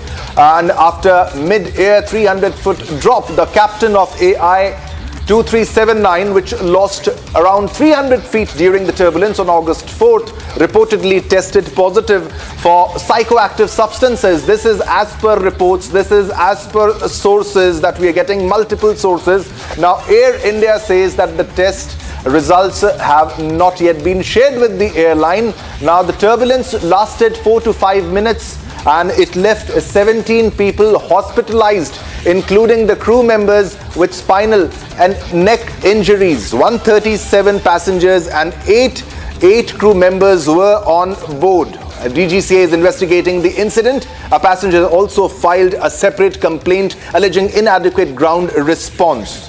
So this is a big breaking news that we are getting right now at this moment. Now we also have an esteemed guest joining us at this moment, Captain C.S. Randhawa of the Indian Pilot Association. He's an aviation expert. Sir, this is a very big development, a shocking development where the AI pilot tests positive in dope test. I would repeat this again, that this is as per multiple sources. We also have the visuals, sir. Would like your comment on this shocking development, sir.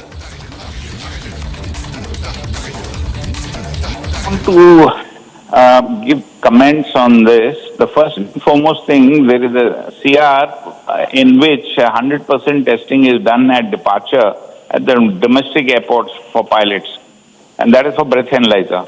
Now at international airports, since the testing is not available at every station, so it is done on arrival. So on arrival of this aircraft, the breath analyzer test must have been done. And in addition, I think the airline has conducted a dope test also, a psychoactive test. Now, till now, Air India has not revealed or has not said that the pilot has tested positive. So it is premature for us to come to any conclusion that the test has been positive. Because till the time proven guilty, there has to be evidence. So in my view, that let us wait for the report to come, but if it has tested positive, then it is alarming. Because if a pilot is tested positive for a drug, that is serious. Because what happens that in drugs, one thing has to be understood. It is not that the pilot must have taken the drug yesterday or day before, one day before. It could have been 2 months before. It stays in the blood, the drug. If you see the policy of DGCA, the CR is there. 5F5 is the CR, in which they have very categorically said that the drugs in the body, it takes time to go off and it remains for a couple of months. So it is not that he may have taken the drug 1 or 2 days before. Could have still. But normally it could be even 1 month earlier. It will test positive in the blood. If it was a positive test, Air India would have informed the DGCA and the news would have leaked. So I do not know if Air India is holding that. That means it is not sure that the pilot has tested positive. Yeah, but sir, this is running as per multiple reports that we are fetching. That's why we are quoting this as per the sources, the information that has just surfaced. But the kind of situation which unfolded, sir, as an experienced pilot, you can understand the gravity of the situation. The visuals of the damage which was done inside the cabin are visible, and the kind of injuries which were suffered by those who were traveling in that aircraft is also visible. Many were injured. What kind of reasons do you think exactly can be because can you just blame turbulence for all of that? And if he has tested positive for psychoactive substances, what could have been the possible reasons? Can you find any link between the extreme scenario in the turbulence case and the injuries which have been suffered, the damage done to the aircraft? Is it normal, sir? Or is there something that's fishy in this case as an experienced pilot, sir? Okay, the first and foremost thing is that whenever there is monsoon activity, there could be convective formation of clouds and all, and there would be turbulence. It will be associated with turbulence. Now, prior to the departure, that is, the pilots are briefed through the Met forecast, the NOTAMs, and then they brief the cabin crew also. I don't know in this case whether they have briefed the cabin crew. The second part is, on the weather radar, any convective activity which is there in the skies is shown by red, and the pilot asks for deviation. And if he is not asked for deviation, the co-pilot will tell him that the deviation is required, and normally the pilots start taking the deviation at least 25 to 30 miles before they reach that area. Now, in this case, still the airline is not giving enough evidence that the seatbelt sign was on or off.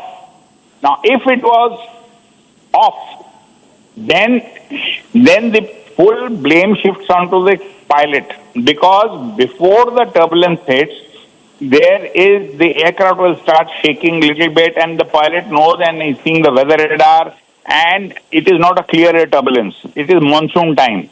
So the pilot would have should switch on the seatbelt sign.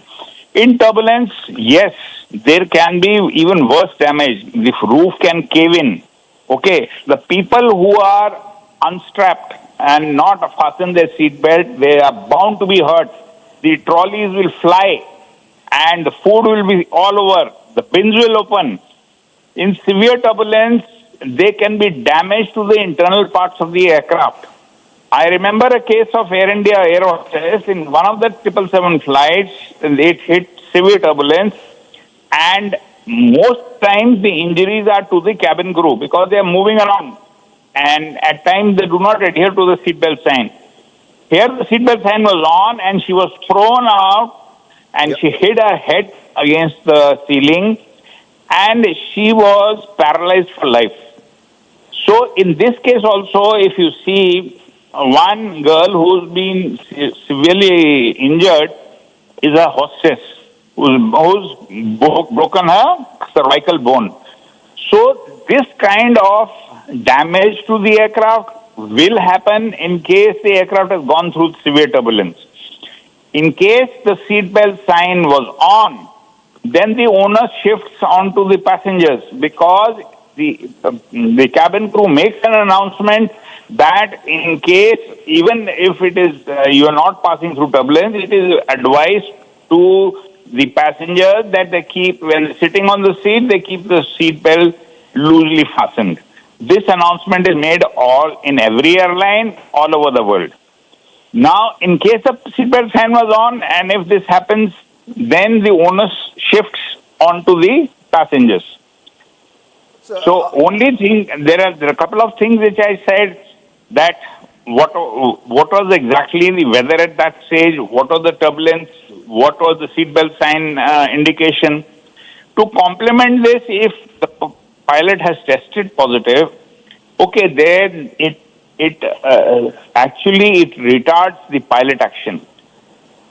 Yeah, definitely, sir. So stay with us. We have another. We have a breaking news development, because we tried to get a reaction. We tried to get a reaction from Air India also. We'll go across to that breaking news development in a short while, because this is Air India pilot who has tested positive in dope test. I repeat that this is as per reports, this is as per sources, and this has not yet been confirmed by the airlines, but the investigation is due. It is supposed to happen. It will take a while, but this is shocking. And if we connect the dots, all right, this is the big breaking news development that we are getting right now. No response from Air India yet. Big breaking news development. No response from Air India yet on the mid-air flight scare, on the turbulence, on the 300 feet drop of the plane. or such a dramatic drop of the plane, where the argument was given of the severe turbulence. But can severe turbulence alone cause a modern passenger aircraft to suddenly lose 300 feet, even when the pilots are operating normally in a sudden situation? All right, let's go back to our esteemed guest, Captain Randhawa, who's joining us live for a discussion on this issue. Sir, 300 feet drop is never normal. So you can have a drop of some other height. You know better than me because you're a pilot. You have operated various airlines. You have flown various aircraft, sir. But this technically, if you can explain to me the kind of injuries which was suffered and the sudden drop, I don't think so that there might have been seatbelt signs active at that time. And that is exactly the reason why there were so many injuries, why so many passengers got injured all of a sudden. And the damage of the aircraft is also pretty visible. And now the shocking revelation, the airline might take time, sir, but I want your analysis on this because we are not getting any response from the airline, sir. Okay, I would tell you, the thing is that in a severe turbulence, 300 feet in clearer turbulences, the aircraft have lost a couple of thousand feet. Okay, clearer turbulence. In convective type of clouding, supposing you entered cumulonimbus cell, so I'm giving you an example, the updrafts and downdrafts within the cloud, the convective activity is so much, aircraft can lose or gain 10, 20,000 because the aircraft will trip off the autopilot. Aircraft can be damaged. You fly through hail, there'll be all sorts of damage on the aircraft. So it is incorrect to say that 300 feet you can't lose. You can easily lose because what will happen that your hand is normally near the control column. Yeah. You should control it. Now, moment the autopilot is disengaged, pilots, even before he tries to, give the input and before it can act, even if you do it instantaneously, okay, the loss of altitude could have been less, maybe 200 feet. But it could have been even more. It could have gone to 1,000, 2,000, right? Because it depends upon that how the downdrafts and updrafts are there in the cloud cell, and the drop in altitude is inevitable in severe turbulence. But it has to be confirmed, sir, yet, and we are waiting for the investigation to be done in this regards, whether it was really severe turbulence, whether the argument holds true in this case. Sir, stay with us. We have another esteemed guest joining us. We have J. Venkateshwar Rao, who's also an aviation expert, joining us at this moment. Mr. Rao, looking at these reports, the source-based reports, we tried to have a response. We tried for a response from the airlines. They did not respond. No response from the airlines yet. But these are reports from multiple sources that say that the pilot tested positive in the dope test. So your take on the developments, sir. Mr. Rao. To be very honest with you, before the pilot gets on board the aircraft, he only undergoes a breathalyzer test. In that, if these allegations are true, the dope could not have been detected. Number one. Number two is, if it was turbulence, as Justice Randhawa said, the updraft, the low draft, or the clear air turbulence, there is the possibility of the aircraft losing height. But at the same time, it takes some time to control. The human reflex against a machine does take some time. But then till that pilot's blood analysis has been done after his landing and sent to the lab, we will be only speculating on a lot of things at this point of time. Yeah, but sir, is it normal to have a 300-foot drop all of a sudden and the number of injuries which were also reported? Can we believe the argument that it happened all of a sudden? And also, if you connect the dots, there seems to be something fishy. The airline is not responding. They will take their own good time. But the reports suggest that he was intoxicated or he tested positive in the dope test. Now, what are the protocols also? If you, as a pilot, you can explain to our viewers what kind of protocols are usually followed, and in case when there are injuries on the plane and there are dramatic drops when it comes to the sudden flight drop, if you can explain that also, is there a different protocol for such incidents? All right, so stay with us, Mr. Rao. We also have our editor-in-chief, Arnab Goswami, joining us on the phone line.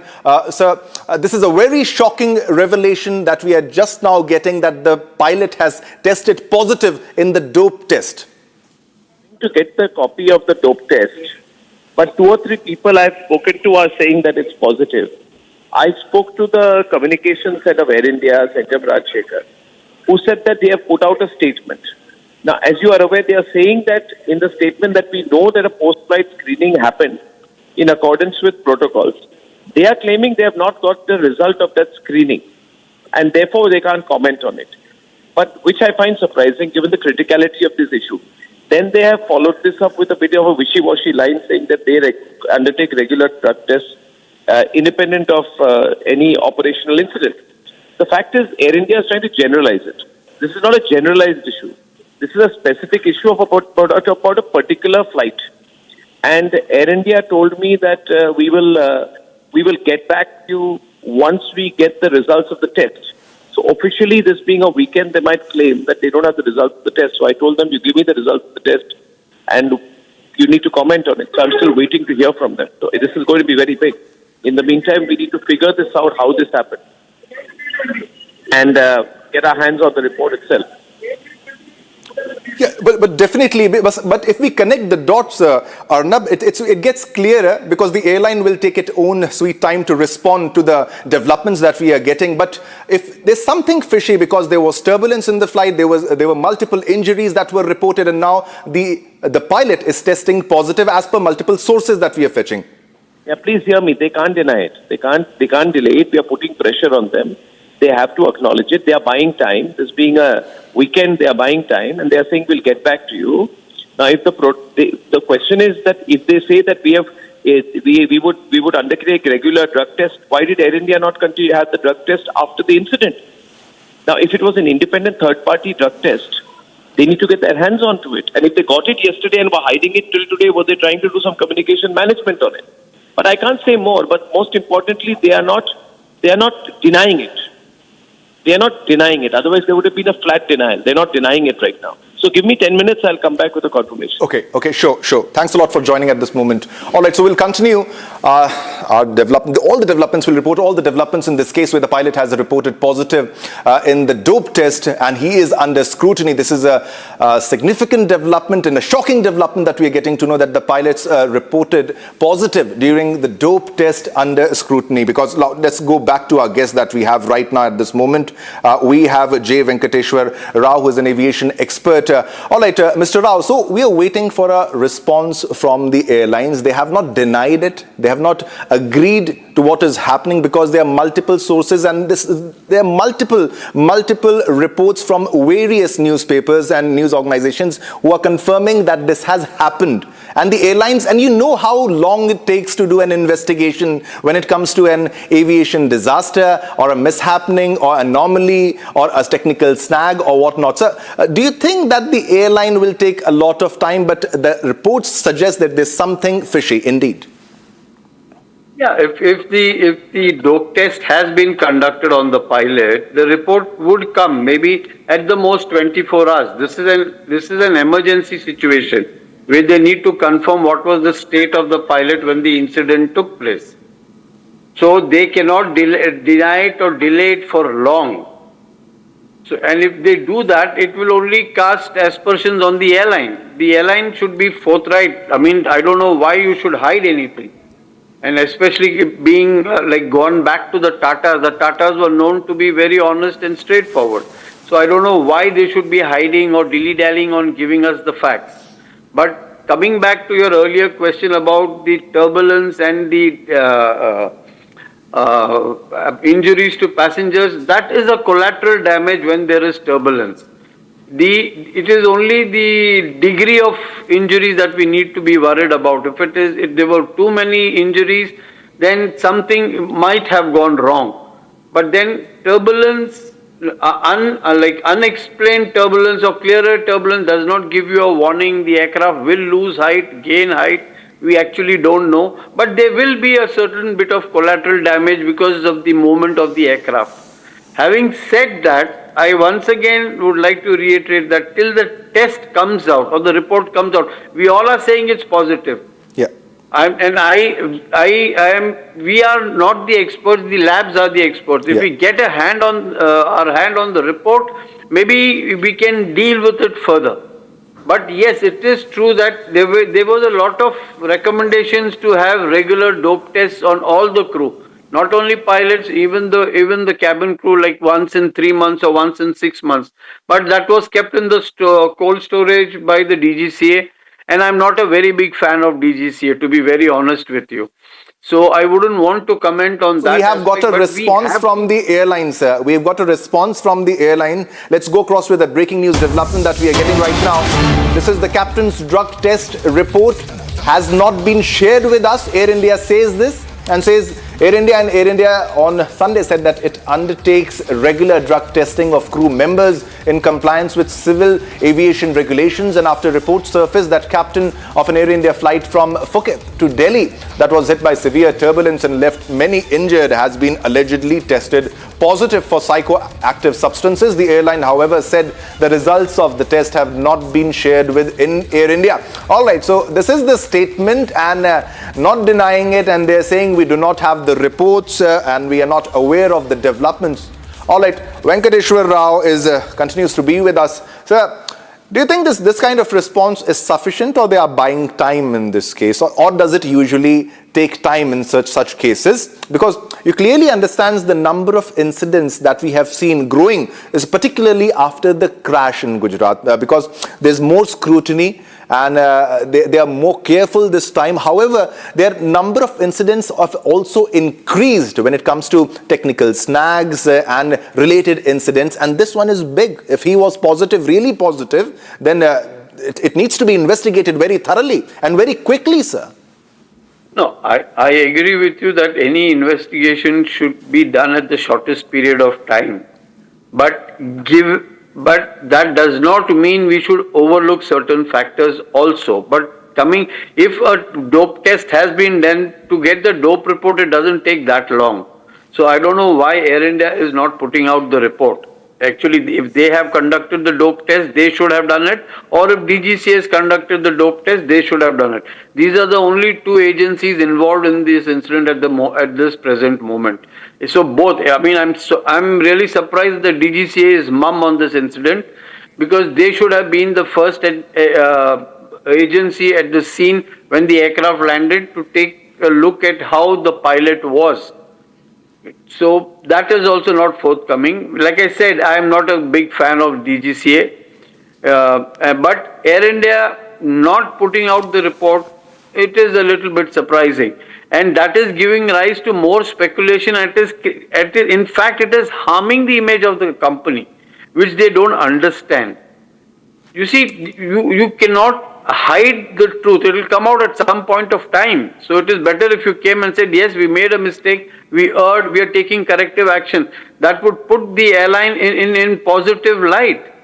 But unfortunately, we have got into this habit of denying everything or suppressing everything. The incidents happened. I mean, it is not within the hands of the management. These incidents happen because of lapses on many parts. So I don't know why Air India should shy away from putting out the report as it is. If they have got the report, they should just put it out and stop all the speculation. In fact, it will help them more than it would help everybody else. We could have a healthy debate on what went wrong and what further corrective action could be taken. But then I leave it to the senses of the higher powers that be at Air India.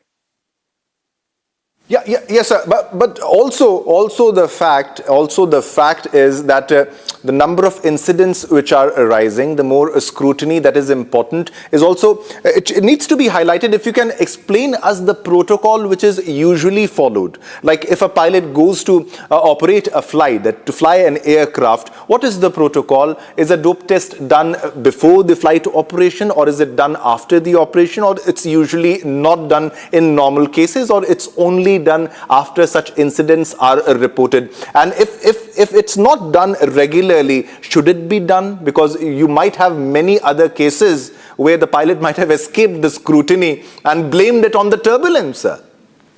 No. Let me assure you that as per the DGCA norms, a breathalyzer test is conducted before the crew get on board the aircraft. Whether it's the pilots, it's the cabin crew, a breathalyzer test is done. And normally we are warned that before you come for the breathalyzer test, do not use heavy perfume, because the alcohol content of the perfume will also reflect on the alcometer, which is testing you. But a dope test is not done at the point where the pilot reports for the flight. A dope test would be done, on a regular basis, maybe once in 3 months, once in 6 months. But that is when, because dope stays in your body for a long time, and if you are a habitual user, it will show in the blood test at some point of time. So the dope tests are just done when they go for their medicals, but I don't think it's done on a regular basis, because we have statistically so far we have not found pilots undertaking dope and flying. Alcohol, yes, we've had a number of cases on alcohol, but dope, like this is, the first time that we have come across blatant because we are now saying that the report says it's positive, but it is not being shared. So, dope test is not done on a regular basis. So that is where they need to look at it now. I'm Shivangi, and we are live right now, and all our viewers are watching Republic. It's a Sunday, but what is of concern here, and in fact, our editor-in-chief, Arnab Goswami, was live with us a short while back, and he said that Air India is not denying it. They're not denying it, neither are they confirming it. That is what exactly our editor-in-chief has said. Now, we understand that this is very serious, that if a pilot has failed the dope test, it has a lot of consequences. For example, the DGCA should also be informed if such an incident has happened, sir. Yes, that is the requirement of the law. When there is an incident, it has to be reported to DGCA immediately. And like I said earlier, since this turbulence took place, operations would have known, and operations should have immediately informed the DGCA, so that the DGCA officers would be on the aero bridge when that aircraft landed and had a look at the pilot, or had a look at the machinery, or had taken control of the DFDR or whatever. So, like I said, I'm not a very big fan of DGCA. DGCA doesn't do anything unless it's prodded 100 times. So that is where the problem lies.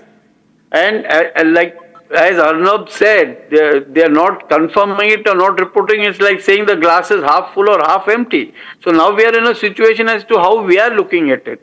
And honestly speaking, being speculative in this kind will only put fear in the passengers, which I would want to avoid speculation.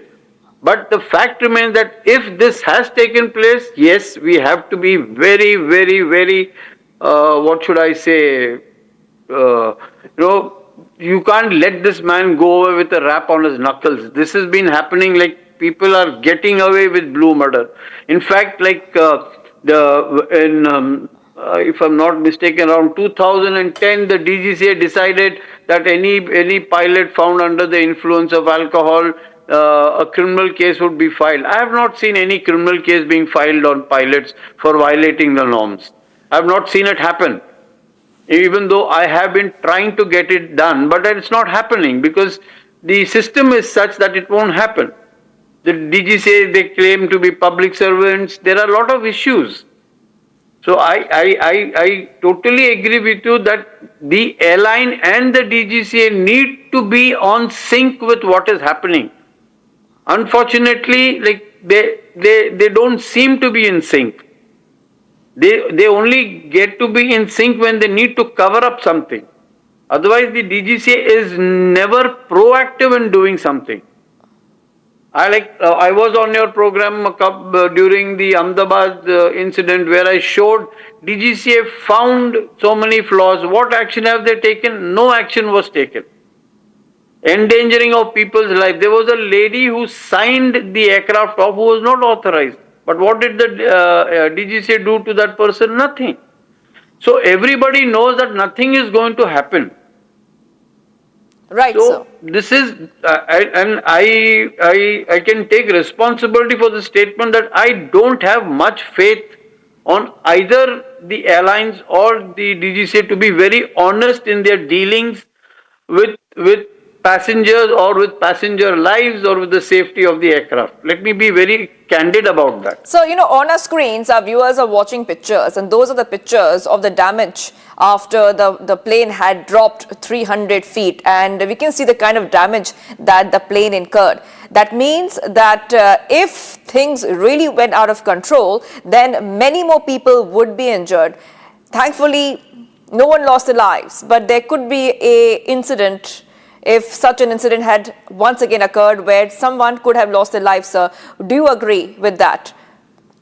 Ma'am, let me, like I did mention on this program, it said earlier that when a turbulence takes place, there is bound to be collateral damage because it takes time for the pilot or the system to put on the seatbelt sign, and for the passenger also. Some people take it very casual, but I am not blaming the passengers here. The collateral damage in the turbulence is going to be injuries. Yes, the degree of injuries will reflect on how soon the turbulence was controlled by the pilot.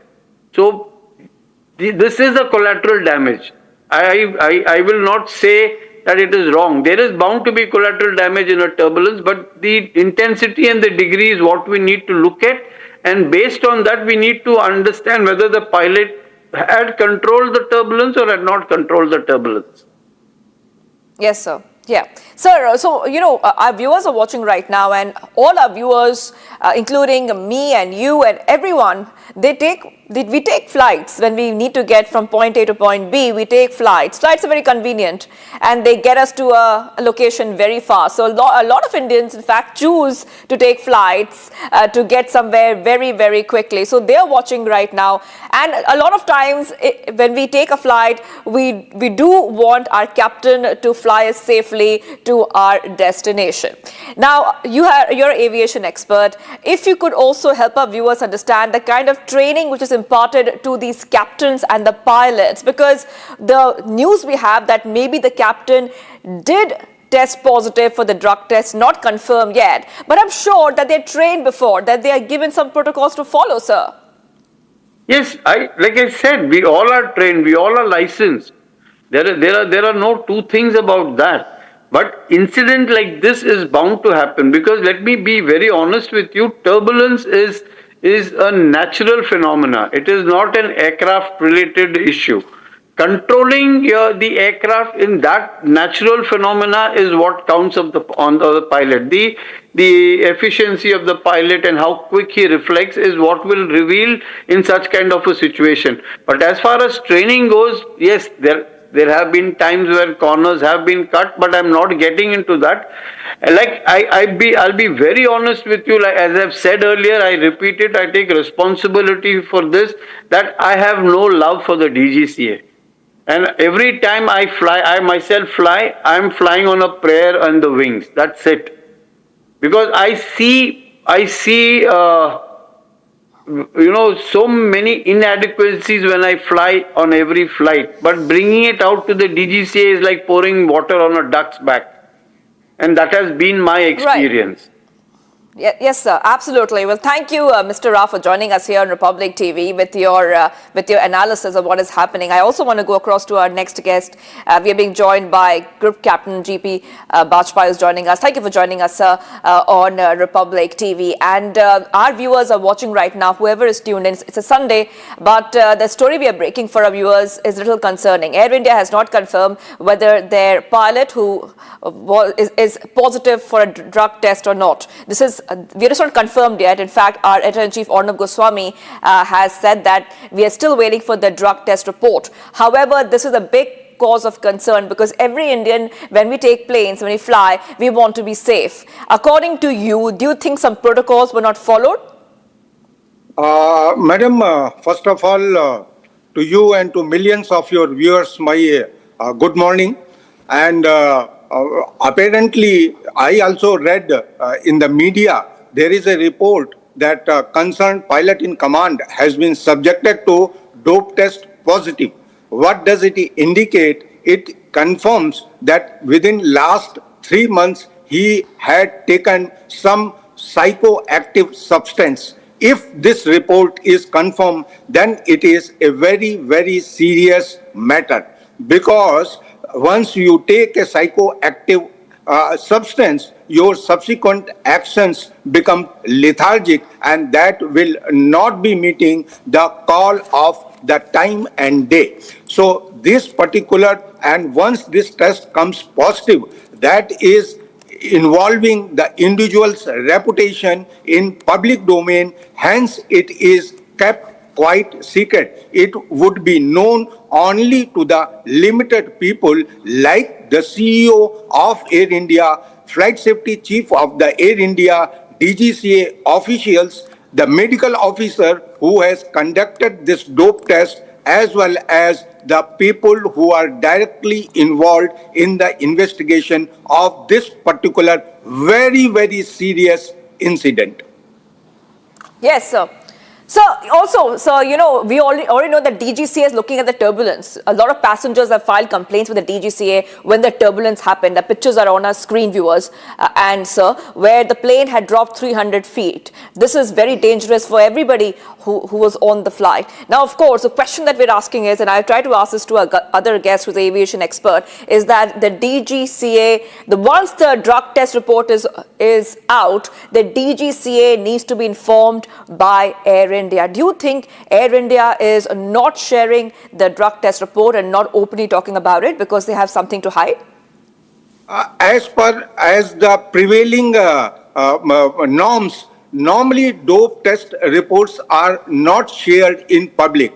But as a common citizen of the country and as an air passenger, the people would love, because ultimately for whom you are flying, for whom you have set up this mega infrastructure, for whom the DGCA is accountable and answerable to the countrymen of this great country. So obviously they should intimate detail. They can hide the name of the pilot, they can hide those details, but if the dope test has come positive, what does it indicate? The prevailing norms like Air India, at the time of inducting the pilots and the air crew, they do the dope test. Dope test is the urine further examination.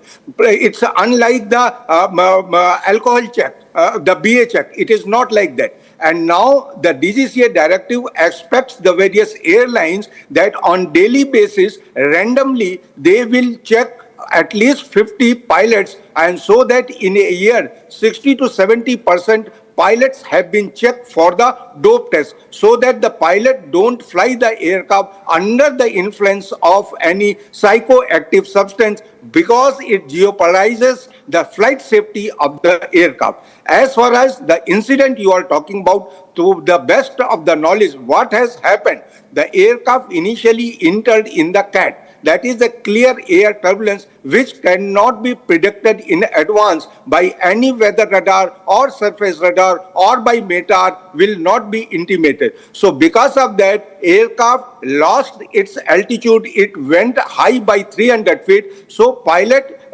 had done the correction wherein he tried to lower the aircraft, and thereby aircraft entered in the stall, resulting in the total hydraulic failure and other system electrical failure. And that is the time when aircraft, they tried to recover the aircraft from the stall, because which has taken because of the low speed of the aircraft. So aircraft entered in the stall. When pilot tried to correct the stall, he nosedived the aircraft. There was a sudden drop of the altitude to 300 to 400 feet. In that process, the electrical, all these controls are the fly-by-wire, some electrical signal generated, all the three hydraulic system got failed, and there was no control on the flight control surfaces. That is extremely serious situation. If aircraft didn't have sufficient height that time, it could have got crashed. But luckily, aircraft had sufficient height, aircraft recovered, and after that, and during this process of sudden drop of the height, the passengers got hurt. There was a lot of disturbance inside the cargo passenger cabin as well as crew cabin, and so many crew cabin crew as well as the passenger got hurt. Yes, sir. I'm also being joined by Captain Hemant Khalid, aviation expert, joining us on Republic TV. Thank you for joining us, sir.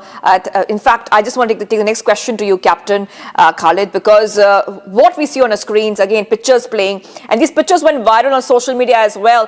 Passengers were thrown up in the air and then they came down. They were injured. In fact, when there's even a little bit of turbulence on flights, which is very often, many passengers, they feel a little nervous, a little scared. We have seen that. We all have experienced it. But this was another level altogether. The question is that could this incident have been avoided, sir? Because we're getting reports that the pilot could have tested positive. It's not confirmed. Air India has not confirmed it, but they haven't denied this report either.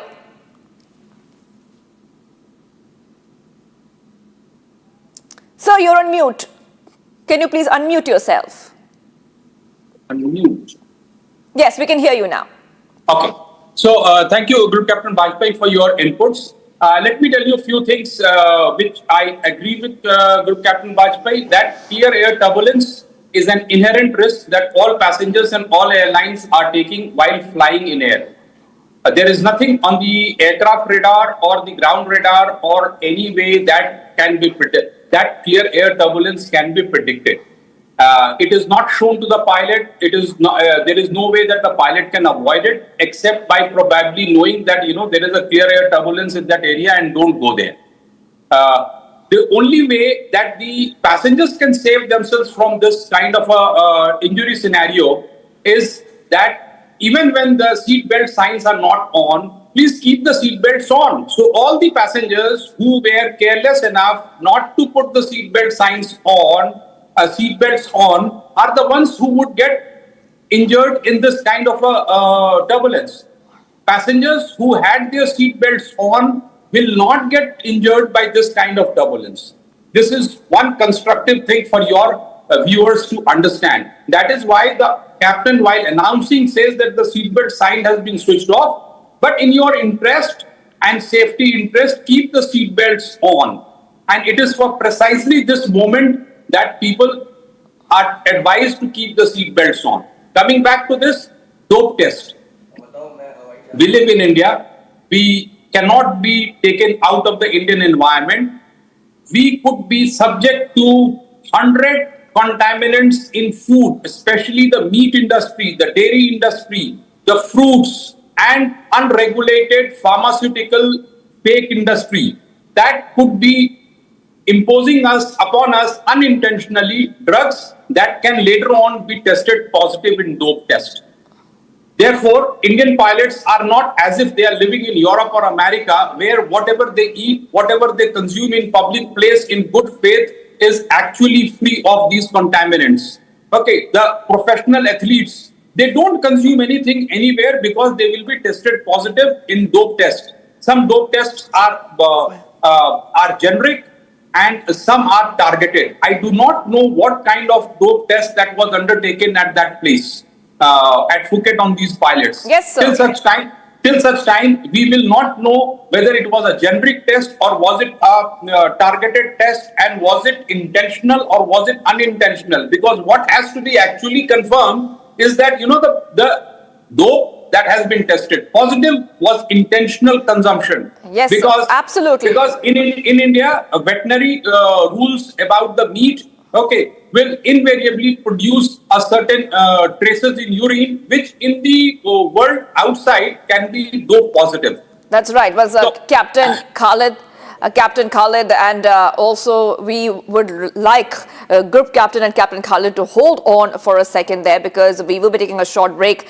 Do not go anywhere. Viewers, will be right back. This is the biggest story we're tracking right now. Air India says that they neither deny or confirm that their pilot has tested for drugs or not.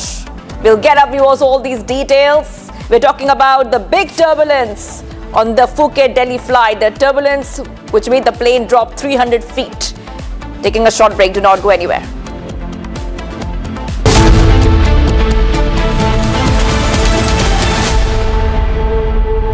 चमकी चाट से क्या बना है? आलू चाट या fruit चाट, स्वाद बढ़ाए चमकी चाट। क्या बात है, स्वादिष्ट पकोड़े और परेशान, अरे चमकी चाट है इसकी जान। असली स्वाद सिर्फ चंकी चाट।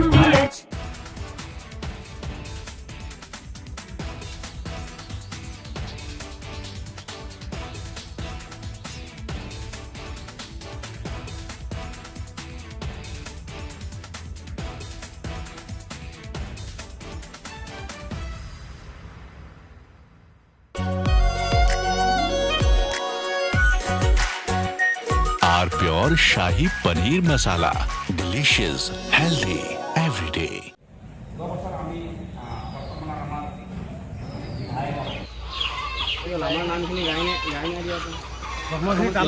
চিনাকি কৰাই দিবা।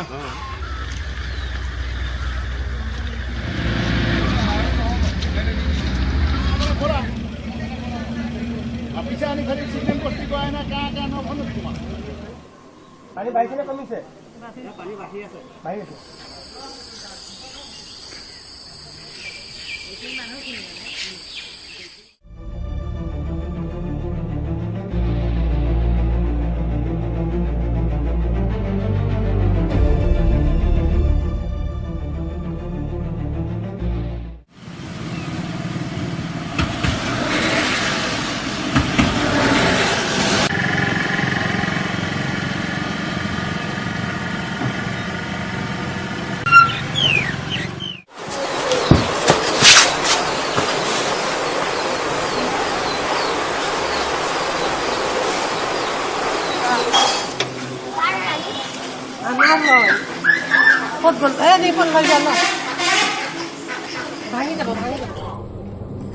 District Commissioners, Senior, I take this opportunity to welcome all of you to this program has been. आज हम लोग जोरहाट, शिवसागर, सरायदेव सारी बाढ़ प्रभावित जिले के अधिकारी का साथ हम लोग बैठे, कैसे असेसमेंट किया जाएगा, कैसे लोगों का पास सहायता पहुंचा जाएगा, उसका बारे में हम लोग डिटेल डिस्कशन किया। एक एप्लीकेशन भी डेवलप किया गया है, कैसे हम लोग ऑनलाइन पोर्टल में डेटा को फिट करूंगा। कल जिला में ट्रेनिंग होगा, परसों से 9 तारीख से हमारा सर्वे स्टार्ट होगा। पहला फेज का सर्वे हम 30 अगस्त तक कंप्लीट करूंगा और आगे जाके 10 सितंबर तक सूची को हम लोग फाइनल करूंगा।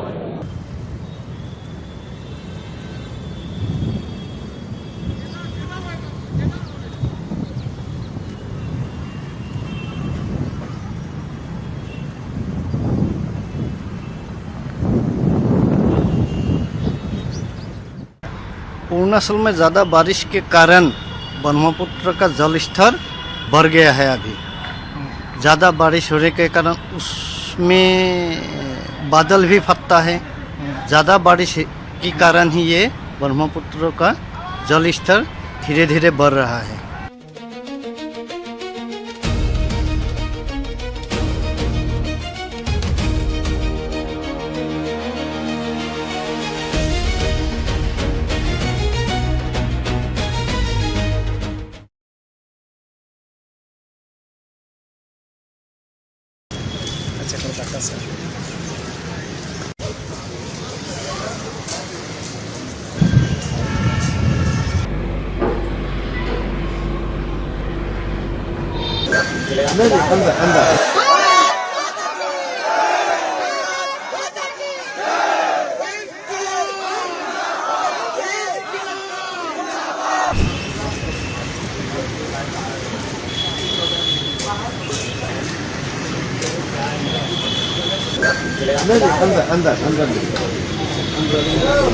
और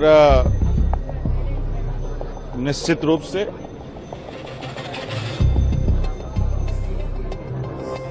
तबीयत तो दादा कल जब डॉक्टर आए हैं तो शुगर बीपी सब लो हो गया है और जो है सो डॉक्टर बोल रहे हैं पानी लीजिए। हमें लगता है कि अब इस राज्य के लिए, इस मुल्क के लिए हम अपने आप को त्याग कर दें, अपने जान को, अपने जिस्म को त्याग कर दें, क्योंकि सरकार जाग नहीं रही है। एक टीम भी बुलाई तो उधर से बुलाई, इधर इस मंच से बुलाई नहीं। आज मैसेज किया है कि जो है सो इधर से भी बुलाएंगे। अब बताइए कल क्यों नहीं बुलाए? हम लोग दो गुट में नहीं है दादा। ये 25 तारीख को ये यहाँ से देवेंद्र नाथ बाबू जो है उनकी अगुवाई में बापू वाटिका से ये आंदोलन शुरुआत होती है। आप देख लीजिए बैनर में भी लिखा हुआ 25 जुलाई से। और ये जिस तरह से उलूल जुलूल बात किया जा रहा है आपके चैनल पे, मैं बता दूं कि बता दिया जा रहा है कि जो है सो सीएम साहब से बात नहीं होगी, उनके मंत्रियों से बात होगी। मैं सीएम साहब को कहना चाह रहा हूं कि आप बिल्कुल ही ये आंदोलन को और लंबा करना चाह रहे हैं। आपसे मैं पहले भी बोला था, आप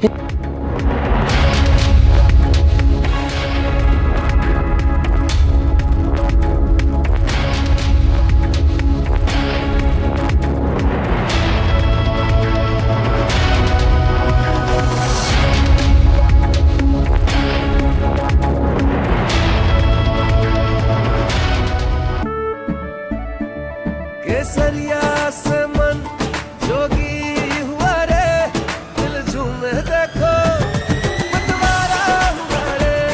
केसरिया से मन जोगी हुआ। हर पल मनाओ केसरी त्योहार।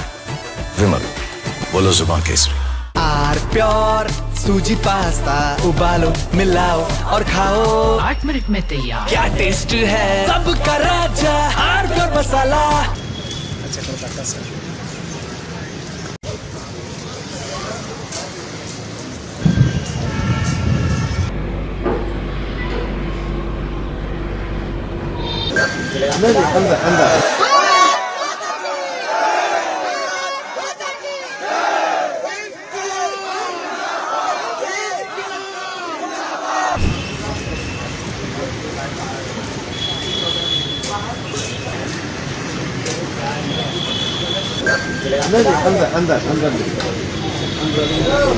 और निश्चित रूप से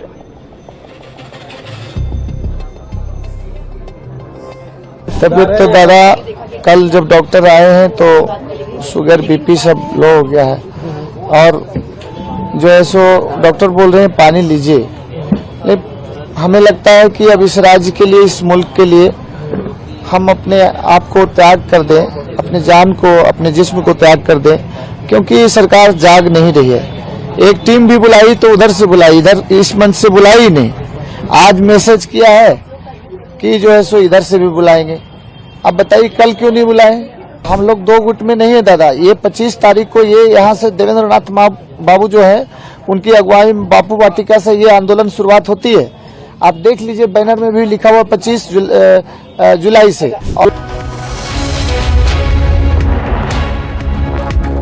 Innovation from the tech billionaires who build our future. I demand the truth.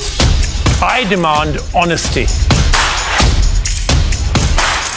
We're changing the tech game permanently.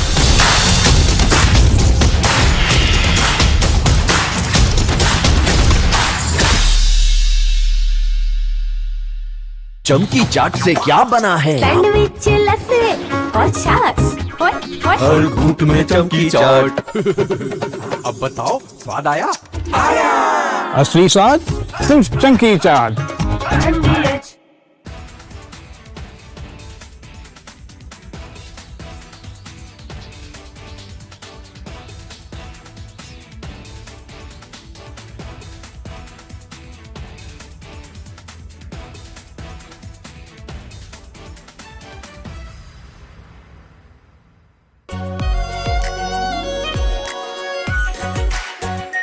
Are pure shahi paneer masala, delicious, healthy everyday.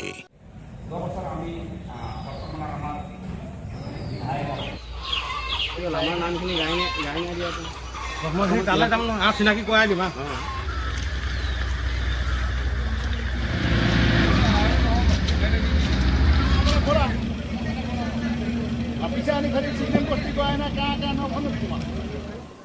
পানী বাঢ়িছে নে কমিছে? পানী বাঢ়ি আছে। বাঢ়ি আছে।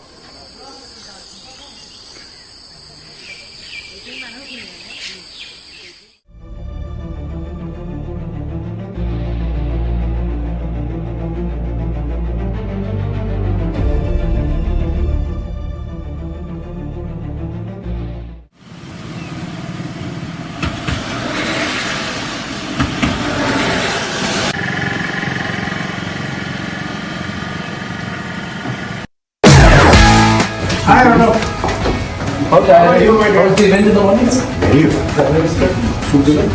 doing Nation Wants to Know after a long time, and I really hope that I'll be able to bring more episodes of this easy conversations, meaty conversations, hot conversations, relevant conversations. You see, by the way, in that room there were 3 computers. So why are there 3 laptops?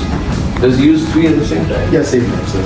This is called liquid text. It's actually designed for lawyers. So people ask me sometimes that in these interviews, do you prepare questions? I said absolutely no prepared questions, no prepared answers. This is purely unscripted.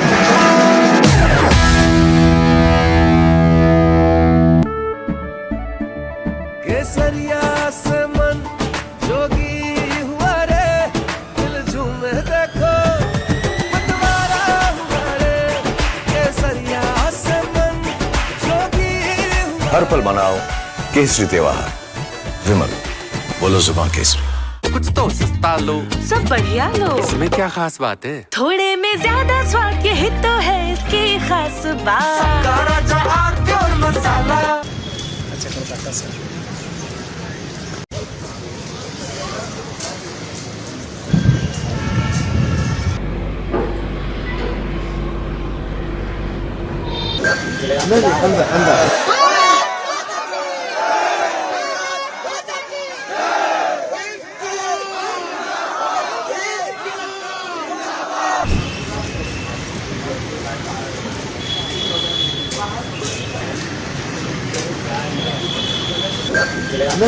अंदर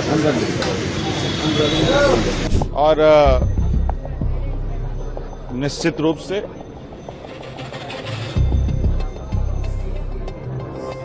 तबीयत तो दादा कल जब doctor आए हैं तो sugar BP सब लो हो गया है और जो है सो डॉक्टर बोल रहे हैं पानी लीजिए। लेकिन हमें लगता है कि अब इस राज्य के लिए, इस मुल्क के लिए हम अपने आप को त्याग कर दें, अपने जान को, अपने जिस्म को त्याग कर दें, क्योंकि सरकार जाग नहीं रही है। एक टीम भी बुलाई तो उधर से बुलाई, इधर इस मंच से बुलाई ही नहीं। आज मैसेज किया है कि जो है सो इधर से भी बुलाएंगे। अब बताइए कल क्यों नहीं बुलाए? हम लोग 2 गुट में नहीं है दादा। ये 25 तारीख को ये यहाँ से देवेंद्र नाथ बाबू जो है उनकी अगुवाई में बापू वाटिका से ये आंदोलन शुरुआत होती है। आप देख लीजिए बैनर में भी लिखा हुआ 25 जुलाई से। और ये जिस तरह से उलूल जुलूल बात किया जा रहा है आपके चैनल पे, मैं बता दूं कि बता दिया जा रहा है कि जो है सो सीएम साहब से बात नहीं होगी, उनके मंत्रियों से बात होगी। From Asia's largest news headquarters, setting the agenda for Bharat.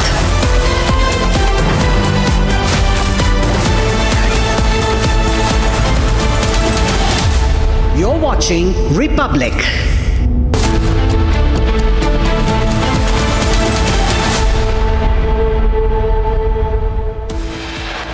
Headlines brought to you by Canara Bank.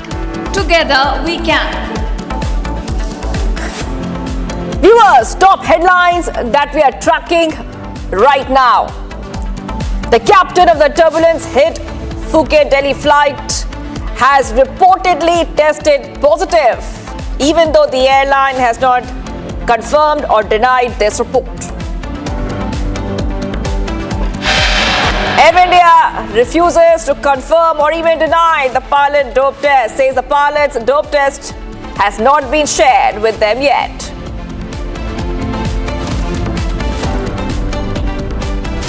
See, I'll tell you, the focus of this bill is not proselytizing. Again, what is it? The focus of this bill is exposing, giving sunlight on what you are up to and what we really need to prevent. Proselytizing is a very small part of the big picture. The biggest interview on the FCRA, Harish Salve explains the changes in the new FCRA bill. Protesters urge the JPSC aspirants in Ranchi to stay united in their long-running protest, warn against attempts to hijack the protest. Pakistan Defence Minister Khwaja Asif calls for Islamic NATO pushes anti-India narrative.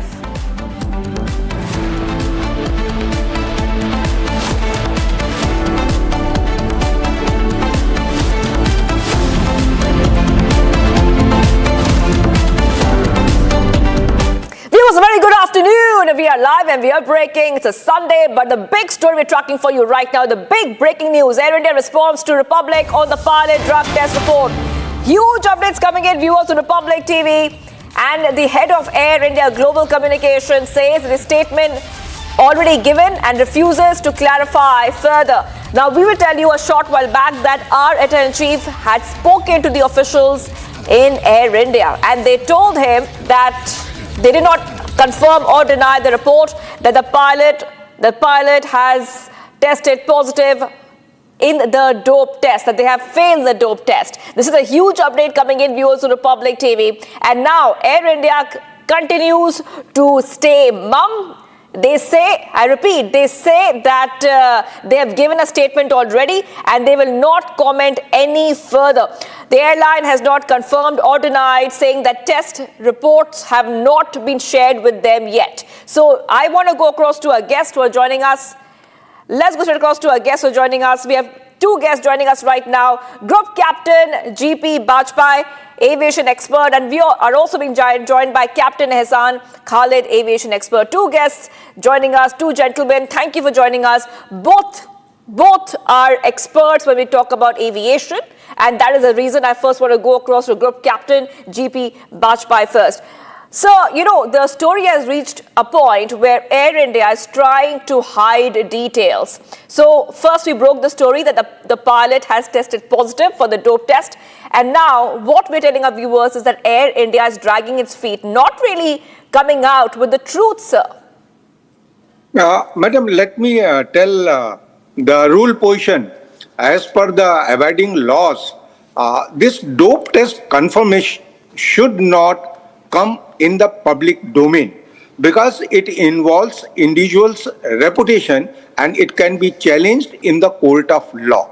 However, in the interest of flight safety and bias towards the passengers whose life is at stake, this particular thing, hiding the individual details, the news should come in public domain whether any pilot has been found positive for the dope test, and in case if it is so, what are the remedial measures are being initiated by DGCA, by respective airlines, by the medical authorities to stop its future occurrences. How seriously they take it, a pilot getting confirmed for the psychoactive substances presence in body which he had consumed in last 3 months. As far as my close friend Captain Khalid is, Group Captain Khalid is his viewpoint that there are certain food items or certain medicines which if we take it innocently, it may result in dope test coming positive. I have a slightly different opinion on the subject. In case if such particular food item or medicine results in confirming a dope test coming positive, a pilot whose license, whose career at stake, he should be forewarned by the DGCA medical directorate, by the medical authorities of the India that such medicines and such food items are forbidden for you till the time you are in aviation career. That's my limited personal opinion on the subject. Absolutely. I'll go to Captain Khalid too. And Group Captain, you said that the results of a dope test should not be out in public. Well, but let's talk about what happened on that flight where the turbulence took the flight down 300 feet. And this is very scary for everyone who's on board. In fact, even normal turbulence feels very scary for passengers. The question I'm trying to ask is, if the airlines had followed protocol, then this incident wouldn't have happened in the first place. Yes, Captain Khalid. Okay, your presumption or your statement that if the airline had followed a certain protocol, then this incident would not have happened is totally baseless and incorrect. A clear air turbulence entry by an aircraft and causing minor damages and injuries to individuals is an inherent risk of flying, and aviation has to accept it.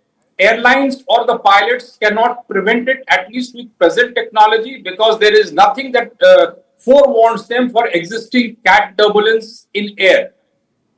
That be having said so, the presence of dope trace material in the pilot post an accident is an occurrence, but it has got no relation to the aircraft or the passenger having got damaged. Passengers have been injured because they entered into turbulence while they were not putting on their seat belt. Let me be very clear. If the passengers were putting on their seat belt, nobody would have got injured. All the passengers who were keeping their seat belts open are the only ones who have got injured. And that is why it is a standard practice across the world where the pilot says that, the seat belt signs have been shut off, but in your safety, keep the seat belts on. Yes, even then it does expose certain more risks to people who have to go to the toilet and then come back. That is the only amount of time that a person will be actually exposed to this kind of a risk. Second thing is that dope test for an Indian is much more riskier than an American or an European pilot, because they live in a country where the drugs are very highly regulated, the food material is highly regulated, the meat and the dairy and fruits are highly regulated. India has a history and a cultural history of using herbal drugs. Okay, and it is approved by the government and sold in the market. Captain Khalid, are you saying that because the flight was from Phuket to Delhi, is that the reason perhaps that the food could be adulterated?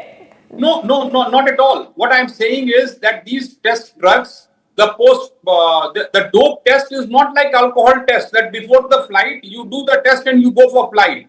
This is a historical test that we do 10% of the crew every year that the DGCA mandates. Okay, to find if there is someone who is indulging into a dope recreational activity as an habit, and having trace materials of dope or of the psychoactive substance has no relevance to a person's action or a person's reactions, unless you say that the concentration level was so and so. Okay, a high concentration level may reduce the individual's reaction time, but here you see, I have been a pilot for last 40 years. Okay, when the aircraft gets into this kind of a turbulence, the only action that the pilot has to do is to wait and get out of the turbulence, not fight the turbulence. That will aggravate the situation. And when that happens, okay, when the aircraft comes out of the turbulence, the aircraft flew it and brought it back safely on ground. We are not actually focused on the fact that, with all that kind of a life-threatening turbulence that the pilots went through, they still flew the aircraft professionally and brought it down safely. Okay, where is the fault of the... Yes, if the pilot did not follow a checklist, if the pilot did not land the aircraft correctly, and it was because there was a trace of dope, we could have been getting into this kind of discussion. But right now, there is no pilot's action that is to be blamed for this. Okay, and that if the airline does, there is no mandated across the world that before every flight a dope test will be undertaken. Dope test takes 2 to 3 days, sometimes weeks to come. That means, how do you do a flight which is happening tomorrow? Every flight you do a dope test and do what? Because it can never be pre-flight. The dope test is not something that you give it and then you get the result. No, it goes to a mandated laboratory. It takes 1 day, 2 days, sometimes 7 days to come. Group captain, I want to go to group captain, Captain Khalid. I want to go to group captain, because the point you raised right now is very interesting for our viewers. You said that if there's a dope test, the dope test is not immediate, which means it takes days to come, which means it cannot be done before the pilot is flying the plane. Is that correct?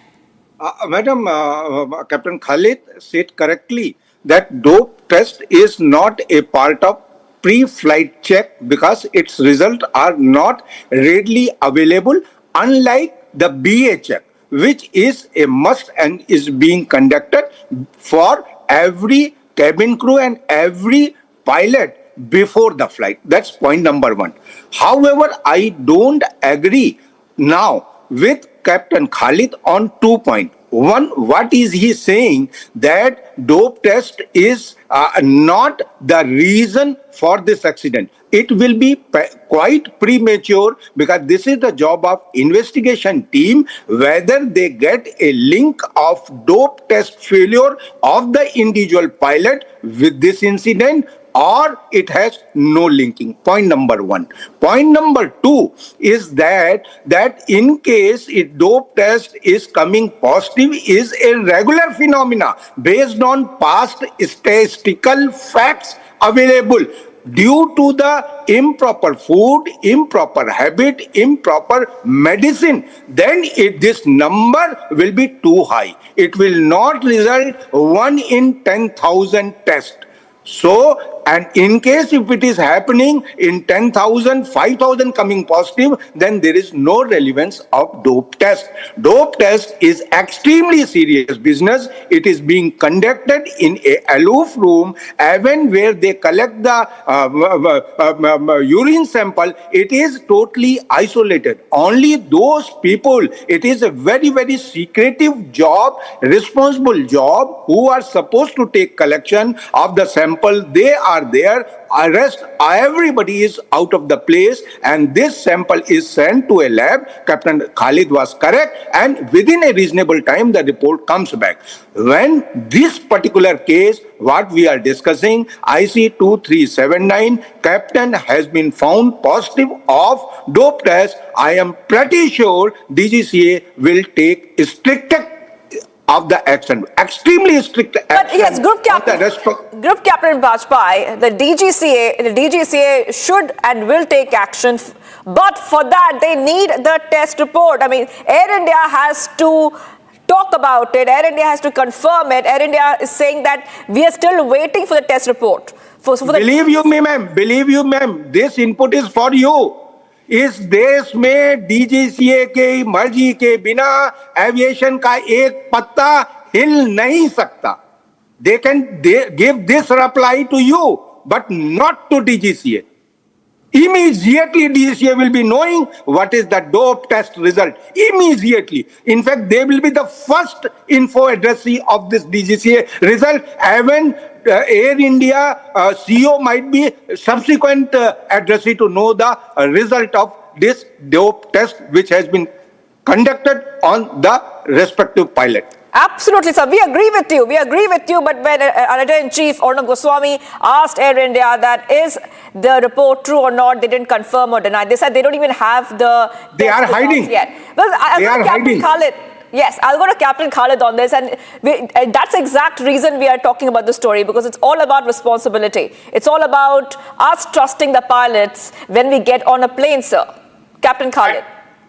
At no point of time should we be suggesting to your viewers that such an incident has happened because of inadequacy of pilots, or inadequacy of airline, or inadequacy of aircraft. That would be farthest from the truth. Aircraft entering into clear air turbulence and passengers getting injured is an inherent risk accepted and signed by everyone, and that should be accepted. Number two, post an incident like this, if the aircraft was flown professionally and brought down safely to the nearest airport, then the pilots and the airline professionalism cannot be questioned. Third, the administrative aspect of an investigation, that was post-flight dope test or post-flight BA test, is not indicative that the clear air turbulence was caused because the pilot was under dope. Okay. No. The having found a presence of dope in the urine does not indicate that the pilot's action or reactions were not up to the mark, because the concentration of the dope traced to a high level of concentration, okay, is what needs to be determined. Being just tested positive for an Indian is probably possible if he is a meat eater, if he is a dairy eater, if he takes herbal drugs, Ayurvedic drugs. We are not like, international level athletes who has a panel of doctors who says you will have only these. They don't eat anything in public. They don't eat anything in parties. We are normal individuals, human beings living in India. We have food habits which are, you go and consume sweet. It may have bhang. It's a cultural item here. And once you consume it, then what? You're not going to fly for next 7 days. You don't even know if you consumed a small little bhang from a sweet shop. You don't know that the veterinary product, that the meat that you take daily has oxytocin that will now make X amount of metabolites in your urine. Okay, it is. You can't have an island of excellence when the entire ocean is corrupted. Here, you go and buy a normal medical drug and it comes from a fake industry. And it is documented. Not one, trucks and trucks of such fake drugs are documented in India. And then if the pilot has it, because his license can be put on risk. Yes. I don't agree. Unless you prove that the product was taken intentionally, it has got nothing to do. It should have nothing to do with pilot's license. Yes, Captain Khalid, absolutely. I also want to go back to Group Captain. And one more thing, ma'am. That people have got injured because they were not putting on the seat belts. If they were putting on the seat belts, they would not have got injured. So safety is the most important. We have to wear a seat belts. We have to wear a seat belt for our own safety. You're absolutely right.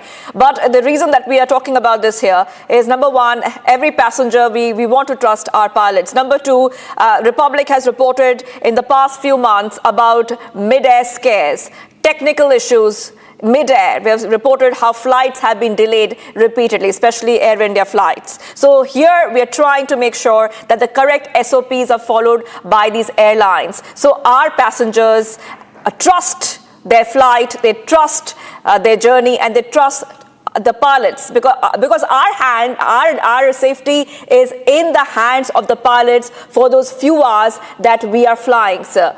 Yes, Group Captain. Ma'am, we as pilots are already very over-regulated. We do BA test before every flight. That's the surgeon who is going to be operating upon your near and dear ones, and they would be actually doing heart surgery and absolutely. Do they do Captain Khalid? Yeah, I'll just take one. Do the judges who give the decision which will affect millions of people overnight, do they do the BA test? Well, sir, I'll take one final comment from Group Captain Bajpai, and then we will close this. We'll take a short break and move on to some other stories. Group Captain, any last comments from you before we move ahead? The particular pilot has been subjected dope test positive. So this is not a normal thing. The way Captain Khalid was telling, since there is a food adulteration, there are so many things he was telling. If that is true, then the result number ratio will be more than 50% dope tests are being conducted, will result in the positive. This is not the correct version. Point number one.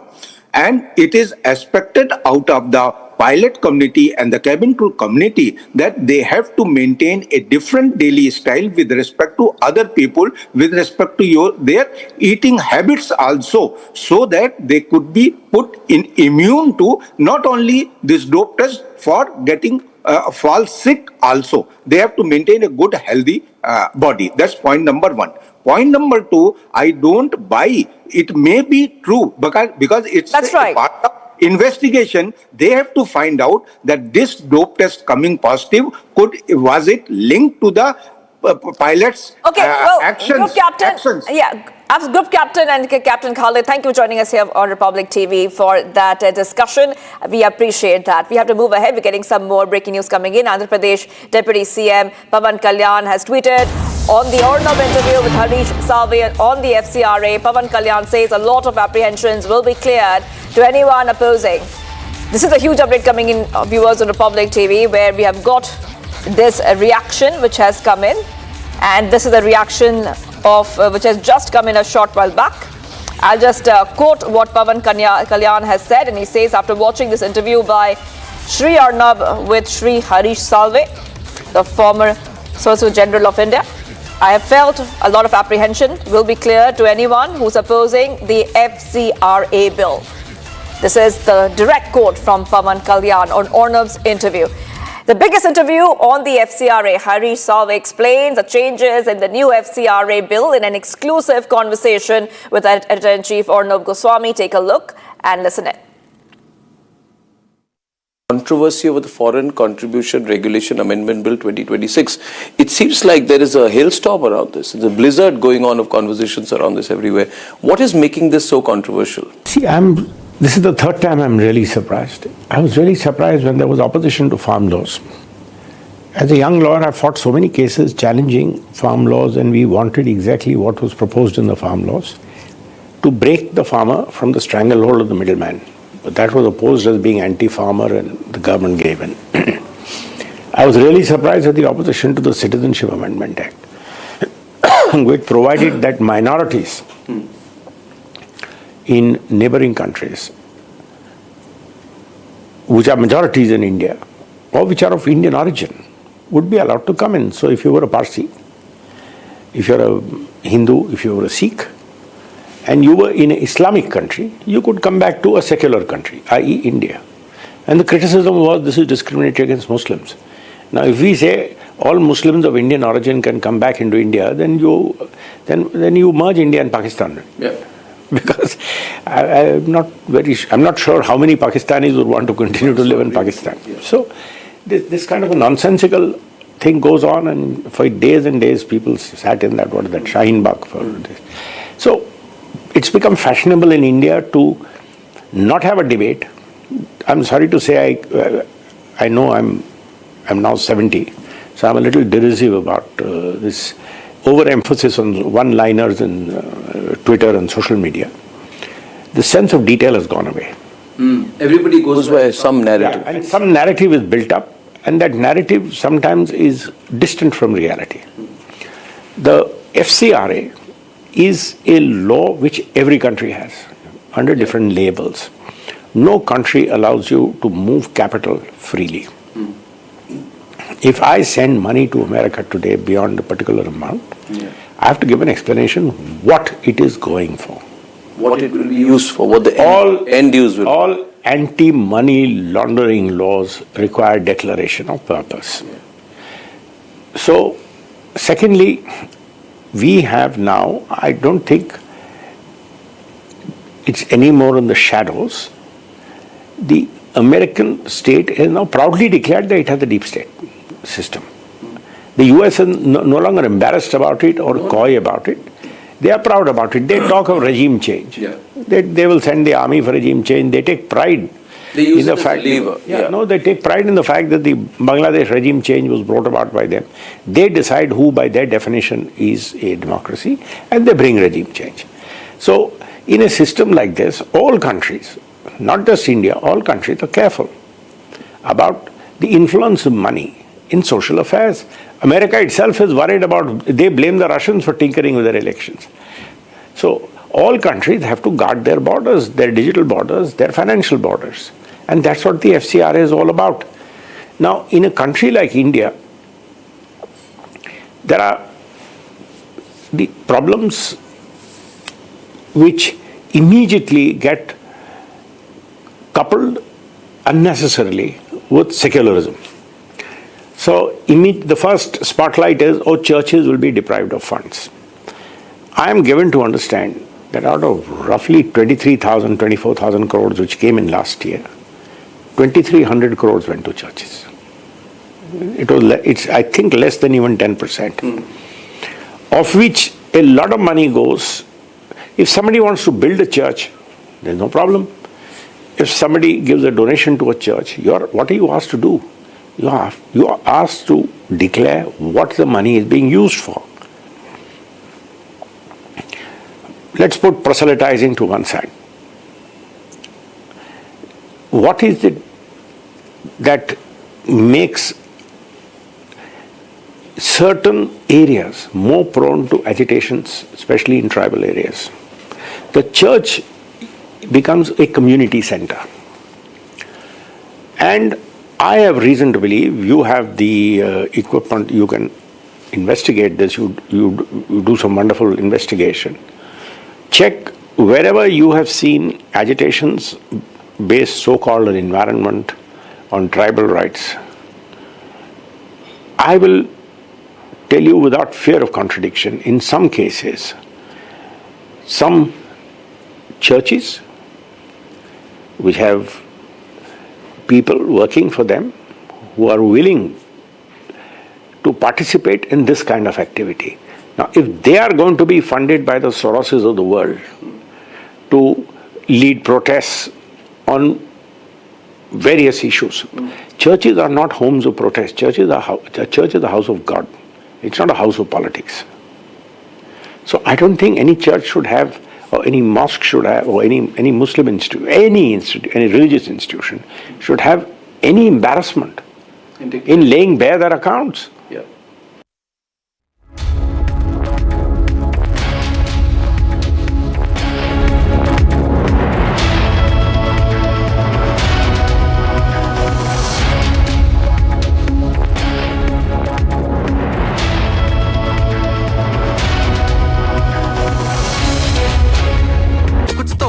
लो सब बढ़िया लो। इसमें क्या खास बात है? थोड़े में ज्यादा स्वाद, यही तो है इसकी खास बात।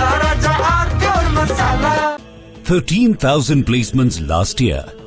At Amity, we are committed to nurturing passionate, hardworking and proactive professionals.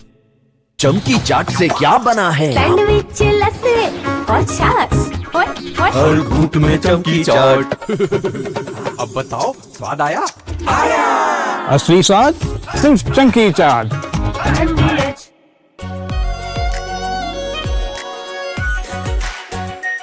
Our pure shahi paneer masala, delicious, healthy, everyday. केसरिया से मन जोगी हुआ रे, दिल झूमे देखो मतवारा हुआ रे। केसरिया से मन जोगी हुआ। हर पल मनाओ केसरी त्योहार, विमल बोलो जुबान केसरी।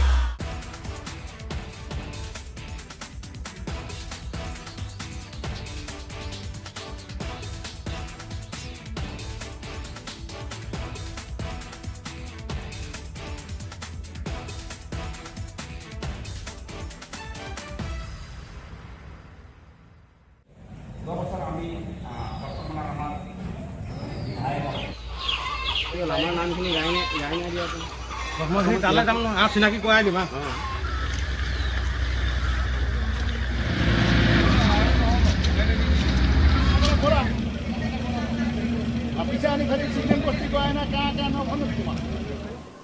পানী বাঢ়িছে নে কমিছে? পানী বাঢ়ি আছে।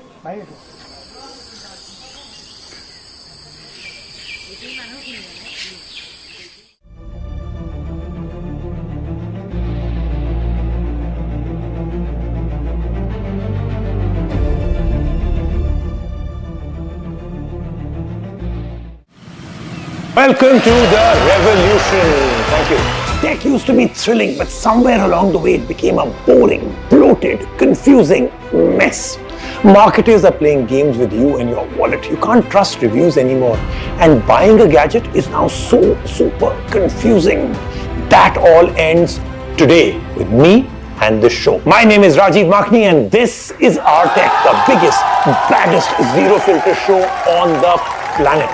Let's not waste a single second. Let's tell you the heat we are packing today. Apple wants you to stop buying iPhones and start renting them.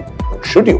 Throw away your smartwatch but keep your fitness data. We'll show you how you can actually do it. Christopher Nolan just directed one of the biggest movies in the world using crazy tech. Yet he doesn't own a smartphone, doesn't have a laptop, doesn't have an email address. Is this a genius or is this madness? So do we even need human umpires on the field anymore? Legendary cricketer Mohammad Kaif joins me to spill the brutal truth. We review the world's smallest iPhone that costs just 3,000 rupees. Is it a steal of the century or a complete certified scam? Plus we'll review a 3 crore smartphone. Yes, you heard that right. 3 crores. Also on the show is the world's thinnest power bank and a home ice cream maker that absolutely destroys that store-bought ice cream, and a massive reality check for all of us. 99.9% of all of you, including me, we are charging our phones completely wrong, and we're going to fix that today. So much to do, so little time. Let's hit it. Every tech brand promises to change the world. Most of them are just trying to change the size of your wallet. Welcome to Hype Autopsy, where we decode and analyze every tech headline and tell you the actual truth. Let's start with headline number 1. Apple doesn't want to sell you an iPhone anymore. Yes, can you believe that? Remember when buying an iPhone was very simple? You just sold your home, your kidney, your soul, and the phone was yours. Not anymore. Now Apple wants you to lease a phone that isn't even yours at the end of the day. This is called Apple Upgrade. It's a landlord system for your pocket. Apple has partnered with Klarna in the US to let customers lease iPhones, iPad, Macs, and Apple Watches. Now let's run the cold hard math to see if this is a better way of owning Apple products. Let's take an iPhone 17, 256GB, price tag in India about 82,900 rupees. Now you would usually buy it on a no-cost EMI. You will pay this much a month for 24 months. At the end, the phone is 100% yours. A 2-year-old iPhone retains about 40 to 45% of its resale value in India. You sell it, get back roughly 38 to 40,000 rupees, bringing your effective cost of ownership to around 47 to 50,000 rupees over 2 years. Simple stuff. Option 2, the Apple lease. They want you to pay this much in US dollars a month, which is about 2,191 rupees on a 24-month lease. Over 2 years, you will pay about 52,000 rupees. At the end of the 2 years, you have to return the phone. Yeah, obviously, you're renting it, right? So you can upgrade or pay a buyout price to keep it. So what's the big difference? Well, if you lease it, you're paying about 3,000 to 5,000 rupees more than if you just buy it outright. It's great for businesses who want to write off the lease fee completely, but for all others, does it make sense? Look, the math doesn't lie, but the choice is yours. If this scheme actually comes to India, are you buying outright, hitting the no-cost EMI, or renting your tech? I'd love to know your thoughts. All of you, please let me know. Now, speaking of choices, what if you could get all the fitness data of a smartwatch without ever wearing one? Impossible? No, it's here. I'll tell you how. What if the smartest part of your watch isn't the watch? Tech companies have spent billions trying to reinvent the watch. X-Band just skipped the watch entirely and reinvented the strap. This is called X-Band. It's a Kickstarter project right now that turns your ordinary watch strap into a full-fledged health tracker. Not a smartwatch, not a smart ring. The sensors are baked right into the clasp of a rubber watch strap. You keep wearing your Rolex, your Omega, your trusty Casio, and the strap does the heavy lifting, syncing everything to your phone. Concept is brilliant, as lots of people do want to keep wearing their beautifully crafted mechanical watches, and Kickstarter agrees. They've been able to raise about 10 times their funding goal already. Yeah, cool. But before we call it the future, let's talk reality. Here are 3 massive roadblocks. Number 1, compatibility. There are around 40-50 different way brands fit straps to watches, so good luck making one size fits all. 2 is aesthetics. High-end watches are defined by their bespoke straps. Nobody is swapping a premium leather or metal beautiful strap for rubber just to count their steps. Number 3 is the price. At almost 28,000 rupees, I could strap a Fitbit Air or an Amazfit Helio band at 1/3 the price on my bicep and still wear my classic watch. So X-Band, killer pitch, great idea, but the execution needs a reality check. Time now to separate the heavyweights from the paperweights. Welcome to our main event, the verdict, where we review a game-changing device and I'll tell you the real truth behind it. I am about to shock you. I hold in my hand the world's smallest, cheapest iPhone. No, not this one. This one. Can you imagine the size? It's this. Look at the size. I bought this in China for exactly 3,000 rupees. Yes, 3,000 rupees. Now, obviously, Apple didn't make this, but the underground engineers who did have pulled off some crazy innovation with this one. And in the next minute or so, I will tell you all these things about this phone, including, of course, the most important, should you buy it or not? Let's break it down. Now, the box is quite cheap looking. You get an IMEI sticker, some barcodes, a Type-C cable. Not a premium unboxing, but for 3,000 rupees, it's not a tragedy either. Now, the design, flat edges, matte finish, metal body. It's crazy small, crazy thin, and crazy light. I mean, look at the difference here. This is how small it is. They squeezed a pro-style triple camera layout into a tiny 4-inch body. More about that triple camera soon. And the terrifying part, from a distance, I mean, see, if I actually show it to you from here, and I hold this from here, it actually looks completely real, just smaller. Let's move to the features and cameras. I found the camera control button, pressed it, and it actually works. Someone put serious sweat into copying this right. And then I turned this phone on and the illusion died. The wallpaper screams iOS, but the soul is 100% Android. It's a basic Android phone playing dress up. And these 3 cameras, they're a certified joke. 2 of them are pure decoration. There is no camera or sensor behind those lenses. Only one main 5-megapixel shooter that actually takes the photos and videos. The app promises live focus, slow motion, super slow motion. They actually work. But the quality throws you back to the 2010. That's terrible. Moving on to performance. Under the hood, 3 GB of RAM, 16 GB of storage, running a stripped down Android build. Surprisingly, the basics actually work. Calls, WhatsApp, Instagram, YouTube, dual SIM, Type-C charging, and it has a 2000 mAh battery. And the price? Just 3,000 rupees. That is the mic drop moment. Yeah, 3,000. Now what I like, the audacity of this, the size of this, the sheer effort to innovate on a budget, the attention to detail is actually commendable.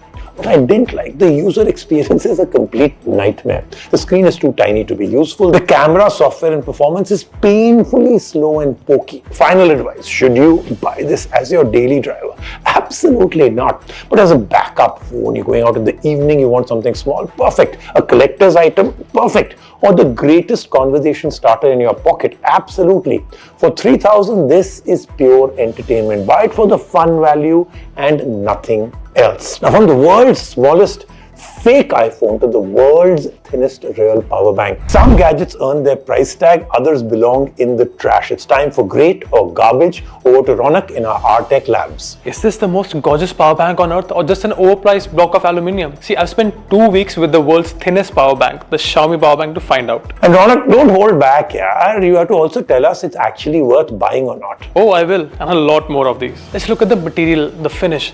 Satin aluminium, a sleek, beautiful color. It feels undeniably premium. One of the best looking power banks I've ever held. And look at the thinness, 6 millimeters. This is the thickness of 3 credit cards stacked up. It weighs under 100 grams and you can snap it on your phone, slide it in your pocket or hide it in your wallet. It barely adds any bulk. You know, I can vouch for that. I took it to London and literally disappears in your pocket. Exactly. It's ridiculously tiny. Let's look at the specs and features. It packs 5000 mAh battery. But wait. Is it actually a true 5000 mAh power bank or is it just marketing fluff? It's true. I tested it across multiple devices. It has strong MagSafe magnets that lock onto your phone perfectly and claims 15-watt magnetic wireless charging. On paper, it sounds flawless, but there's always a catch. It costs about 4,500 rupees for a 5000 mAh battery. That is highway robbery. The part that I like, it looks like a concept lab prototype. The aluminium body and the portability are top tier. What I didn't like, the charging speed is a massive compromise. Xiaomi rates it's a 15 watt, but in the real world, it crawls. Almost every phone I tested took longer than expected. It's great for a slow top up, but if your phone is dead and you need juice fast, this will leave you stranded. For 4,500 rupees, that hurts. See, my final advice, if you're buying it for the aesthetics, it's awesome. But if you need actual fast charging, skip it. For me, it's a do not buy. So the world's thinnest power bank gets a brutal rejection. Proof that good looks don't always guarantee good performance. Sorry, Karina. It's time now to step into the inferno, the hottest controversies in tech stripped down to the bone. Welcome to the firewall. Let's collide 2 of my favorite things, tech and cricket. Now, technology has taken over the pitch. Third umpires are using state-of-the-art technology to make literally every real decision. So do we even need human umpires sweating on the field anymore? I cornered cricket legend Mohammad Kaif to get the brutal truth. अभी मैं देखता हूँ umpires ना थोड़ा safe भी खेलते हैं. Safe in the sense कि उसको पता है अगर मान लो मैंने यहाँ आउट दे दिया और DRS का इस्तेमाल हुआ और ऊपर थर्ड अंपायर चेक करेगा, उसके पास तो पूरा एंगल है, कैमरा है, स्लो मोशन में चेक करके, तो अंपायर के ऊपर प्रेशर तो आ गया, पर इससे ये फ़ायदा हो गया कि चाहे गेम स्लो हो गया हो पर राइट डिसीजन आ रहा है. 100% फुल प्रूफ अभी भी नहीं है, पर मैं अगर कंपेयर करो हमारे एरा से अभी जो क्रिकेट जिस तरह से आगे बढ़ा है उसमें क्या हो गया कि पहले तो बहुत ही बेकार अंपायरिंग थी। मुझे ऐसा लगता है कि अब 99% करेक्ट निर्णय आता है। उसके बाद भी बहुत सारे हम डिबेट देखते हैं, वाइट कॉल गलत हो गई, ये हो गया। आजकल सोशल मीडिया का ज़माना है, एक हल्का सा आपने गलत कॉल ले ली तो पूरा दुनिया जान जाती है, अरे ये देखो वो धोनी के फ़ैन बैठे हैं, वो डाल देंगे, रोहित शर्मा के अलग फ़ैन बैठे हैं। एक तो मुझे आज तक ये समझ नहीं आया कि ये हिंदुस्तान के प्लेयर हैं पर फ़ैन क्यों बटे हुए हैं। ये धोनी का फ़ैन है, ये विराट का ग्रुप है, ये रोहित शर्मा का ग्रुप है। भाइयों साथ में आ जाओ यार, हिंदुस्तान के प्लेयर हैं। बहरहाल तो वो कहीं ना कहीं कंट्रोवर्शियल हो जाती है हर साल। एक विराट कोहली का देखा होगा आपने, वो जो हर्षित राणा का एक था यहाँ, उसने कुछ ऊपर हाइट की बॉल थी और कुछ खेला, शायद कॉटन बोल्ड हो गया, अंपायर ने आउट दे दिया, तो बड़ी कंट्रोवर्सी हुई कि अरे इतनी हाइट की बॉल थी, तो नो बॉल थी। तो ये सब तो रहेगा, वो क्योंकि वो टेक्नोलॉजी है, वो कहीं ना कहीं 19-20 रहेगा, 100% तो नहीं है। क्योंकि आप एक तो कैमरे का एंगल देखो ना, आप जो मैं यहाँ कैमरे से ही बात कर रहा हूँ, ये सामने इस लेवल पे भी है ना, जहाँ कैमरा लगा इस लेवल पे है, पर वो जो कैमरा होते हैं वो हाइट पे होते हैं, वहाँ से वो गेम फॉलो कर रहा होता है। 2 वाइड कैमरे होते हैं, वहाँ से गेम फॉलो कर रहा है, तो वो एंगल ही गलत है ना। तो 100% जो हॉकाई हो गई होती है वो 100% एक्यूरेट तो नहीं होती, पर 99 पॉइंट तक तो आप जोड़ लो कि वो एक्यूरेट है, पर 100% नहीं है। Wow, now that was a real no-holds-barred conversation. Thanks, Kev, for being so truthful. And I promise you, every guest that will join me out here will be as truthful.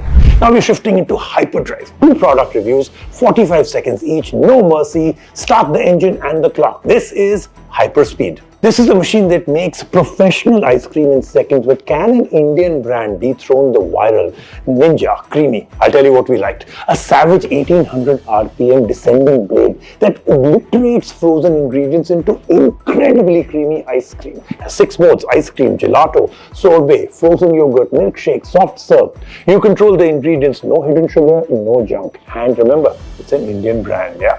Now what we didn't like, you have to freeze the mix for 24 agonizing hours first. Kaun wait karega, right? And it sounds like a jet engine in your kitchen. It is very, very loud.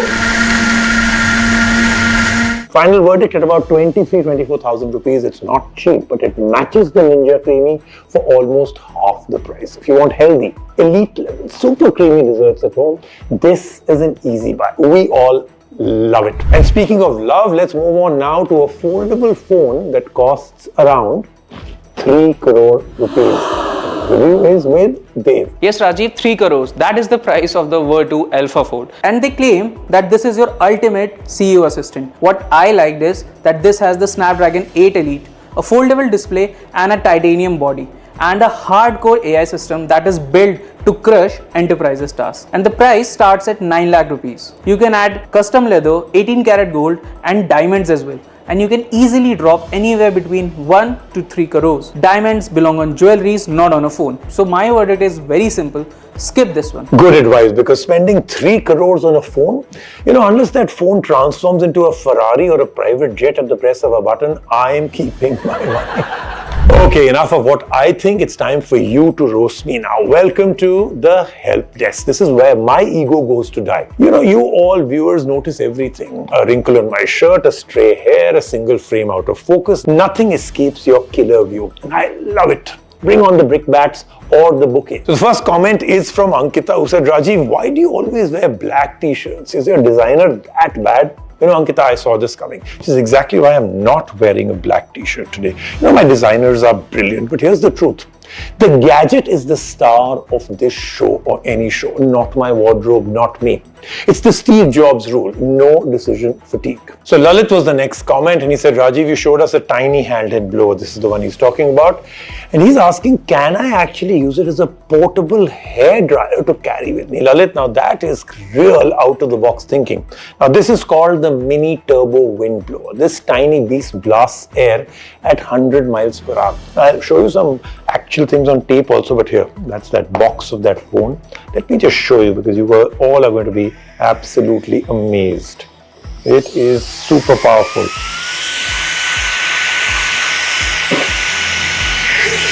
So it absolutely blows off dust from keyboards, computers, camera lenses. It can help you dust behind TVs, those wires that are behind TVs, any hard to reach area. It can even clean a carpet or a sofa. It will take a lot of time. Now, as per the question, we tested it as the world's cheapest portable hairdryer. It has no wires, it's battery powered, very easy to carry anywhere, insane wind. But of course, it doesn't have any heat, right? So if you want a wind-blown aesthetic, go for it. But don't expect a styling tool. Now, what we liked in this is this tiny size and this psychopathic airflow. What I don't like is it's loud and the plastic feels a little cheap. Final advice, watch your back when buying this. The market is flooded with identical fakes that look just like this but couldn't even blow a feather away. Get the real deal. Now, you don't want to just use your tech. You want to master it. Welcome to our cheat code tips and tricks section. This is called God mode. The first one is circle to search. You'll be like, "Arey, I know that." No, you don't. It's way smarter than you think. Circle to search is not just a shopping tool. See a sneaker, circle it, buy it, ye sab karte hain. That's cool. But you are playing checkers while Google is playing chess. Let's take this 10 levels up. You get a panic-inducing text, your bank account is blocked or something like that. Most people click it and ruin their lives. Don't. Just circle to search the text itself. Google AI cross-references massive scam databases across the world, flags suspicious language, and exposes the trap right there and then. And it does a lot more if you're traveling. Circle a foreign menu for an instant translation. Spot a cool gadget in a YouTube video, circle it. Stuck in a game puzzle, circle it. It's the most lethal AI tool hiding in plain sight on Android. And now for our cheat code number 2, where we're going to go to Ronak, because Ronak is claiming that 99% of all of us, including me, we are murdering our phone batteries by charging them wrong. 99%, Ronak? Okay, over to you. Yes, 99.9% of you all plug your phones near 0% and charge it straight to 100%, right? Stop it. It's terrible for your device. Your battery is full of chemicals that hate being totally empty or totally full. That's why when you plug in your phones and the chemicals react, your battery overheats at extremes. And phones and batteries hate heat. Keep your battery between 20% and 80% to vastly reduce wear and tear over time. It will even get your battery to last an extra 2 to 3 years. It takes under 1 minute to enable and your battery will thank you for years. Okay, phenomenal advice, Ronak. Stop torturing your batteries, people. And speaking of phenomenal, from all of us doing things wrong, let's go to someone who may be the only one doing something right in our section called Viral Velocity. The most exciting tech news isn't AI. It isn't some brand slapping the word ultra on a box. It's a movie. Christopher Nolan's The Odyssey is absolutely on fire. People are already crowning it the greatest movie ever made. Some exaggeration there. It is officially the first feature shot entirely on IMAX film camera. Sounds cool until you realize how insanely hard that is to do. These cameras are massive, backbreakingly heavy, and terrifyingly expensive, and they chew through film at a terrifying rate. Filmmakers abandoned them for cheap, easy digital cameras and CGI and AI. And viewers have absolutely loved what Nolan did. Most IMAX shows worldwide are sold out. People want to come and see it in theaters only. And Nolan is forcing the industry back, asking it to rethink and proving that human craft still matters.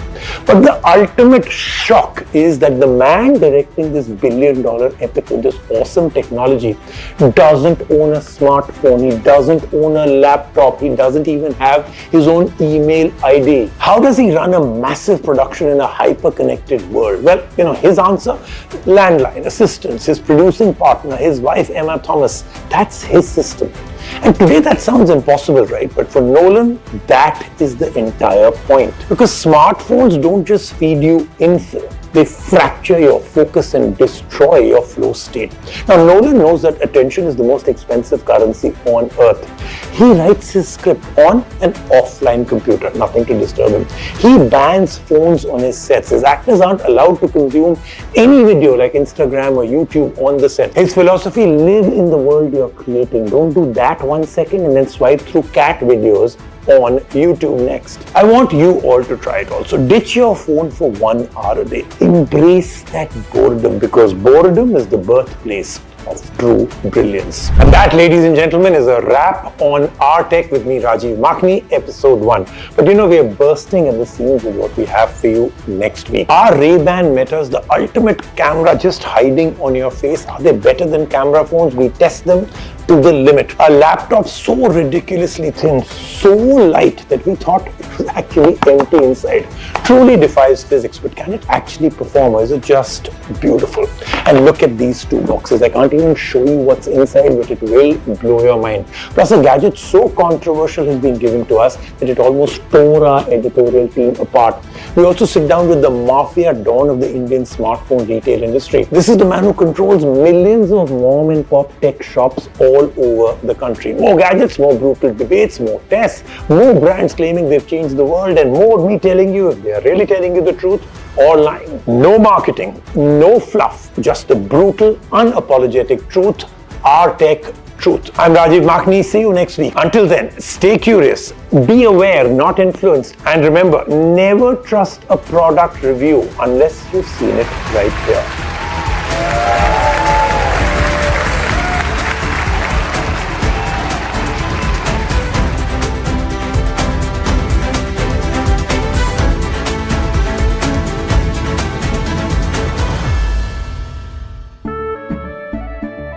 केसरिया से मन जोगी हुआ रे, दिल झूमे देखो मतवारा हुआ रे। केसरिया से मन जोगी हुआ। हर पल मनाओ केसरी त्योहार, विमल बोलो जुबान केसरी। चमकी चाट से क्या बना है? सैंडविच लस्सी और छाछ हर घूंट में चमकी चाट, ड्राई फ्रूट और दही बड़े। चमकी चाट से स्वाद बढ़े। असली स्वाद सिर्फ चंकी चाट। आर प्योर सूजी पास्ता, उबालो मिलाओ और खाओ, 8 मिनट में तैयार। क्या टेस्ट है, सबका राजा आर प्योर मसाला। चमकी चाट से क्या बना है? सैंडविच लस्सी और छाछ हर घूंट में चमकी चाट। अब बताओ स्वाद आया? आया। असली स्वाद सिर्फ चंकी चाट।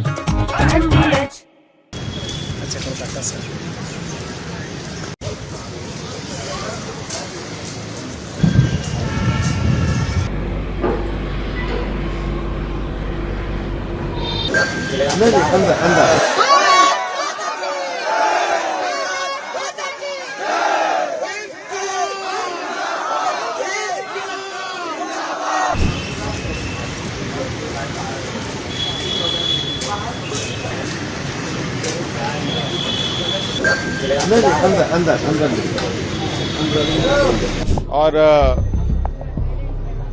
निश्चित रूप से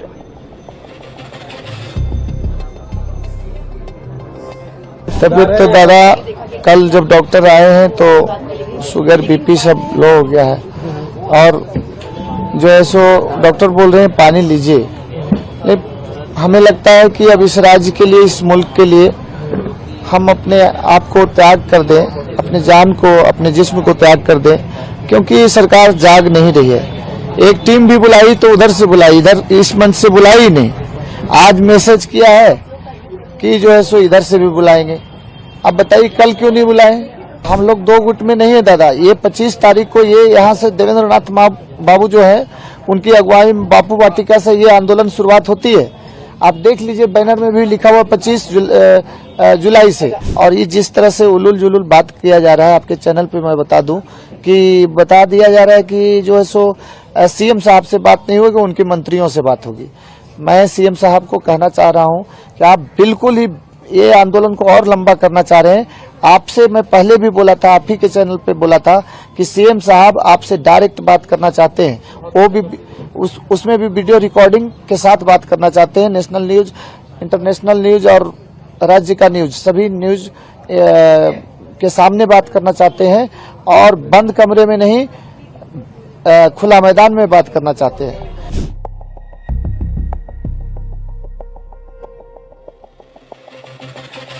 हाँ, टीम के द्वारा तो सूचना मिला है कि आज 10 बजे सर्किट हाउस में वार्ता के लिए जाएंगे।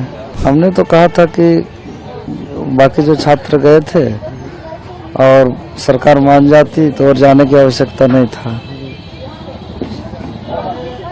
सरकार देखिए, जाने का कौन जा रहा है, नहीं जा रहा है, 2 को जा रहा है, 5 को जा रहा है, 10 को जा रहा है, ये बहुत महत्वपूर्ण बात नहीं है। दोनों का मांग सेम है मांग पूरी होना चाहिए।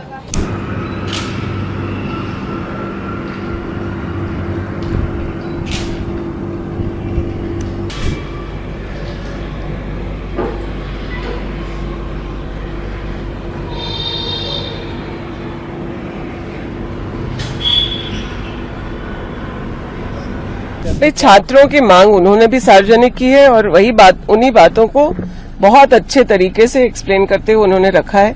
कुछ बातें आई जिस पर हम लोगों ने उन लोगों से लिखित मांगा है, संभवतः कल तक आएगा और हम लोगों ने उनकी बातों को सही तरीके से माननीय मुख्यमंत्री जी के भी सामने रखा।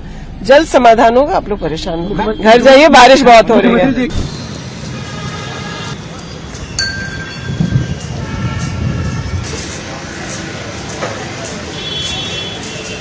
तारीख को जो हमारा विधानसभा घेराव का प्रस्ताव है वह अभी भी है। हम 10 तारीख को विधानसभा घेराव कर रहे हैं। जब तक हमारी आखिरी मांग नहीं मान ली जाती आंदोलन अनवरत जारी रहेगा।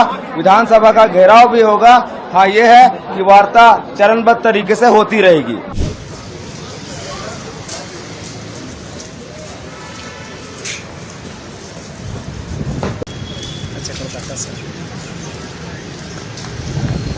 तो आप लोग को मतलब ऑल ओवर इंडिया कवर करना पड़ता है क्या?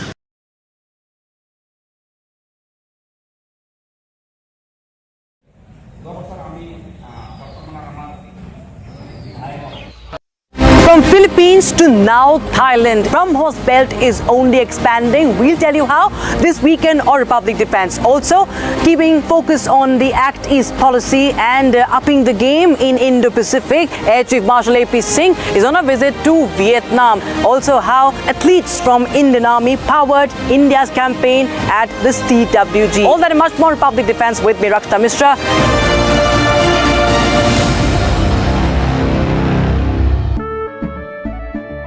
केसरिया से मन जोगी हुआ रे, दिल झूमे देखो मतवारा हुआ रे।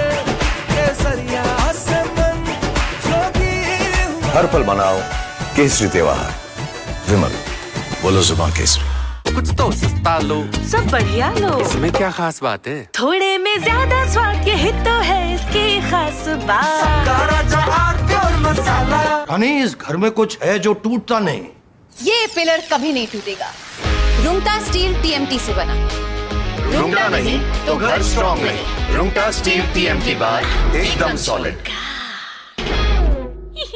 चमकी चाट से क्या बना है? आलू चाट या फ्रूट चाट, स्वाद बनाए चमकी चाट। क्या बात है? स्वादिष्ट पकोड़े और फरसान, अरे चमकी चाट है इसकी जान। असली स्वाद सिर्फ चंकी चाट।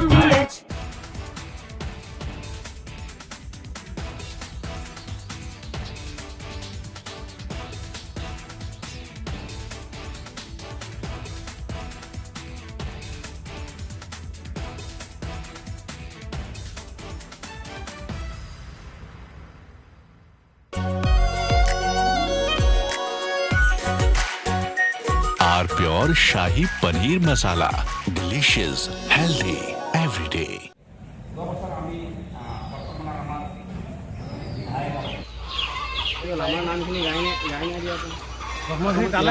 চিনাকি কৰাই দিবা।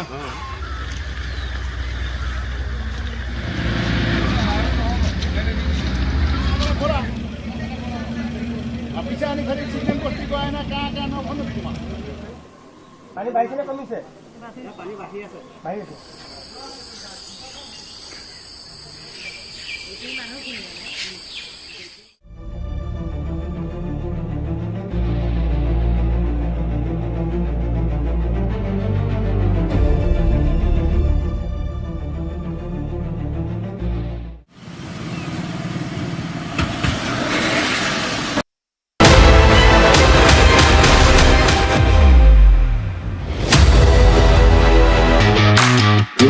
Easy conversations, meaty conversations.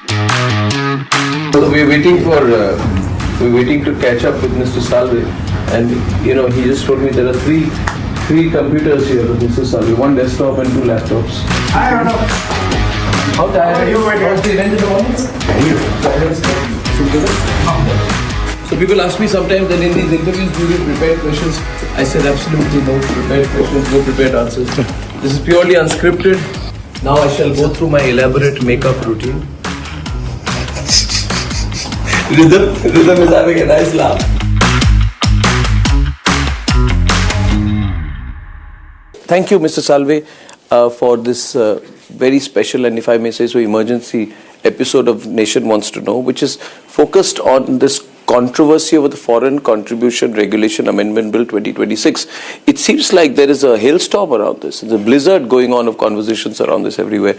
What is making this so controversial? See, this is the third time I'm really surprised. I was really surprised when there was opposition to farm laws. As a young lawyer, I fought so many cases challenging farm laws, and we wanted exactly what was proposed in the farm laws, to break the farmer from the stranglehold of the middleman. But that was opposed as being anti-farmer, and the government gave in. I was really surprised at the opposition to the Citizenship Amendment Act, which provided that minorities in neighboring countries, which are majorities in India, or which are of Indian origin, would be allowed to come in. So if you were a Parsi, if you're a Hindu, if you were a Sikh, and you were in an Islamic country, you could come back to a secular country, i.e. India. And the criticism was this is discriminatory against Muslims. Now if we say all Muslims of Indian origin can come back into India, then you merge India and Pakistan. Yeah. Because I'm not sure how many Pakistanis would want to continue to live in Pakistan. Yeah. So this kind of a nonsensical thing goes on, and for days and days people sat in that Shaheen Bagh for this. So it's become fashionable in India to not have a debate. I'm sorry to say, I know I'm now 70, so I'm a little derisive about this overemphasis on one-liners in Twitter and social media. The sense of detail has gone away. Everybody goes by some narrative. Yeah, and some narrative is built up, and that narrative sometimes is distant from reality. The FCRA is a law which every country has under different labels. No country allows you to move capital freely. If I send money to America today beyond a particular amount, I have to give an explanation what it is going for. What it will be used for, what the end use will be. All anti-money laundering laws require declaration of purpose. So, secondly, we have now, I don't think it's any more in the shadows. The American state has now proudly declared that it has a deep state system. The US is no longer embarrassed about it or coy about it. They are proud about it. They talk of regime change. Yeah. They will send the army for regime change. They take pride They use in the it fact. as a lever. No, they take pride in the fact that the Bangladesh regime change was brought about by them. They decide who, by their definition, is a democracy, and they bring regime change. So, in a system like this, all countries, not just India, all countries are careful about the influence of money in social affairs. America itself is worried about, they blame the Russians for tinkering with their elections. So all countries have to guard their borders, their digital borders, their financial borders. And that's what the FCRA is all about. Now, in a country like India, there are the problems which immediately get coupled unnecessarily with secularism. So the first spotlight is, churches will be deprived of funds. I am given to understand that out of roughly 23,000, 24,000 crores which came in last year, 2,300 crores went to churches. It's I think less than even 10%, of which a lot of money goes. If somebody wants to build a church, there's no problem. If somebody gives a donation to a church, what are you asked to do? You are asked to declare what the money is being used for. Let's put proselytizing to one side. What is it that makes certain areas more prone to agitations, especially in tribal areas? The church becomes a community center. And I have reason to believe you have the equipment, you can investigate this, you do some wonderful investigation. Check wherever you have seen agitations based so-called on environment, on tribal rights. I will tell you without fear of contradiction, in some cases, some churches which have people working for them who are willing to participate in this kind of activity. Now, if they are going to be funded by the Soroses of the world to lead protests on various issues, churches are not homes of protest. Church is a house of God. It's not a house of politics. So I don't think any church should have, or any mosque should have, or any Muslim institute, any religious institution should have any embarrassment in laying bare their accounts. Yeah.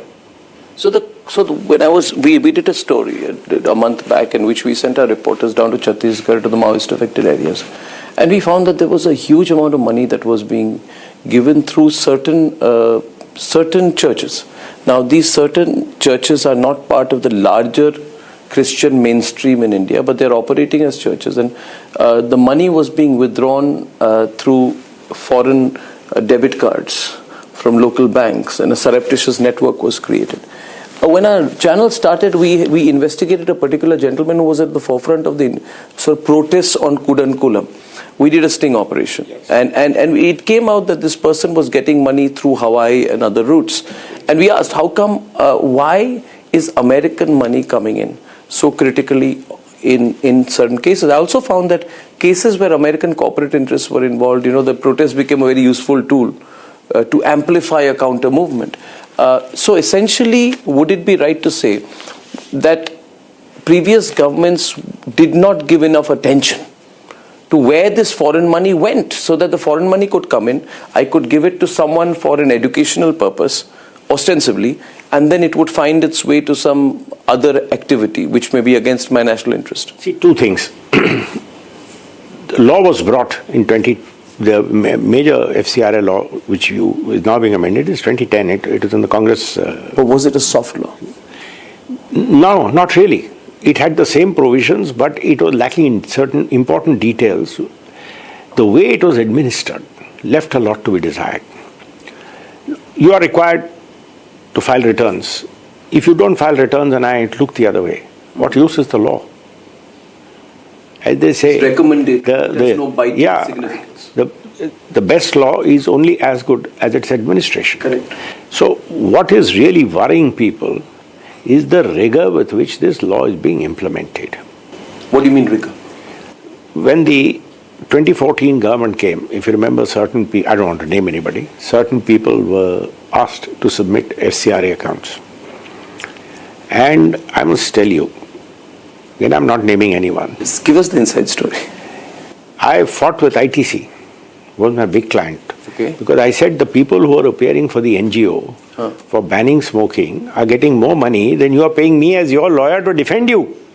Shame on you, ITC. So? I said, of course, you are a big corporate. I'm supposed to be a rich corporate lawyer. You pay me more fees, man. Mr. Yogi, that time, Yogi Deveshwara was chairman, and he and I both had a laugh about it. I said, Yogi, shame on you. You are paying me less than what the guy who's pro bono appearing against you is getting. My God. And the money was being sent coming from America. So American money was being used to lobby here against corporates operating in India. Why? Because if people are not going to give up smoking, if you cut ITC, somebody else will come. Who gains? Somebody else, some American company, some import. Godfrey Philip brand goes up. So then protesters and NGOs become useful handmaidens for corporates while wearing khadi and doing the whole, NGO number. India, there was a time where things were so bad. We were exporting iron ore and importing steel. Yeah. And the Japanese would buy an iron ore and sell us steel cheaper than steel was made in India. We kept India back. That is how India has been governed. This has changed in the last 12 years. Today, India is being pushed Secondly, it's not big Indian corporate interests which are being pushed. That's why if you talk to a lot of big corporates, they say, India's okay, nothing great. But you have to see the youngsters today. And that's where I got this idea by which we did this event in France. Now, this India is worrying the world. Today, and Trump has been the best thing which happened to the world. He has given everybody a wake-up call, saying America, he's exposed America for what it is worth. He is no worse than the other. The good thing about it is, he is so in your face. He's brazen. He's brazen. Yeah. So the whole world knows America can't be trusted. Yeah. Europe has been abandoned like a child who's told one day, get out and fend for yourself. All these years, America very craftily built up Europe, saying, we'll look after your security interests, you increase your social spending. Yeah. Social spending is a one-way street. Yeah. It's very difficult to turn. Now that has happened. Who are they looking at? Europe is looking at one very stable country called China. China has a great advantage in this respect because it's not a democracy. Yeah. Jinping runs it the way he wants to. And you hear about China what he wants you to hear about China. It's a black hole of news. He controls it, but its growth has been phenomenal. And you have to give China credit for what they have achieved for themselves. Which is the other country which is now sharing global stage? Yeah. India. Yeah. You're going to be the fourth largest economy. Yeah. Heading to being the third largest economy. 1.4 billion with a median age of below 30. 28. Below 30. Yeah. So, and the kind of productivity which you see now in India, the innovation in India, that's where the real India is. So we'd be a threat to China too. Gandhi always said India should grow in its villages and its small towns and its small people, not the big guys. And that's what Prime Minister Modi's initiatives are.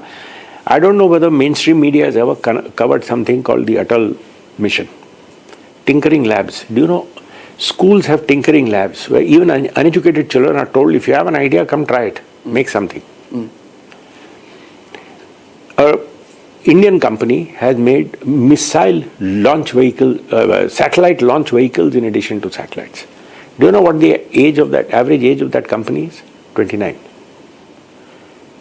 There is an Indian company which makes drones, whose drones were very successfully used in Operation Sindoor.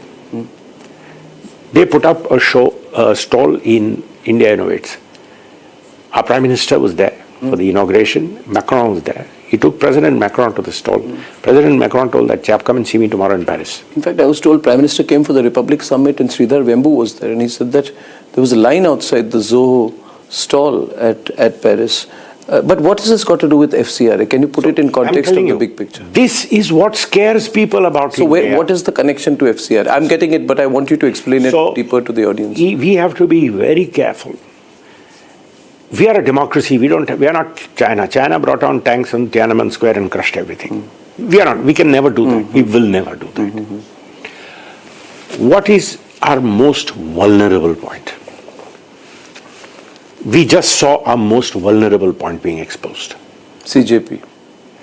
A group like the CJP, and you've done a lot of work on them, were able to sell a narrative. And today, powerful social media makes it very easy to sell narratives. Look at this 2-bit Meta and their temerity to take our Prime Minister off. They today know in a democracy like India, you can create narrative. And you can destroy India through narratives. What does it take to create narrative? Money. Today you run a big channel. You need lots of money to run a big channel. Correct? You know how it's not easy to run a big news network. Trust me. You create narratives as you should. That's a part of your job as a media man. But you also know what it needs. It needs money. Now you do an official media channel, you can raise money through official sources. For this kind of narrative building in India, where does the money come from? Who funds protests? Protest, of course, is democratic. Yeah. But funded protests have becoming the order of the day. Completely inorganic. I found CJP to be totally inorganic. And I said an estimated 5 to 6 million is used for a bot and bot campaign, BOT and BOUGHT campaign. It was inorganic, it was artificial. But you see, the point is, all this costs money. All this costs money. And if they are going to allow this money to come into India unchecked, if this kind of money is allowed to come into India, you are giving a weapon by which, as they say, they will use the very freedoms which the Constitution gives them to destroy the Constitution. So this is a very interesting spin. I want to take 30 seconds to speak to the audience. I'm coming back to you. You see, viewers, if you're watching this is why my conversation with Mr. Salve today will have a great deal of significance. FCRA, according to Mr. Salve, is not, and I hope I'm interpreting it correctly, it's not only about the church. It's not only about conversion by allurement, what is called proselytization. It is also about a whole group called the NGO group, who are not NGOs for a social purpose, but who may be weaponized to fight corporate battles, who may be weaponized against Indian industry, who may be weaponized against India's domestic growth, because the whole world wants to see India only as a market. But if we get into manufacturing, if we become rocket makers, and we want to harness our mineral resources, we want to do a big project in Nicobar, for example, where we are pumping in 11 to 20 billion dollars. It's easy for a group of people under the cover of NGOs to block that progress. If that happens, we'll never be able to compete with China. So, coming back to Mr. Salve, have I interpreted it correctly? That the ongoing debate has been only about proselytization, but it's a lot more than that. In fact, the debate against FCRA tells you the need to control funds. Look at the narrative which is being created about FCRA. Modi government is anti-minority. I mean, I find that rather strange, considering I'm a baptized Christian, born and brought up in India. No, yeah, of course. I must say that the person I'm speaking to is probably, I was telling Rhythm before this, I came in, I said probably he's the most prominent Christian in the country today. Correct. So the most prominent Christian in the country today, the greatest legal luminary in the Christian community, or the minority community. I'm not a prominent Christian. I'm a prominent Indian. Who happens to be a Christian. Who was born in a Christian family and baptized as a Christian. My personal faith is Christian, but that's all. No, but are you, do you ever feel on the back foot on your views on FCRA because of your being a baptized Not at all. In fact, when I was looking for admission for my elder daughter, of course, the whole world says I'm a very prominent Christian, but when I was asked my elder daughter to apply in St. Stephen's, and I said, maybe there's a Christian quota, you get it. I was asked to prove my Christian credentials. But anyway, let's put that to one side. They said, really, is your father Christian? Anyway, let's put that to one side. The Modi government, it's now an open secret. In 2014, Prime Minister Modi wanted me to be the Attorney General for India, where he came and this. I've been working with the government of India. I was his lawyer of choice for the Jadhav case. That is the biggest international case India has ever had. I was lawyer of choice for and still working on the Indus Valley, the rivers. I mean, if India has a case of global sensitivities, he has faith in me. Does it bother him that I'm a Christian? I am the director of IIT, I am the director of Delhi, I am the director of IIT, Chairman Board of Governors IIT Delhi, Chairman Board of Governors IIT Roorkee. It doesn't bother him that I'm a Christian. So, when people say this is a government which favors some... I defended, you remember you were a young reporter when I fought the 11 judges case, when you did a big story on the Attorney General contradicting. Totally, oh my God. That is historic. Yeah, correct. I remember that totally. I remember Dr. Murli Manohar Joshi, who was again the narrative around him was, he's this, he's that. Do you know his only instruction to me was, Harish, we have only one objection. Taxpayers' money should not be used for any religion, including Hinduism. That's all. Everything else, we fully support all minority institutions. No fight with them. But is FCRA amendment anti-Christian? I am telling you, Is FCRA amendment I'm anti-Christian? attacking this whole narrative of this lens through which we start looking at things. Is it anti-Muslim? Is it anti-Christian? Is it anti-this? Correct. It's a law to control money coming into India. This is against churches. This is against mosques. This is against gurdwaras. Then explain one thing to me so that this matter is settled. And viewers, in this new bill, scheduled purposes for registration, see Rule 9(1)(b), the controversial part. This is the part you can see. We got this all marked in yellow. 4 references to proselytization, where it says that you are going to have to tell the government what the money is going to be used for, and the various categories are religious, cultural, economic, educational, and social. Correct. It also mentions who cannot receive. Correct. I'll come to the who cannot receive part later. Yep. But it is written under religious that you can do almost everything. Of course. You can, for example, and this we need to clarify because this has been going on and on. I get irritated that you can't send money for faith. No, you can send money to promote faith. If you want to construct a mosque, you can. If you want to construct a church, you can. If you want to help in the preservation of Islamic or Christian theology, you can. The only thing that is not being allowed, repeatedly they say, excluding proselytization. Excluding proselytization. Why is this being specified? Is this aimed at Christians only? No. And how does one define proselytization? For example, suppose you study in a Jesuit school. Yes. Right? I have for a few years. And suppose you study in a Jesuit school and you go through a catechism class, which you can, even as a non-Christian. And suppose later you convert your religion. You become a Christian in your adult years. Will it be inferred that the school was trying to proselytize you? Not at all. And would that put the school and the institution on the defensive? Not at all. Not at all. See, let's be very clear of what is allowed, what is not allowed. Yeah. We all have freedom of conscience. You do. Correct? Yeah. Today I may be born into one religion. I may choose to follow another religion. That's my freedom of choice. Right. Today I am entitled to tell the world that I am a devout Buddhist, devout Christian, devout Muslim. Correct. And I think that this is the greatest religion. Yeah. Correct? There's no problem with that. No problem. What I should not say is criticize another person's religion, because that creates bad blood. And that has nothing to do with proselytization. What is proselytization? Yes. What happens is giving undue inducements. There is poverty in India. Even now, a very significant percentage of our population lives in poverty in tribal areas. And my father was a member of parliament from Baitul. And this is not the present constituency.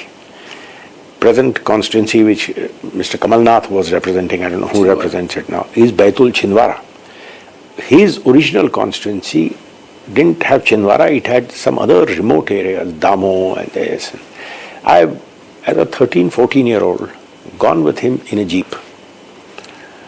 When he joined politics when I was 11 years old. So I used to just go for the ride with him. We used to from Nagpur take a jeep, and they didn't have motorable roads, so we used to go there. And a very moving experience of my life was when I was sitting in the jeep. There was a fight in a village over a well. They won't allow the certain caste people to draw water from the well. And they said this is for Hindus. And my father said, okay, he called the collector and said, I'm going to come and draw water from this. And called 2 of those people, and they will draw water, and let me see who can stop us. Now, this is how you break social taboos. But my experience was I was sitting in the car and I was wearing a t-shirt and what passed for jeans in those days. And there was a young boy, he had no shirt, just shorts, very poor. And he was touching the jeep to see if it was for real. Then he touched me to see if I was for real. This is the kind of crushing poverty which we have in India. Now, in a situation like this, if I come and say, you want food, change your faith. You want medical aid, change your faith. If you want treatment in my hospital, first come, be baptized, and then I will treat you. Otherwise, I will not treat you. Now, this is something we have to be careful about, because this is interfering with your constitutional right of freedom of faith. How can it be proven that the money was given to change faith? Correct. So there are certain churches or certain institutions, not just in one religion. The purpose of this is you have to say what your program is for. You are propagating the message of Christ, you are distributing pamphlets, you are organizing priests to give sermons. Go right ahead. Say you are spending money on that. But when you have to disclose what you are doing, if you are proselytizing, it will get exposed. What you are doing is you are actually interfering with freedom of faith. Today I may go and see what wonderful work a missionary is doing and I may voluntarily change my faith. That's not proselytizing. No. But if I am told we will distribute food, and back in the day, and I don't know whether you know about this, in tribal area there would be camps where there would be priests with holy water and... Immediately on the spot. On the spot. In fact, a funny story. In Chhindwara, when our reporter went, the first attempt was to convert her. Then they asked her, are you married? Yeah. She said, I'm not married. Then they brought a local boy and they said, we're going to get you married here right now. Yeah. So it's a very immediate, what some people are calling this harvesting of souls movement. See, that is... So, but will this be a deterrent enough? And second question is... It's not deterrent. See, I'll tell you, the focus of this bill is not proselytizing. Again, then what is it? The focus of this bill is exposing, giving sunlight on what you are up to and what we really need to prevent. Proselytizing is a very small part of the big picture. The big picture is India today is at a stage, the world first of all is at a stage when narrative building is very easy. That's the point. The global explosion and the Indian explosion of digitalization has brought tremendous growth. Today, even a village, on your phone you can do transactions. India has the largest digital bank, etc. This brings certain problems with it. Today, the poorest person in the remotest area has access to YouTube, has access to Instagram, etc. I don't even know what other social platforms there are. So you have to be very sensitive to narrative building. But let me give a contrary perspective. Now, digital organizations can operate anywhere in the world. Correct. As I began by saying, sir, that this is not just about what is not allowed, which is like proselytization, but also there is a prohibition on some people or groups accepting foreign contributions. Yes, there always has been. In this part, the people who are banned are election candidates, so politicians. Always. Political parties. Yes, always been. Judges, legislators and news publishers, which means a news network. I guess FDI news has always been restricted even under Congress government. FDI news has been restricted up to 26%, right? Always. Even today. Under Mr. Chidambaram's policy, they will restrict. And it also says the prohibition also extends to the association or companies engaged in the production or broadcast of news or current affairs programs. Now look at this. So this is the entire gamut. No, I am so happy you brought this up. News, and you know this very well, news is a business. Correct? News is one of the areas where you're giving a social service. Yeah. But it has to be on a business model. Yeah. And on a business model, you incorporate it as a company. You have shareholders' money. You generate profits. You distribute dividends. Foreign direct investment is allowed, albeit up to a limit. And for good reason. And that's always been, on which is non-controversial. Yes. What does this apply to? Can you bypass the FDI limit by taking donations? Secondly, why would anybody want to give a donation from outside to a news channel in India unless it is for promoting a point of view? Without a doubt. But there are zillions of them doing it right now. So you have to prohibit that. Now, how do you do it? Will this bill be successful? I hope its implementation achieves at least half success. Because what happens in the darkness of the night, money laundering, is not going to disappear with this bill. What if a news organization now that sees that, okay, if we register in India, then we are subject to Indian laws. Yes. But what we'll continue to do is we'll operate through the digital environment. We will incorporate a company in Switzerland or Belarus or Germany, We will operate from there and we'll just have contributors from India to bypass the FCRA. How will you block that? That we can do digitally. That is a separate battle which we will fight. But if there is a foreign news source, ostensibly registered outside India. Yeah. Because the problem in India is there is no digital regulation of news. This 26%, every limitation on news is only restricted. 100%. That's one very important area. There is a sandbox which I'm working on for AI news and social and everything, where policy, there is to be a big policy wrap around all this. All this is work in progress. What about lawyers? What about lawyers' groups?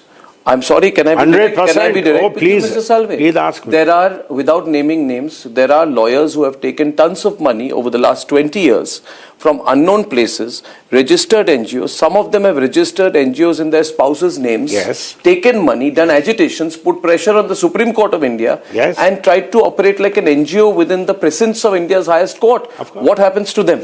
So, are they not running a parallel industry?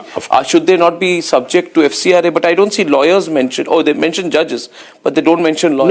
No. What will happen is, if a lawyer registers an NGO in his wife's name, he will have to declare what the money is coming from and where it is going. See, the transparency, sunlight is the best disinfectant. If I have an NGO and I'm allowed to receive for social work, the umbrella expression, social work, without having to disclose to the government how exactly I have spent that money, then all this goes on. So today, if a lawyer's wife is the front of an NGO and receives money, very good. Where did the money go? Is it lying in your bank account earning interest? So far, so good. Now, have you spent the money? What have you spent it on? Show me the accounts. Show me the Show accounts. me the audits. Yeah, file your returns. Yeah. File your return showing the accounts. Now, if your accounts show that this has gone on supplying food to a protest march, all right, which protest march was it? At least you're coming out in the open. We know, under scrutiny. And you will know whose money is funding what march. Yeah. So, transparency is the best, and these things do not happen in transparency. Yeah. There are two other arguments against FCRA. One is what happens to RSS? This entire the sort of pro FCRA this law applies to RSS as so I said to someone on my program, tell me if I'm right.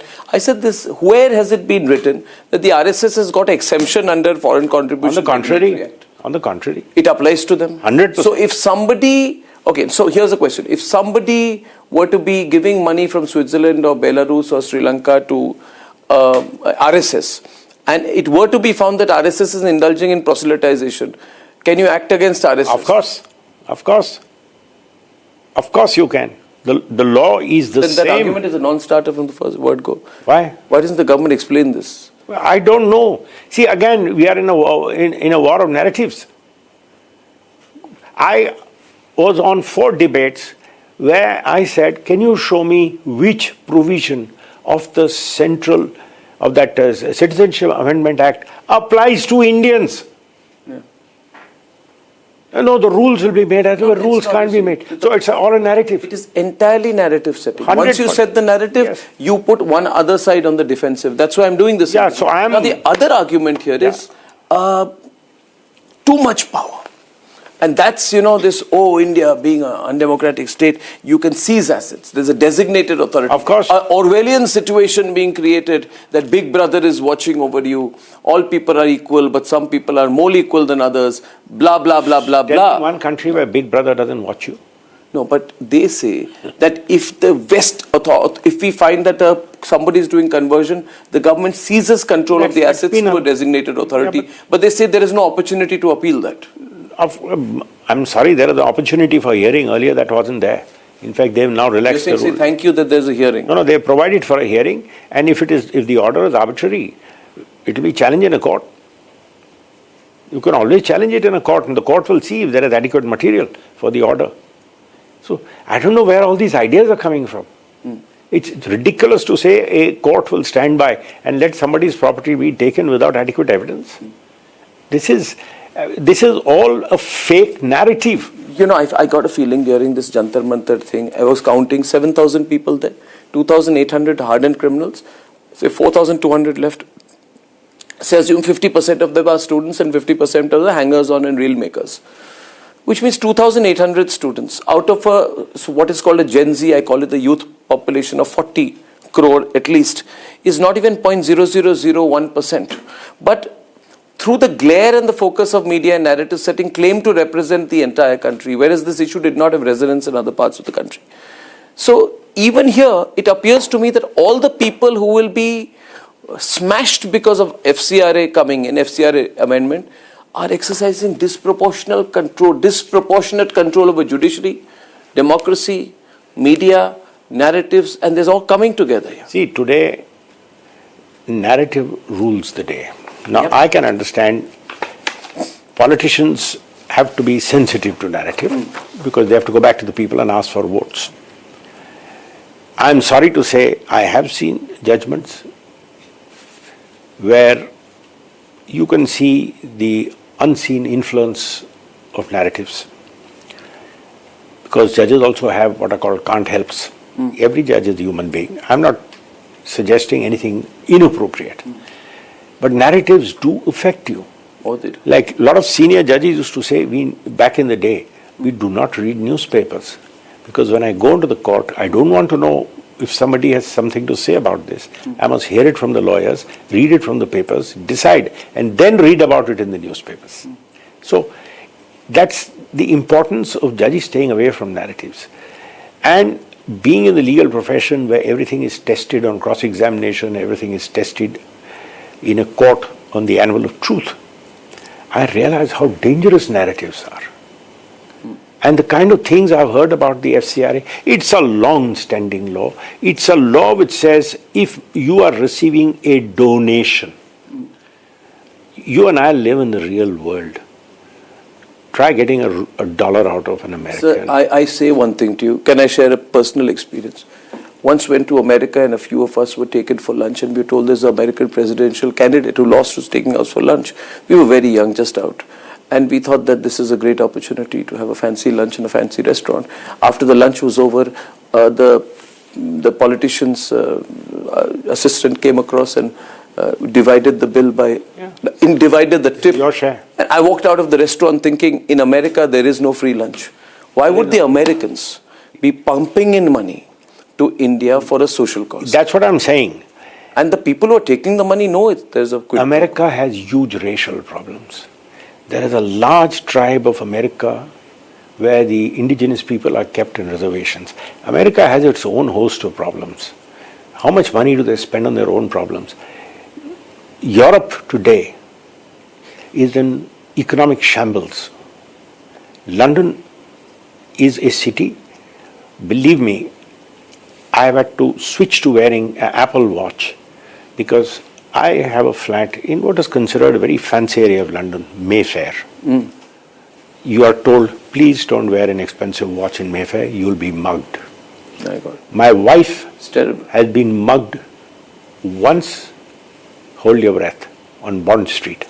Bond Street is the most expensive street of London for shopping. Knifing incidents have gone up. And the fellow came, he snatched her phone, pushed her. She is lucky she was wearing a messenger bag which broke her fall. Otherwise, her head would have hit the pavement. Anything could have happened.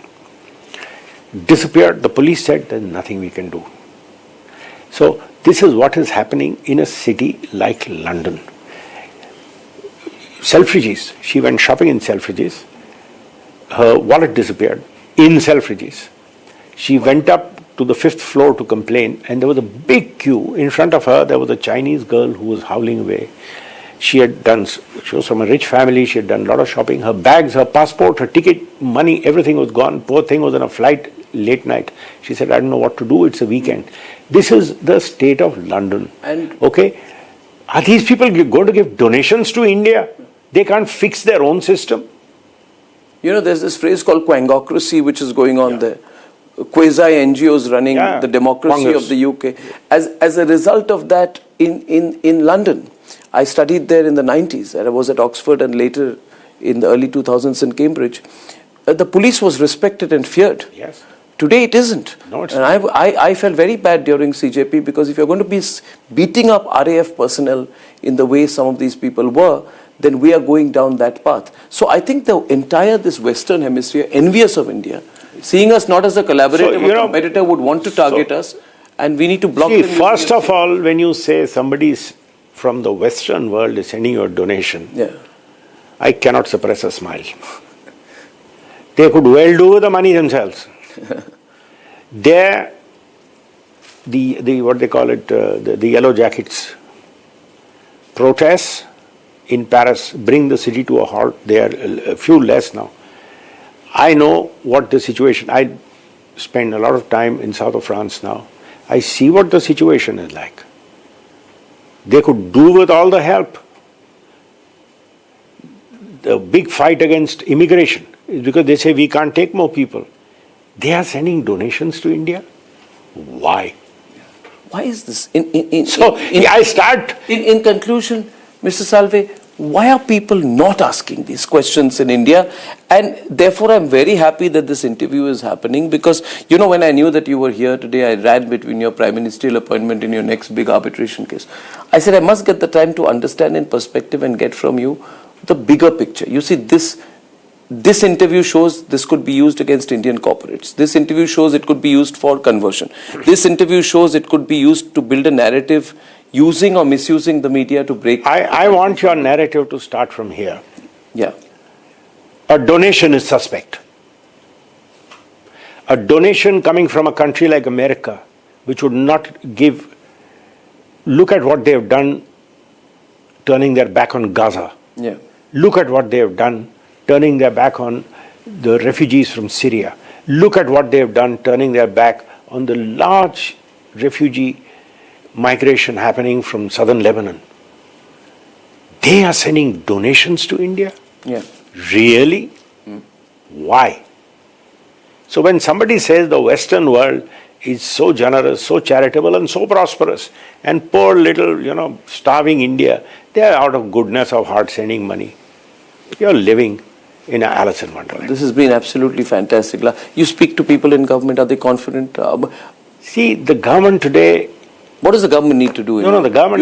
You now have this, sort of bird's eye view, grasshopper view. The government... What is the government doing wrong or right? The government has taken hard steps all along, and for which your media, you've supported them. I salute the government. I salute the government for scrapping 370. I salute the government for suspending the Indus Valley Treaty. Between you and me, I've been telling the government, scrap the treaty.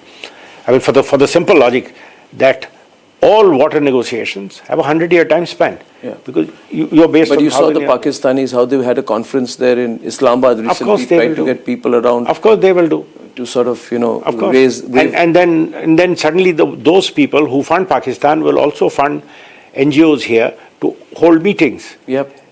The day I have fought for Gujarat very hard and finally got through the Sardar Sarovar Dam.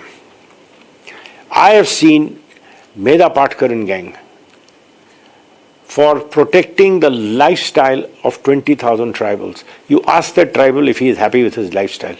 They live in abject poverty, in the middle of nowhere. They are being relocated.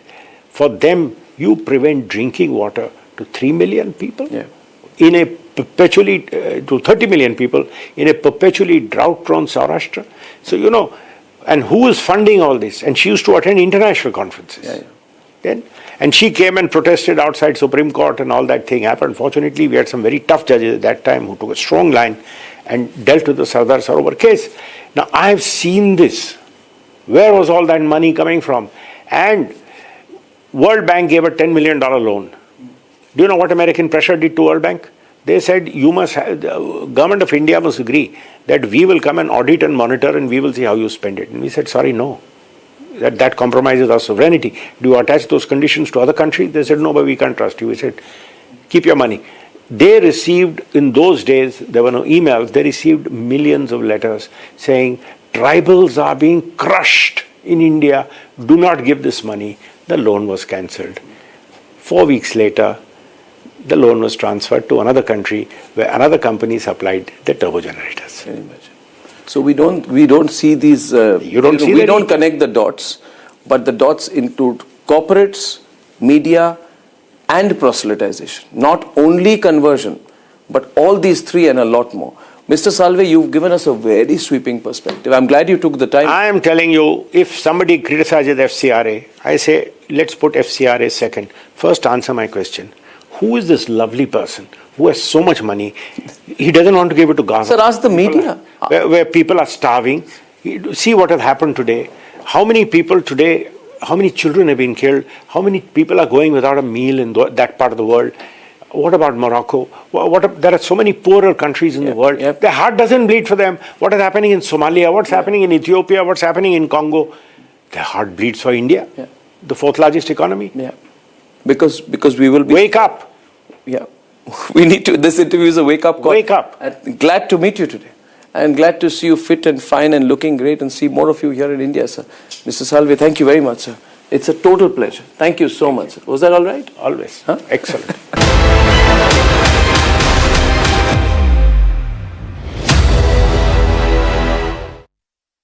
चमकी चाट से क्या बना है? आलू चाट या fruit चाट, स्वाद बनाए चमकी चाट। क्या बात है? स्वादिष्ट पकोड़े और फरसान, अरे चमकी चाट है इसकी जान। असली स्वाद सिर्फ चमकी चाट।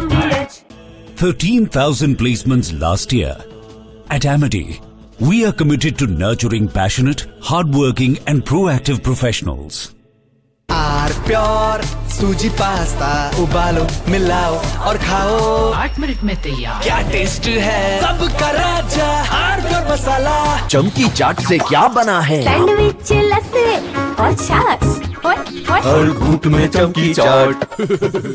अब बताओ स्वाद आया? आया। असली स्वाद सिर्फ चमकी चाट। केसरिया से मन जोगी हुआ रे, दिल झूमे देखो मतवारा हुआ रे। केसरिया से मन जोगी हुआ। हर पल मनाओ केसरी त्योहार। विमल, बोलो जुबान केसरी।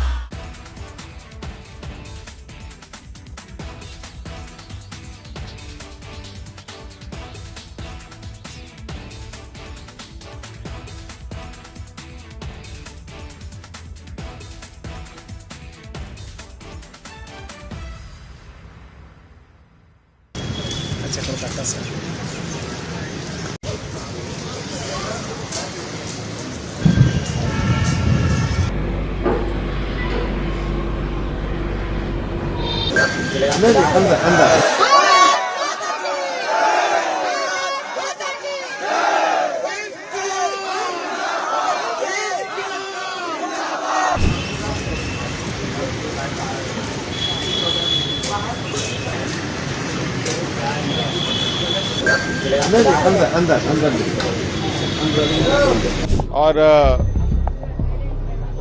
निश्चित रूप से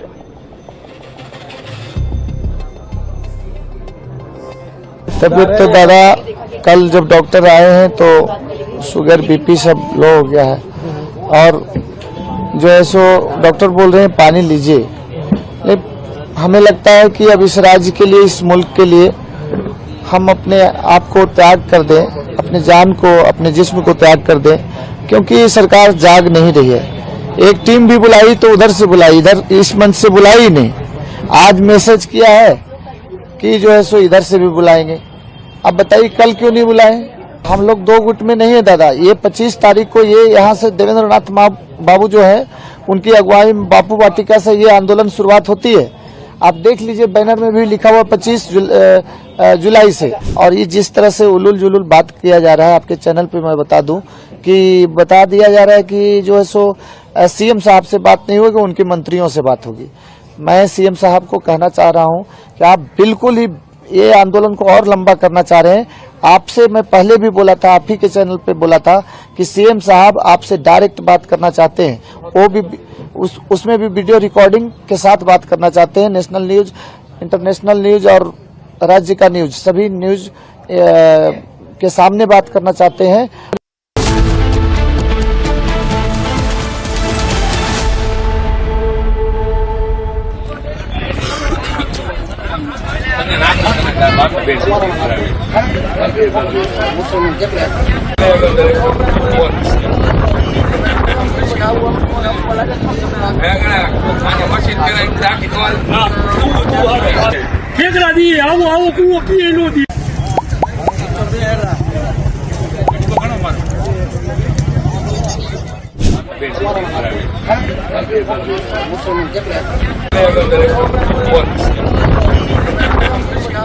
मैं यहाँ का तालुका सदस्य हूँ और ये वीरपेड़ा जो गांव है ना, जो बनाव बन रहा है ना, वो गांव हमेरा में आता है, मेरा में आते हैं। और 2 दिन के पहले मैं बाहर था, गांव लोगों का फ़ोन आया कि अल्पेश भाई इधर पानी ऑटोमेटिक हिल रहा है कुआं के अंदर, वहाँ पर भूत प्रेत हो सकता है, कोई बोल रहा है भूकंप आ रहा है। लेकिन मैंने तंत्र को जान किया, तंत्र ने बोला कि मैं मामलतदार और कलेक्टर ऑफिस दोनों यहाँ वहाँ पर विजिट लेके गए हैं, लेकिन कोई ना कोई नहीं हो सकता है, क्योंकि ये है ना कोई वैज्ञानिक कारण है, इसलिए वो पानी हिल रहा है।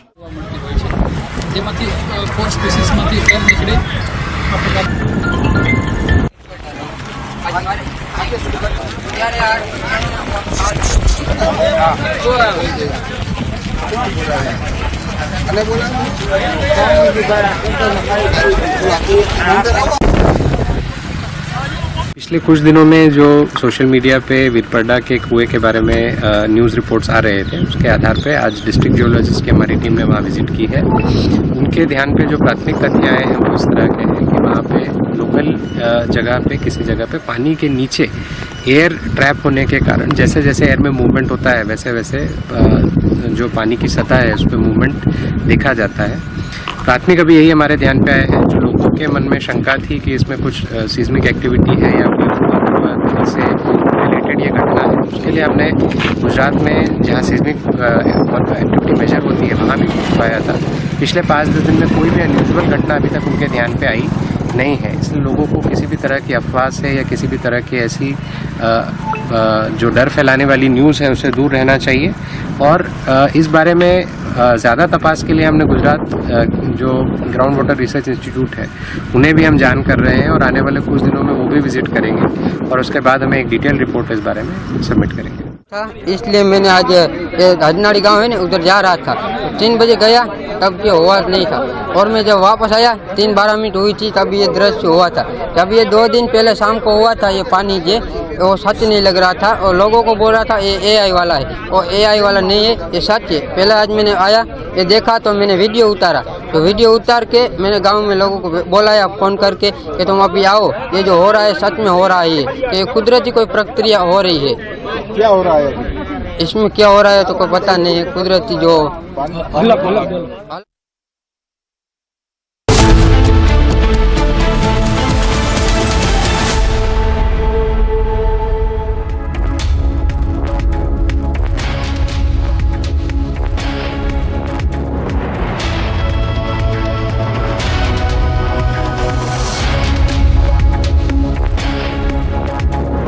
चमकी चाट से क्या बना है? सैंडविच, लस्सी और छाछ हर घूंट में चमकी चाट।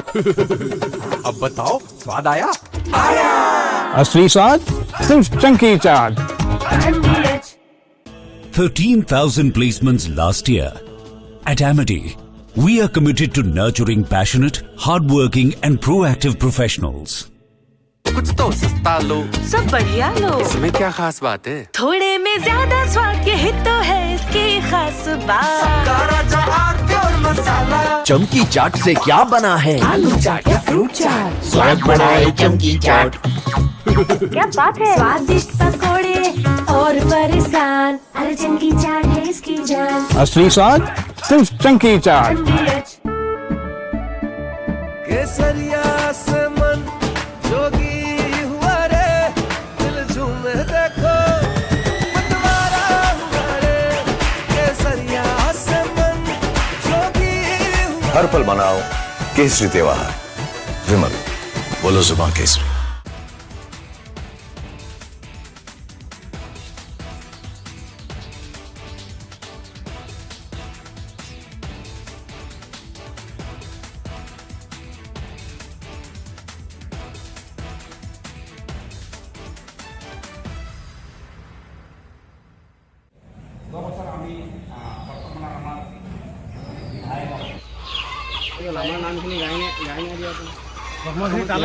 চিনাকি কৰাই দিবা।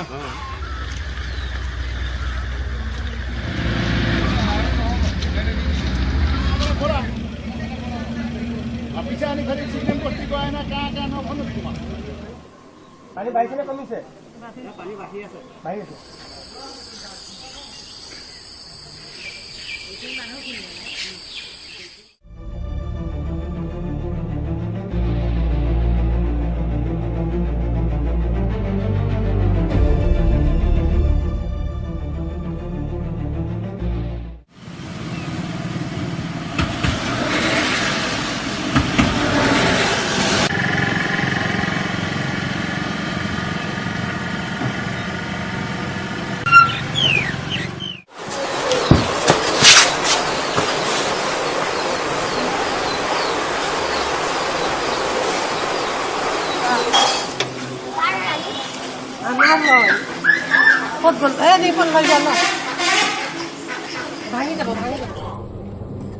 District Commissioners, Senior, I take this opportunity to welcome all of you to this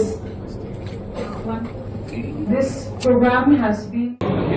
आज हम लोग जोरहाट, शिवसागर, सरायदेव सारी बाढ़ प्रभावित जिले के अधिकारी का साथ हम लोग बैठे, कैसे असेसमेंट किया जाएगा, कैसे लोगों का पास सहायता पहुंचा जाएगा, उसका बारे में हम लोग डिटेल डिस्कशन किया।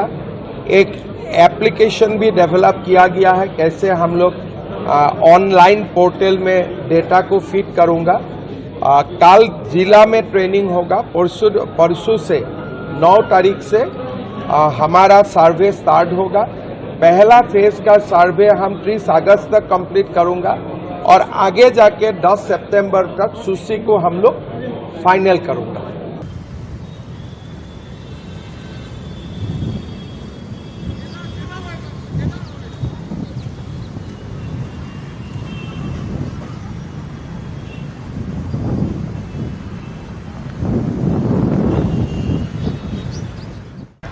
अरुणाचल में ज़्यादा बारिश के कारण ब्रह्मपुत्र का जल स्तर बढ़ गया है। अभी ज़्यादा बारिश होने के कारण उसमें बादल भी फटता है। ज़्यादा बारिश के कारण ही ये ब्रह्मपुत्र का जल स्तर धीरे धीरे बढ़ रहा है।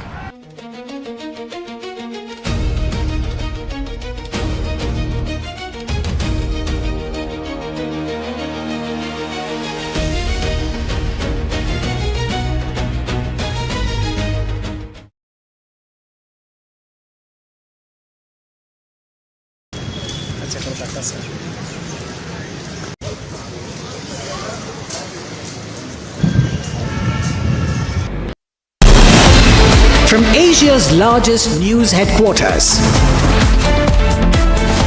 setting the agenda for Bharat.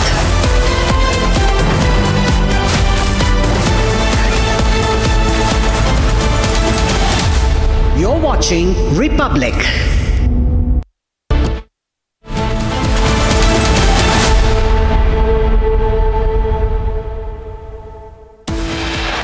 Headlines brought to you by Canara Bank. Together we can. The captain of AI 2379, which lost around 300 feet during turbulence on August 4, reportedly, as per sources, tested positive for psychoactive substances.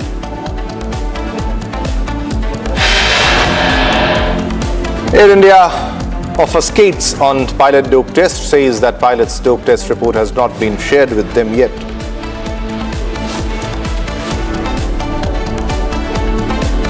See, I'll tell you, the focus of this bill is not proselytizing. Again, what is it? The focus of this bill is exposing, giving sunlight on what you are up to and what we really need to prevent. Proselytizing is a very small part of the big picture. The biggest interview on the FCRA, Harish Salve explains the changes in the new FCRA bill.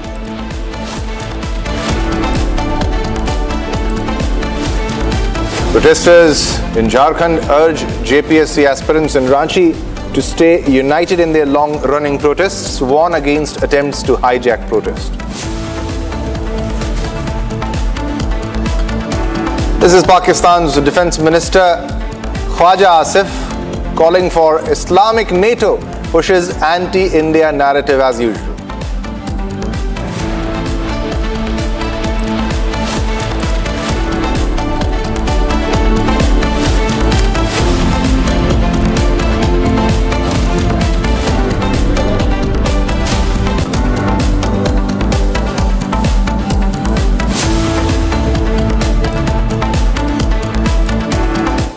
All right, viewers, let's begin this bulletin with a big breaking news development. Actually, we have accessed exclusive visuals from the Phuket-Delhi flight that lost 300 feet due to the turbulence, and we'll go across to those visuals, those scary visuals, horrific visuals, and you can understand the situation.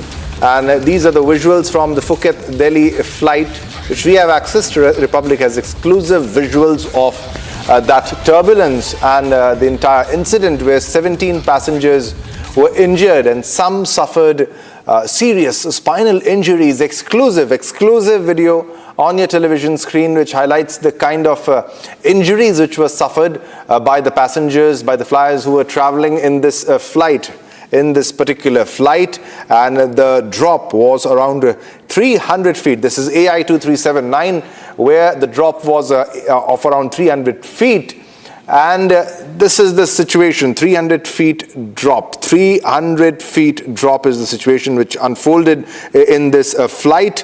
And now we are getting these visuals, exclusive visuals on the injuries, of the injured patients, of the injured passengers who were traveling in this aircraft. All right. Also, today we have exclusive visuals, and apart from that, we have the passengers also joining us who were traveling in this very flight, and they went through all that horror.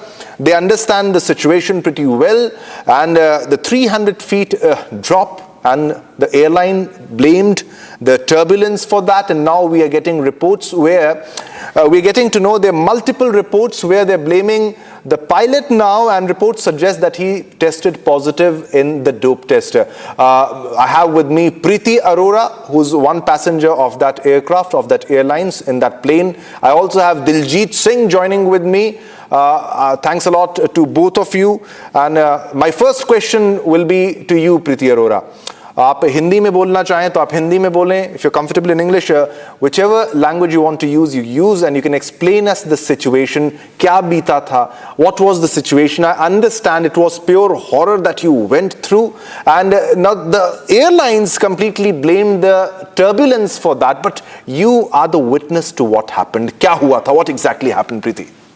Actually, it was 1.5 hour that flight from Phuket, and we were sleeping all, and suddenly the turbulence happened, and it was a shocking situation, and I think 3-4 minutes it was like we gone, but like it was really a horrible situation.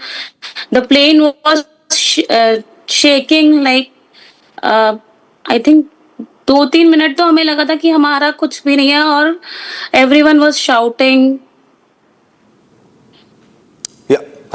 Yes. Hello. Yeah. Everyone was shouting, and we all were saying कि land करा दो, but no one was listening to us, and situation was such a horrible situation. We never ever met again. Yeah, truly, I can understand the situation. Preeti, Diljit is also with us. Diljit, if you can explain, because while this incident happened, as Preeti suggested, that many of the passengers who were traveling were sleeping. They were sleeping. Yeah. Because it's an early morning time. Okay. So everyone was sleeping after the breakfast we had done. Okay. Preeti, stay with us. We also have Diljit also joining us. Diljit, if you can describe what actually happened in that aircraft. There was a sudden drop of 300 feet. Some passengers might be sleeping after that breakfast. All right. But was there a warning sign that was given, a seatbelt sign? Was there any announcement that was done, Diljit? No. Actually, there was no seatbelt sign, nor was any warning issued. First, the plane it like vibrated like left and right, and then there was a sudden like a big jolt, then those of us not wearing a seatbelt, they just hit the ceiling and fell on the ground. So the jolt was so fast that my father and my wife, they both they hit the ceiling and fell on the passage. So they don't even remember hitting the ceiling. They just remember they're sitting on the seat, and the next moment they're on the floor. Like there is no memory of being in the air or hitting the ceiling. That is very strange. Even I don't remember. I was wearing the seatbelt, so I didn't get hurt. But the speed of the fall was so fast. I don't know how many Gs was it, or 1 or 2. It's a matter of flight data. But that impact due to that fall, that resulted in the injuries to my family members. Diljit, you're doing a big revelation. You're revealing a very big fact here, because they suggest, as per some reports, they want to highlight that there was a warning that was given. There were seatbelt signs that were on. So you're denying that there was no warning, there was no seatbelt sign? No, there was no seatbelt sign. There was no warning of any turbulence. It just happened instant.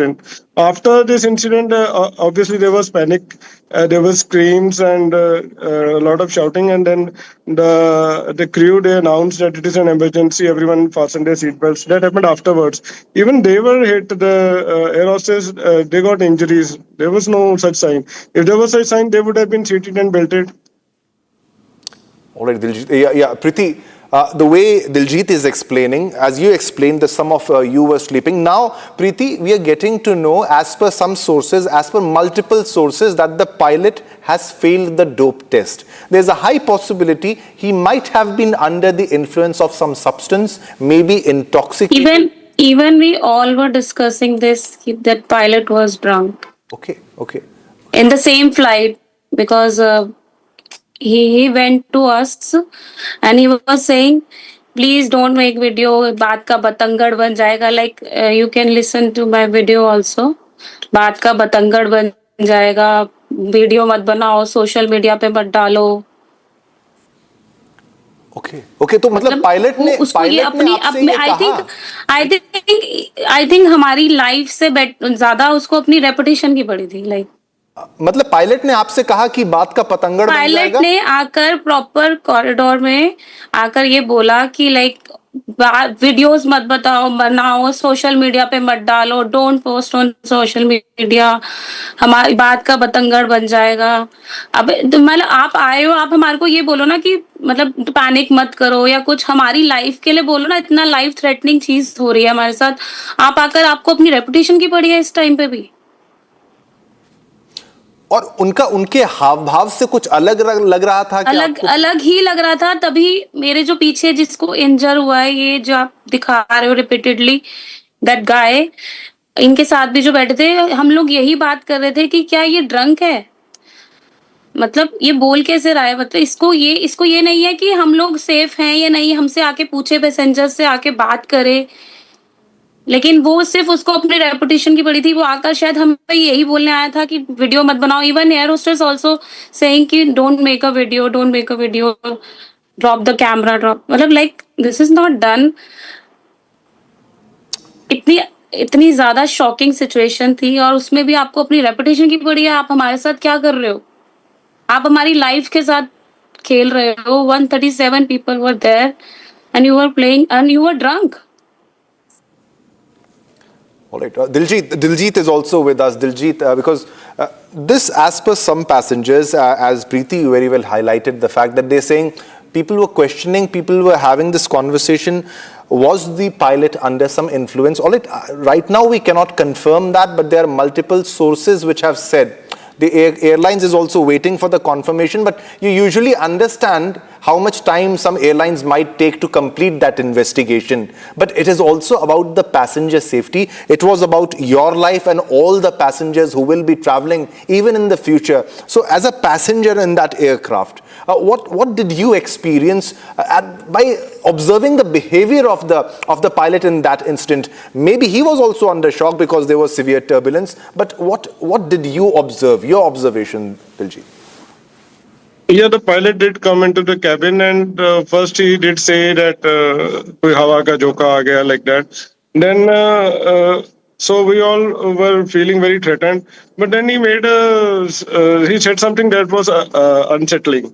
He said that like the lady just said, बात का बतंगड़ बन जाएगा. And after that he said कि इससे हमारा भी नुकसान होगा और आपका भी होगा. So that was very threatening. Why did he say आपका भी होगा? हमारा तो हो ही रहा है. मतलब we were not expecting anything after that. हमें तो लग रहा था कि फ्लाइट क्रैश ही होने वाली है, कि we were all going to die. तो उस समय भी आप थ्रेट कर रहे हो, so that was suspicious. But उस समय ये था कि ये इसका बोलने वाला थ्रेट बड़ा नहीं है, बड़ा थ्रेट तो सामने है कि पता नहीं क्या होना है फ्लाइट का. तो फिर भी सबने कुछ ने क्लैपिंग करनी शुरू की, भी पायलट ने संभाले वो. सो वी ऑल कंट्रीब्यूटेड कि ये थोड़ा पैसिफाई हो जाए और जाकर जहाज को संभाले. So even one of the passengers sitting behind me, he told the pilot, "What are you doing here?" He was there for like 3-4 minutes. He said, "Now go in your cockpit and do your job." So he was focused more on कि हम video या photo ना बनाएं. So that was very unsettling. In that incident, जब वो सब कुछ हुआ है, मतलब 5 मिनट भी नहीं हुए कि सब डरे हुए हैं कि पता नहीं क्या हो रहा है, and what are you focusing on? And also I would like to mention 2 things. एक तो फ्लाइट 45 मिनट पहले लैंड हो गई. So वो नहीं समझ आया कि how did it happen. Then when